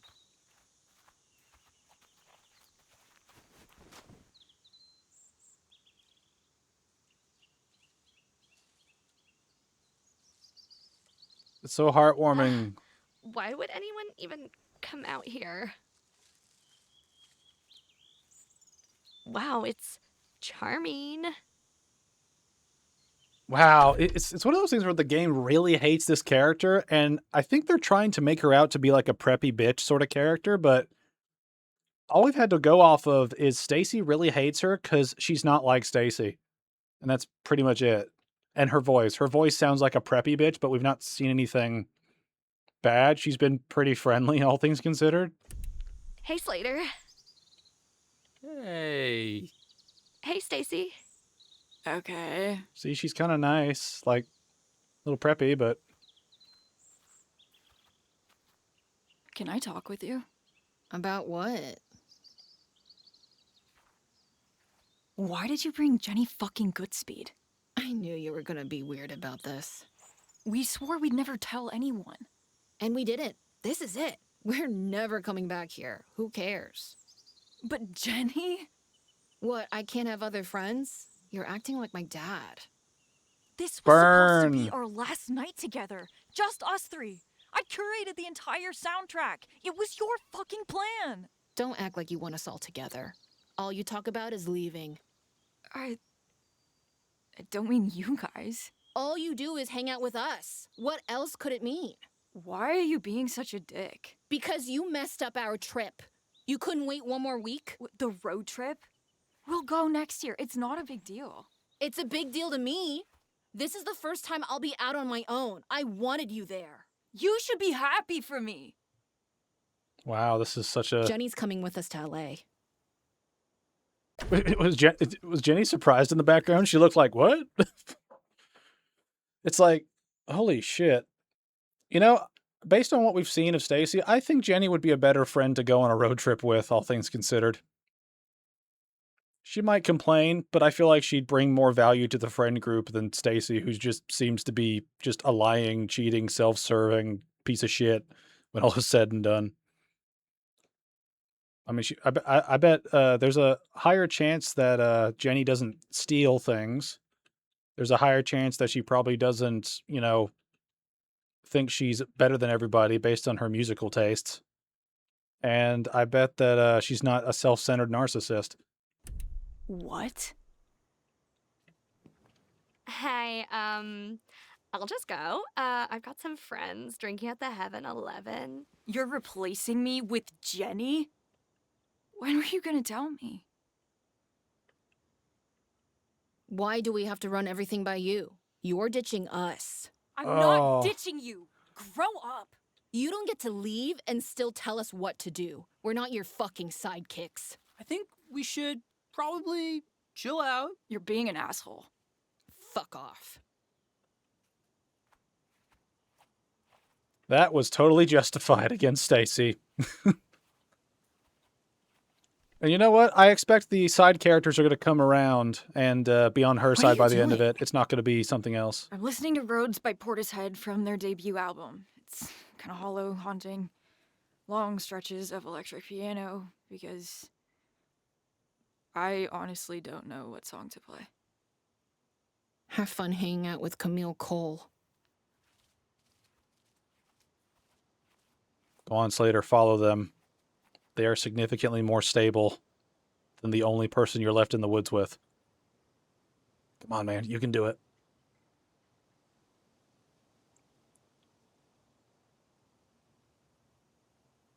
Look at the way, like, Jenny was walking. She was, like, tiptoeing her way through the woods.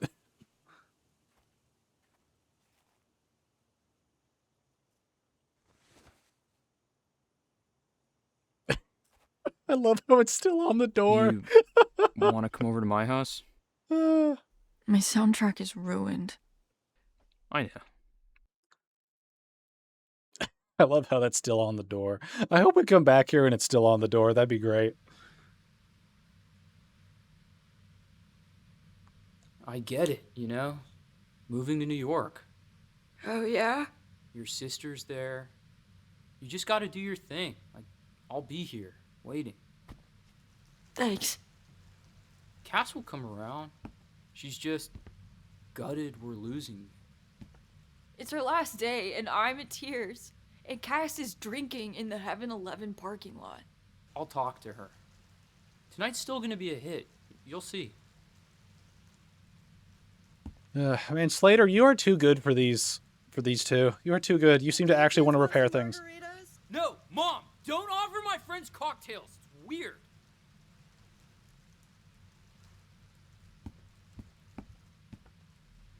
All right, let's see what's going on. You know many people going to the party? Yeah, a few.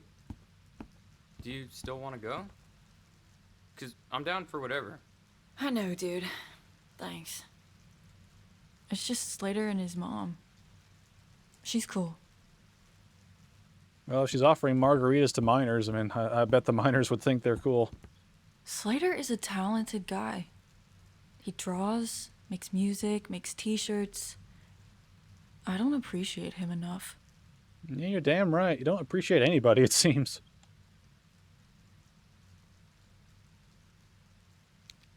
Is it going to go back through our crappy photos, or is it just made up ones? I can't tell. I don't care. Whatever.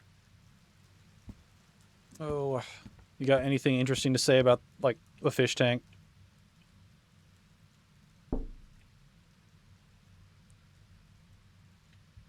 Okay.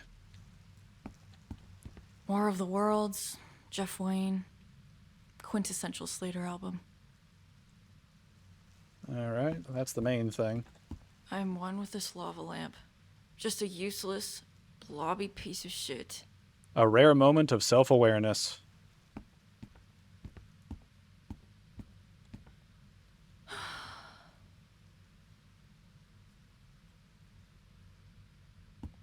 Belonged to one of Slater's grandparents or something. Weird, because it looks like it's from the future. You look happier in Polaroids. It's a dirty trick.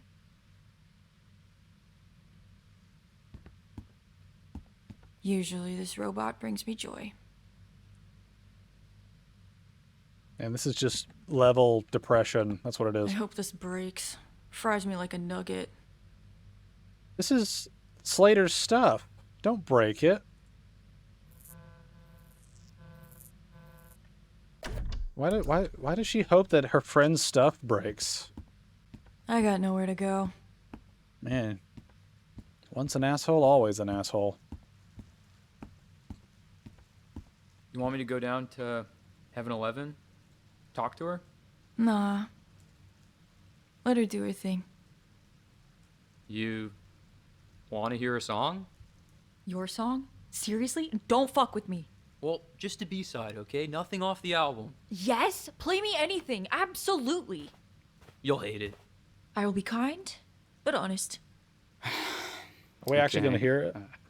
I wanted to make this synth odyssey, like some 8-minute Rick Wakeman adventure about spaceships and dragons and shit. Oh yeah, the music's off, so we probably won't hear it. I wonder if this is an original piece or if this is like ripping off an actual song. I don't know. The imagery is funny though when you don't have any music to go with it. What the? You put footage of clouds over other footage of clouds. Later. This is fantastic. You think so? Yeah. I mean, this is fucking cinematic. You have to give me this song. I'll show it to Steven Spielberg. Yeah, maybe. What are these random clips thrown in the background? I wish I could make music. You could. You know loads about music. The music is not within me. Because you're hollow. Why do you make music? For something to do? Right. Actually, you know what I like about making stuff? It's like in superhero comics. You're no one. Then a magic rat bites you or whatever, and suddenly you have purpose. You have things to learn. You're suddenly about something. When you decide to make an 8-minute synth odyssey, you got homework to do. You got somewhere to be. You know? I'm gonna miss you so much. He didn't reply. That's funny that he didn't reply that he was going to miss her too. I wouldn't if she left. This is a real bummer. Right now, it feels that way, yeah. But it won't. In the future. I'm sure.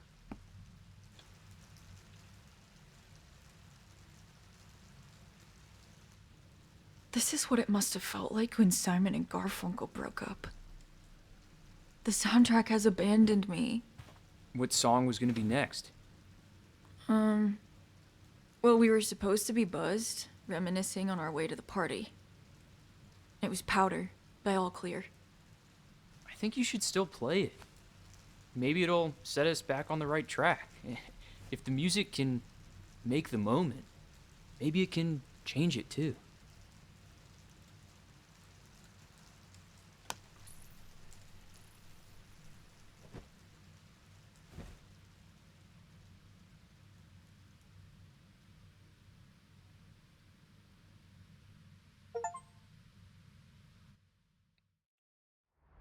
Find everything in the bedrooms and all unique What stuff. are we doing? I guess we're done with the Hanging bedrooms. out, getting buzzed. I've got to get out of this place. My mom took me to this beach shack a couple of years ago. There was no TV and like only books about nature and stuff. I read a book about this most excellent lady called Jennifer Owen. Owen? I barely know him. My head's a tumble dryer.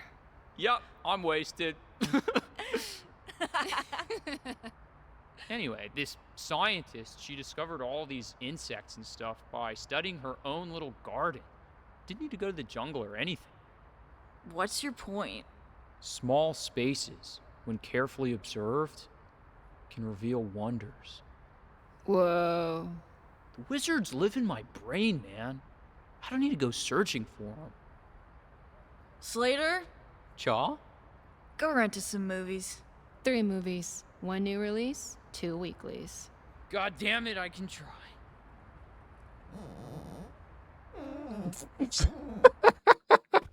Oh god, do we have to control May him? have gone too far in a few places. Okay. We gotta walk back, cause I ain't driving. Can I run out into the road? Please let me run out into the road. Oh, we can do it. We can do it. We can do it, ladies and gentlemen. We can get him killed and release him from this torture of being with Stacy. Oh, into the road. Into the road. Please let there be a car. Oh, no. There's a bear. Of course, there's a barrier. Stupid fucking game won't let me go on the road and die. Be removed from this torture.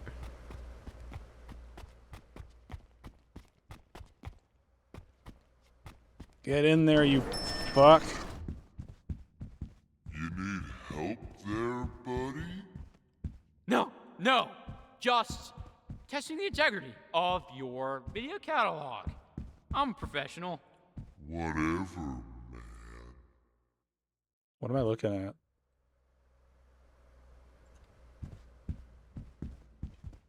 Do I have to pick a specific one? Oh, I can just pick whatever. Okay, in that case. Whoa. All right, in that case, I'm just gonna pick whatever. Looks good. Oh, Jesus. He has taken the wheel. All right, I needed a week. What if I just get 3 weeklies and just tell them to fuck it? Where are the new releases? Oh, I guess I can't hold more than... Everyone's watching you, Slater. Aw, not the cutouts. I was gonna put that in my Fraser Bane loft department. I'm gonna make as much of a fucking mess. Watch the merchandise. Watch the merchandise. Where's... Oh, this section. This is what I'm talking about. I don't even know what I Okay, got. I got 3. Just gotta make it to the counter. Go, bro. I'm not cleaning that up, dude. God, so fucking crisis in here. No rigidity at all. Regular man, regular citizen, going about my evening. Hey, I'm That'll here. be $7.95. And are you sure your dad loves you? Of course, the money. Sign for the money. Damn, no problem. Just gotta pick up my wallet. I'm unironically having fun in this sequence, mainly because Stacy's not involved at all. Slater, legend. Build him a statue. You know the funny thing about that whole sequence is that it shows that Slater can get drunk, can function like a relatively normal human being, and will actually buy things, and he won't steal shit. Unlike Tracy, or Stacy, whatever the fuck her name is, who will steal shit, who has repeatedly mentioned that she's stolen shit. Thanks, dude. Easy. Hey, Stacy, Yeah? do you remember Caitlin's party? Oh, God. Yeah. When Cassandra got up on the roof? What did you yell at her? Oh, Say it exactly how you said it. Cassandra, you slut! Get off the roof!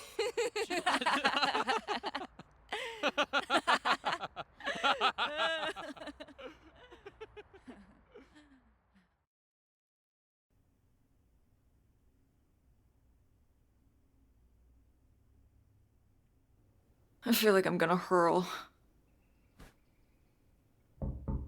Cassandra? Mom, who is it? One moment. It's the pigs, darling. Wow, that's You incredibly can call insulting. me Officer Marino when I've got the badge on, Miss Slater. It's Cassandra's dad. No way. What can I do for you, officer? Well, I don't want to take up too much of your evening, ma'am, but a parent informed the department of an illegal gathering planned for tonight on the main beachfront. No, the party. It's busted. Shit. Shit. Well, thank you, officer. How is darling Cassandra? She's fine, keeping her home tonight. Maybe you should think of doing the same for Van. Now, there's some adolescents drinking in the Heaven 11 parking lot, and that's my problem, apparently. Have yourself a nice evening, ma'am. The Heaven 11 parking lot. I like how the mom was just a dick to him for no reason. Like, everyone treats him like a dick, but he's polite to people, you know, in public. It's like, come on, man. If you're trying to make the parent out to be a bad guy, you need to make them out to be controlling to a point that it is harmful to a person. Not that they're just telling their kids, don't go and do stupid shit, right? Restricting your kids from doing stupid shit is not abusive. It is not harmful. Telling your kid not to be a dipshit is not bad advice, okay?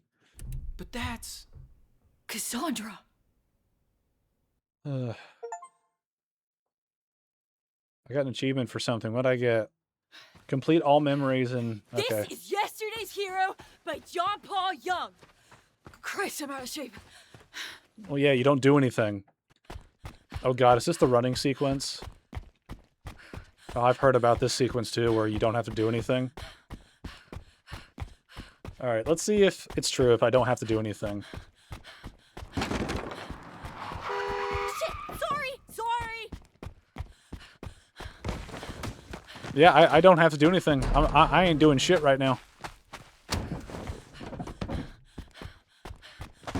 I would pour myself another drink, but I've already drank so much fucking sugar today because of this game. I feel like this... I don't drink alcohol, but I do drink soda.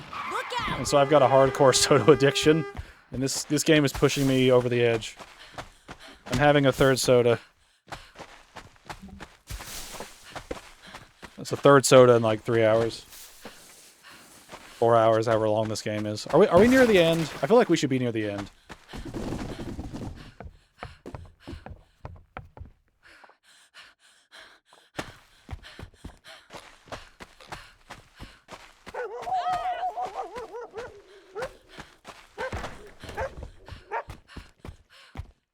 This is so much funnier without the... You know, this is one of those games where I feel like it would be really manipulated.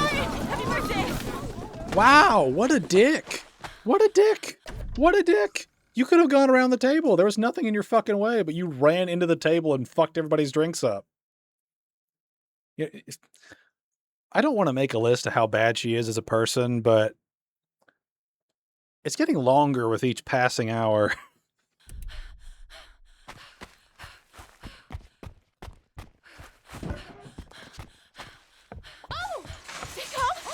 Go about your business.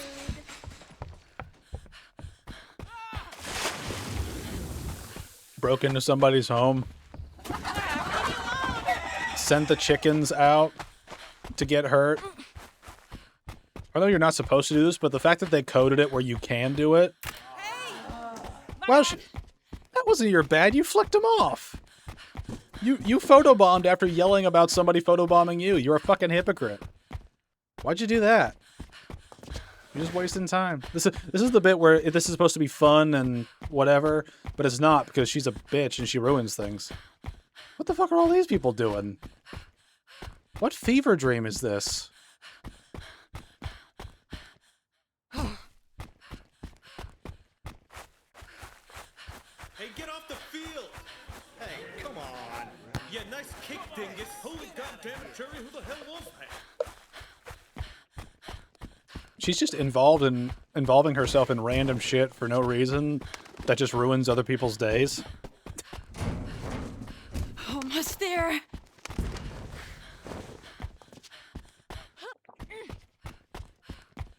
I'm gonna restock my mini fridge while I'm waiting for this shit to end. Fucking up a workspace. Come on.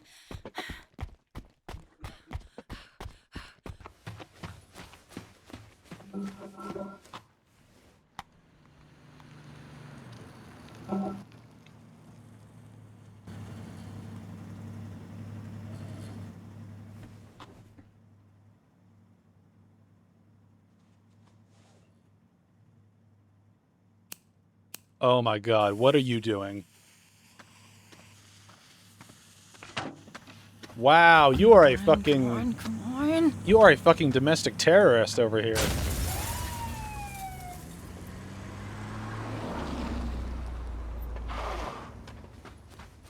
Stacy?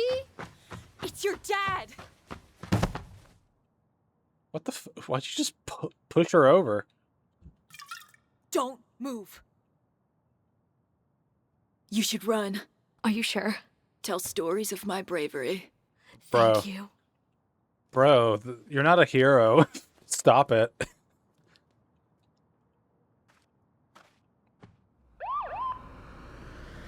Why? So, not only is she a criminal and a narcissist and a stuck-up little shit, but she's also going to take a fall that she could have easily avoided by just not holding the bottle, just chucking it and just like sitting there. What is this supposed to be?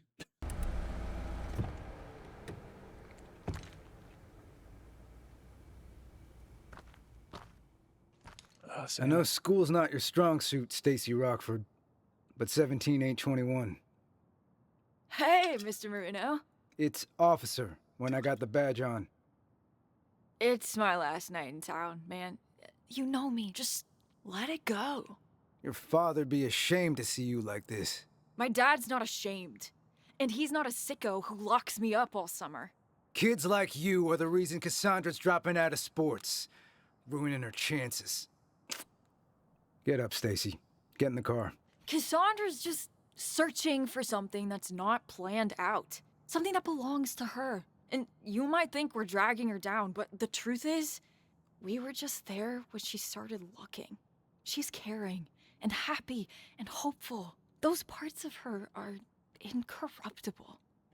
And if you keep trying to control her, you're never gonna see it. You're never gonna know her. And sir, knowing Cassandra's one of the best things I do.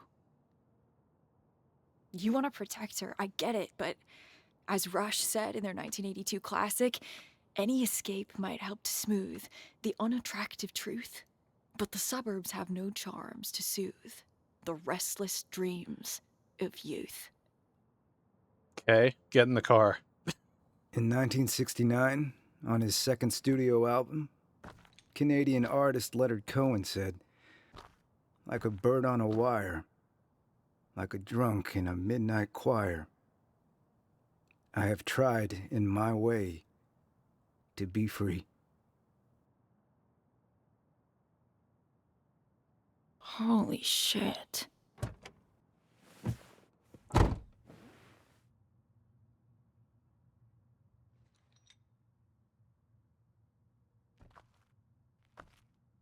Are we just gonna ignore the fact that a firecracker fucking exploded in a trash can, like, 20 feet away from here? Like, is there not, like, burning debris and shit?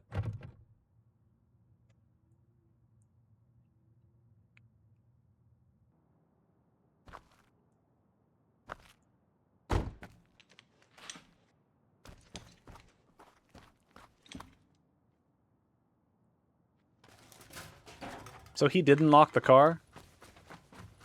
Goddamn delinquents. Oh no, are we gonna have more gameplay now? It's time for a not play. If we do. You saved my life. That was amazing. Beyond compare. I totally bailed you from that cop car. I know, right? God, I'm gonna be in so much trouble. Thank you, Stacy. I'm so sorry. I was a total dick. I'm sorry, too. Dope, good. Let's leave it at that. How did he know my dad was coming? The cops busted the party. Your dad came over, said he was headed out to Heaven 11. The party's busted? Uh-huh. What are we gonna do now? Whoa. Anything else? Suck in your guts. It's Camille Cole.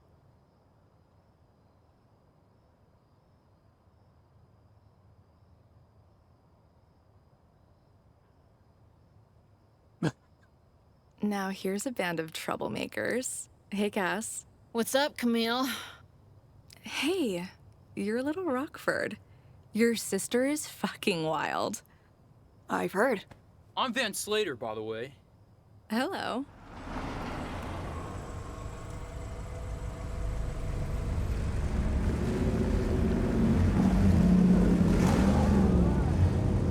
Hey, question. My party got busted. You kids know any place we can hang out, get high? Yeah, we know a place. Can I pick the music? No. You'd pick shit nobody knows. Oh god, don't tell me I have to drive. Hey, can I stand up? Yeah, little Rockford, go nuts. Fall out, fall out, fall out, fall out. Just gets run over by like 7 cars. You're listening to More Than This by Roxy Music, released in 1982 off the band's last studio album, Avalon. It's one of Cassandra's favorite songs. Mine too. Brian Eno used to be in Roxy Music. I always think, wow, Brian Eno and Brian Ferry? 2 of the greatest Bryants in the same band? What are the odds?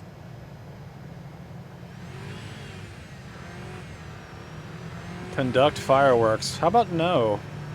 No. I ain't gonna do it, Chief. I'm gonna see what you do when I don't participate. Because you'll probably just run yourself like you always have.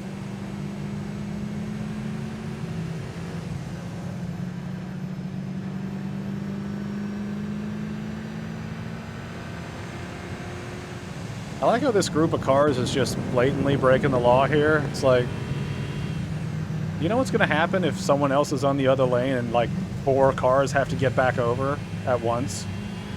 This is just a crash waiting to happen. Did you see that firework just phase through the floor, like right in front of the car?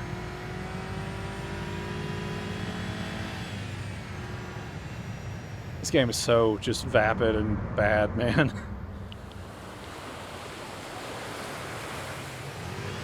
This game only works for people that want to have 90s cringy nostalgia and they don't want to use their brain.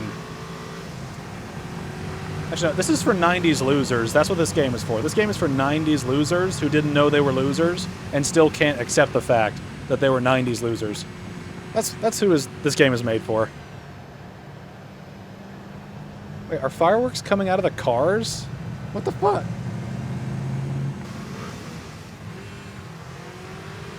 We're just having like a moment of just like lucid bullshit, aren't we?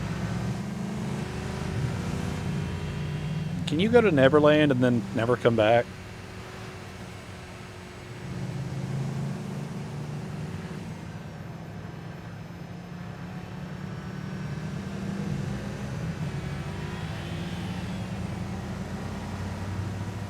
This is one of those moments where I really do have to compare it to rhythm games again, where it's like, if you compare the mechanics of these sequences to the mechanics of a rhythm game, if you turn the music off in both situations, you have a significant challenge of maintaining the rhythm of the song in a rhythm game, whereas this is just click a button every few minutes, I guess. We should be getting near the end, though, because I've read that this game is like a 5-hour game if you try to do everything, so we should be getting near the end. Pull over here.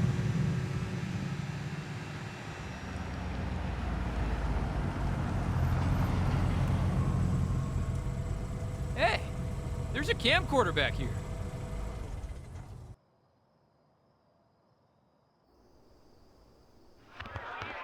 You getting this? Yeah. Okay. This is the unkillable Iggy Pop with his 1990 hit, Candy, featuring Kate Pearson from the B-52s. Great party track, and I think a song that bridges the 80s and the 90s. Film the party, Slater. Immortalize us.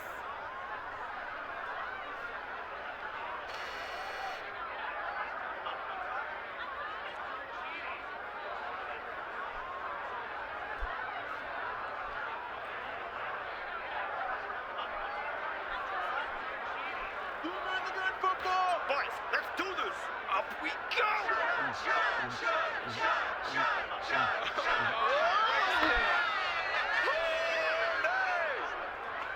I'm not looking for trouble.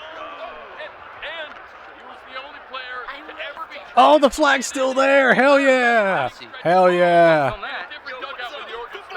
That's amazing. And he was the first major leaguer to wear 2 different brands of cleats at the same time, because each foot has its own personality. Anyway, so this guy out of North Carolina, Danny Palermo. See, that's what I'm talking about. Nobody remembers the guy, but in '84, he had the highest foul ball hit ratio in the league.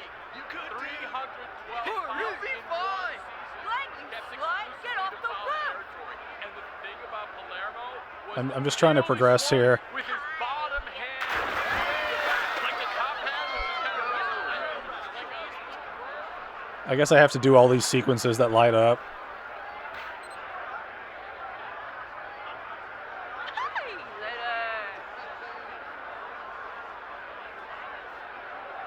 Yo, what's up? Dude! Jesus, there's so much to Can I just, like, end this? Yeah. Yeah, fuck all of you. I hate you all. I will literally kill you. Don't touch the music. Colin, Loverboy, what's up? Oh, fuck you. All right, man, all right. Oh, we found those fireworks. There was a treasure hunt. Yeah, what's up?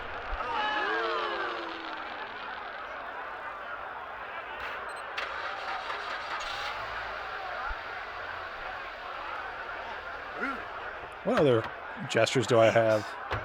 Got peace, the finger guns.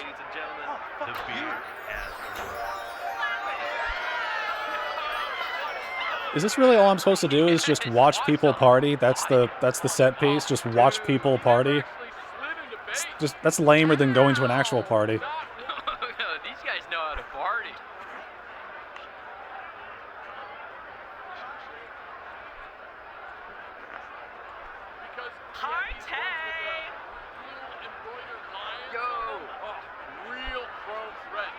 This is 10 out of 10 gameplay, ladies and gentlemen, of just fucking around in a party, watching people party. Hey, little dude. How's your mustache? It's a wilderness, bro. What are you doing here? Back home for the weekend. It's gonna be a Camille's party, but now I'm here. How's college football? Spend a lot of time on the bench, my dude. Yo, what's up? You kids partying? I'm wasted. Yeah, sweet. I moved that couch. Woo! Heck, Slater. It's kind of squishy. Slater.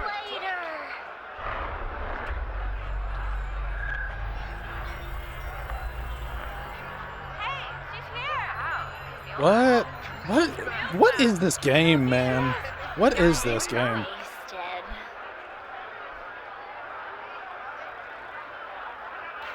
Hey, Slater. I heard you fought the law. I did. I busted Rockford out of a cop car.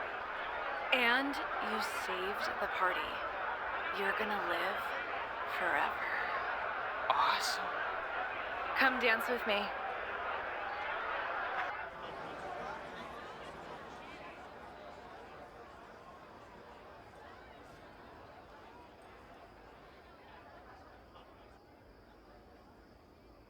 Oh, man.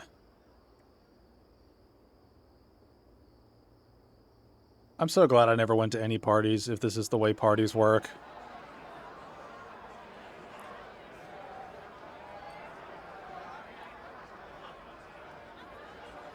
Look at this strange cast of characters. I wonder if it's school keeping us tight. Like when you force the wrong sides of magnets together, and when school ends, we'll just repel into different corners of the universe. I hope we don't. Not us, obviously. We'll meet again. Hey, Little Rockford. You want to smoke a blunt and go skinny dipping? I might catch you down there.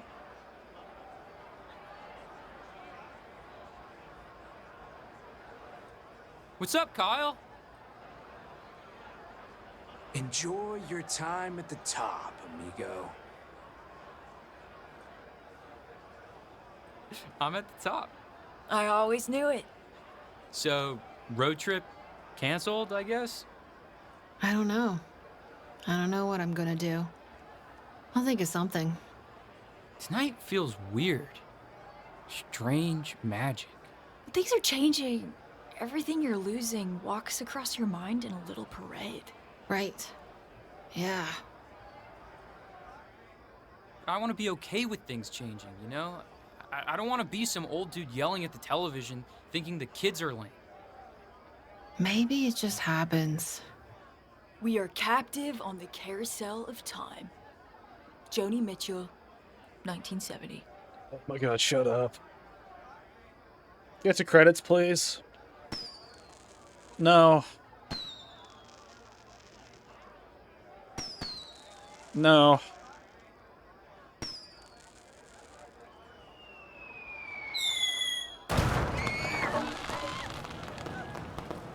Oh, no. I think we're in peril. What are we gonna do? We could, pour beer on it? No way! It's too late. This is Spellbound by Susie and the Banshees. We broke our promise. Now there is only fire. Let it burn. Bro, you set a house on fire in the woods. You're gonna burn down the whole fucking forest. You should be in prison for this.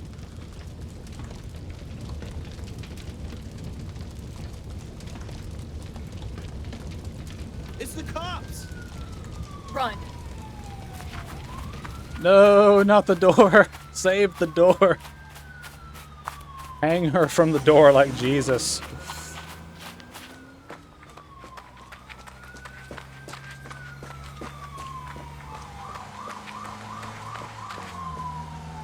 Cassandra!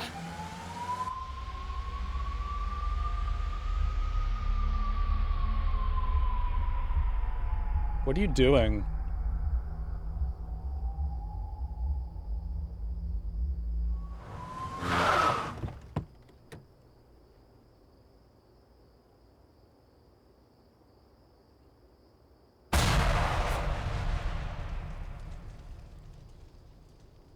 I want you to understand.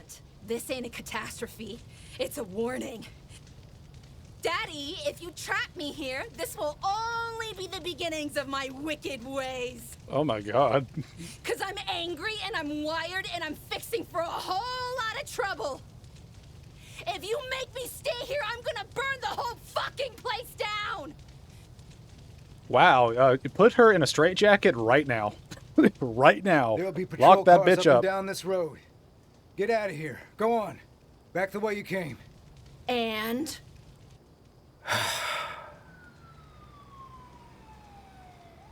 Well, I guess we have ourselves an understanding. I'm just gonna let you threaten the town more, little lady, because apparently I'm a cuck now. Just holy fuck. What a way to end the fucking, Cassandra, like, arc that for was her. amazing. I mean, are you okay? I saw death in front of me, and I walked out to meet it. Wow. Okay. Awesome. The house is on fire in the woods, by the way. Are we going to address the fact that it's going to catch fire to everything else?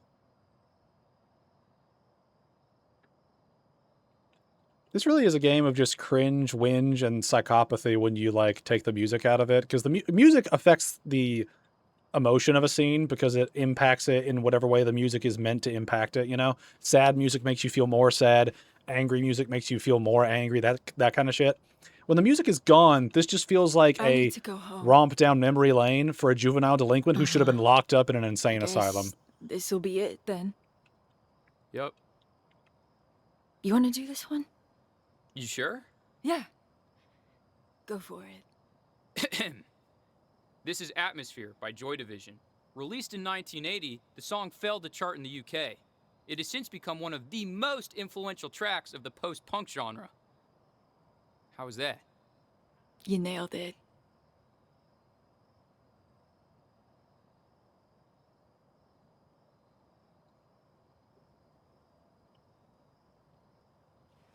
Wow, they managed to walk all the way up here and nobody has dealt with the fire yet. At all.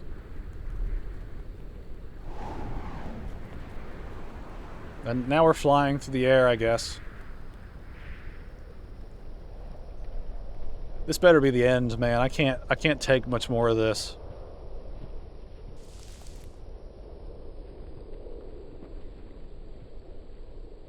I think I might have a cringe stroke. I mean, I really can't handle it.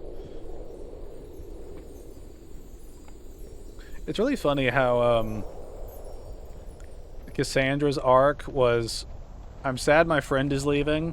My parents are control freaks, and I want to rebel, so I'm going to threaten to burn down the town and the forest around it.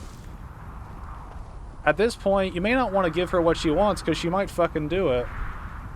At this point, you might want to get her checked out by a psychiatrist of some kind, you know, get her psychologically evaluated. Because Stacy has clearly had a negative impact on her.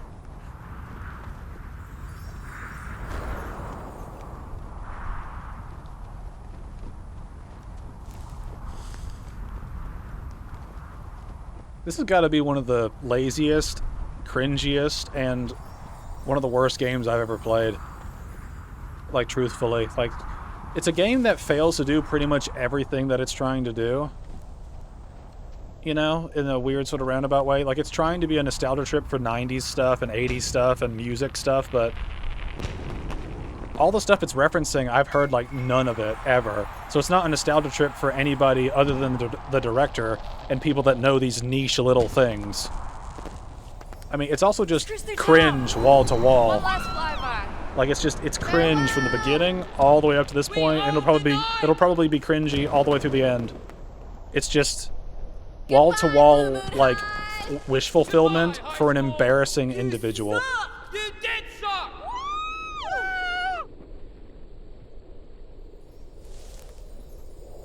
I mean, this game really is wish fulfillment to an embarrassing degree, and it shows. Like, it reeks of, like, this is how I want to remember my childhood, which is concerning because you've got one friend who's a stoner loser who doesn't want to go anywhere and do anything.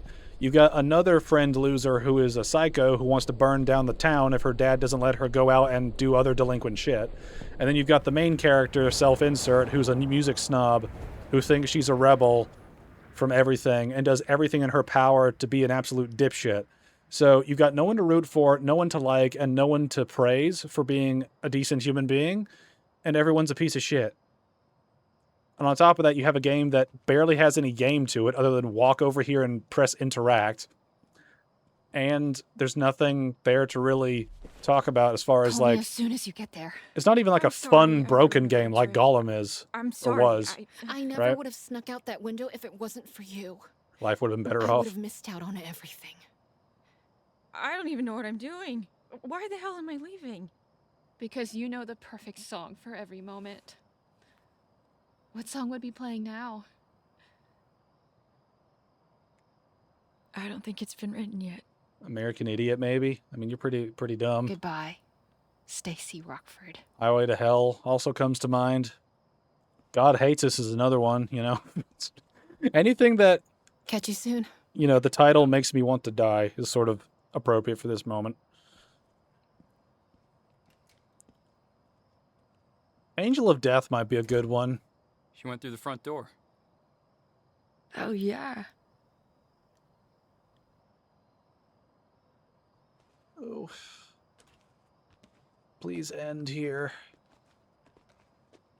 Please end here. I don't know what I'm gonna say when we get to your street. Just say, I'll see you tomorrow.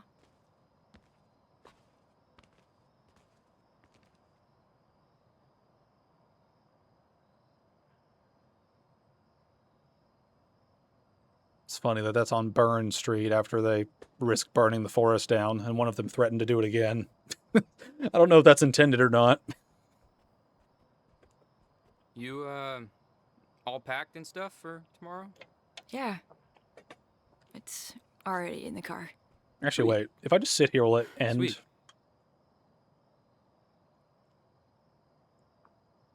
No, it won't. Okay. This is one of those things where, like, Walking Simulator gets thrown around a lot for games that don't have a lot of mechanics, but this really is a walking simulator. This is like a movement simulator. Hey, Like, what was the point? Like, what was the point of having us walk just to clip into a cutscene What after, is like, it? 10 steps? It's my album.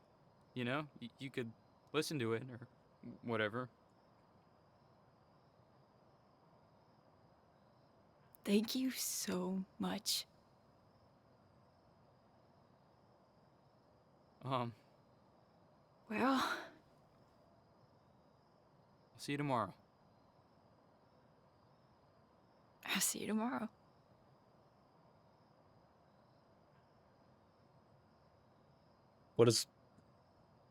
Why are you telling me to do this? Does this release them?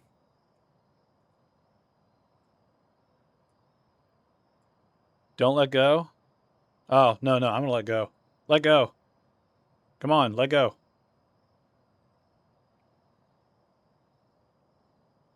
I guess I have to do this.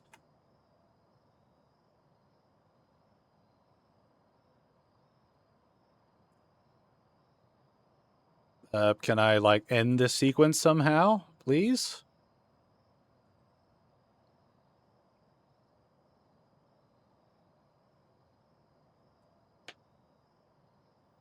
Couldn't let go fast enough. You know, ironically, he might be better off ditching these two than staying with him, because I'll see you tomorrow. one's crazy and wants to burn the town, like threatens her dad with actual, like, violence to get her way, and the other is leaving anyway. So he might be better off just to ditch them and just live his life. Even as a stoner loser, it's better than being one of the other two, who are, like, actual criminals and shit.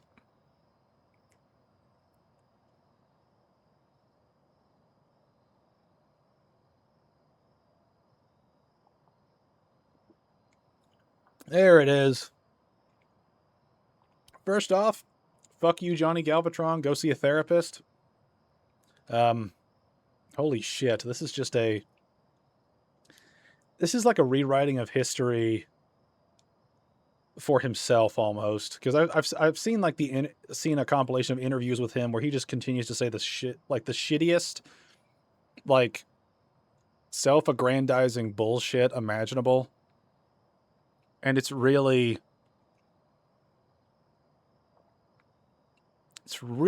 just... It's just really weird just to have a game like this exist when it only serves to be your own personal spank material about 90s music nostalgia. Because, I mean, that's really what it is, right? If you made a game playing off of the nostalgia of the 90s, right? I'm sure that there are tons of, like, hits from that era that you could put in a game and people could enjoy it. Yeah, they might be generic, but they're generic because everybody fucking heard them, right? When you do this super niche shit for all this stuff, not only are you not connecting with people that don't know this music, but you're also creating the image that this game is just for you, which makes me concerned for you, because you spent, like, I think the budget of this game was $2 million. You spent $2 million just to fulfill your fantasy, which is very, for lack of a better word, kind of gay. I mean, like, it's extremely, like, self-serving and masturbatory. And that's really what this game is. It's a very masturbatory game for the, well, the main guy, really. But thankfully it's over. Now, I have not gotten an achievement for completing the game, so I'm wondering if there's a post-credit scene or something. I guess we'll see what happens when it happens. On the positive note, we're fucking done. And I don't actually know if I'm going to do a supercut of this, just because I talked so much during this that I feel like there's not a whole lot for me to, like, cut out. You know, because normally I do supercuts of, like, a run of a video game, but this is just a wall-to-wall me ranting the whole time, on top of just this game having barely anything to talk about. So, it's one of those games where it's like I spend so much time talking about the bullshit in it, and then there are random small stretches of just nothing happening, and so I'm quiet. And so there's not a whole lot to cut out by virtue... Like, there's not a lot to cut out compared to what I would put, what I would leave in for a supercut, you know? Like, a supercut typically cuts out any boring shit and any, any of those sort of, like, moments where things are happening, but I'm not, like, talking about it. Like, I might leave in clips for,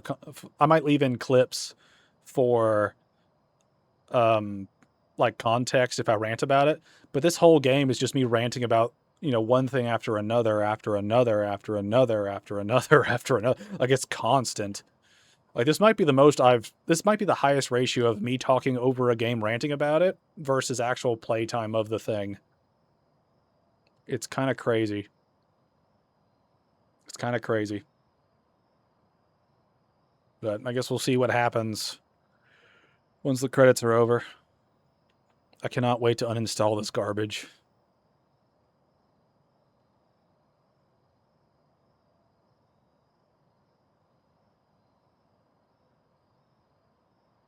All right, let's see what's happening here.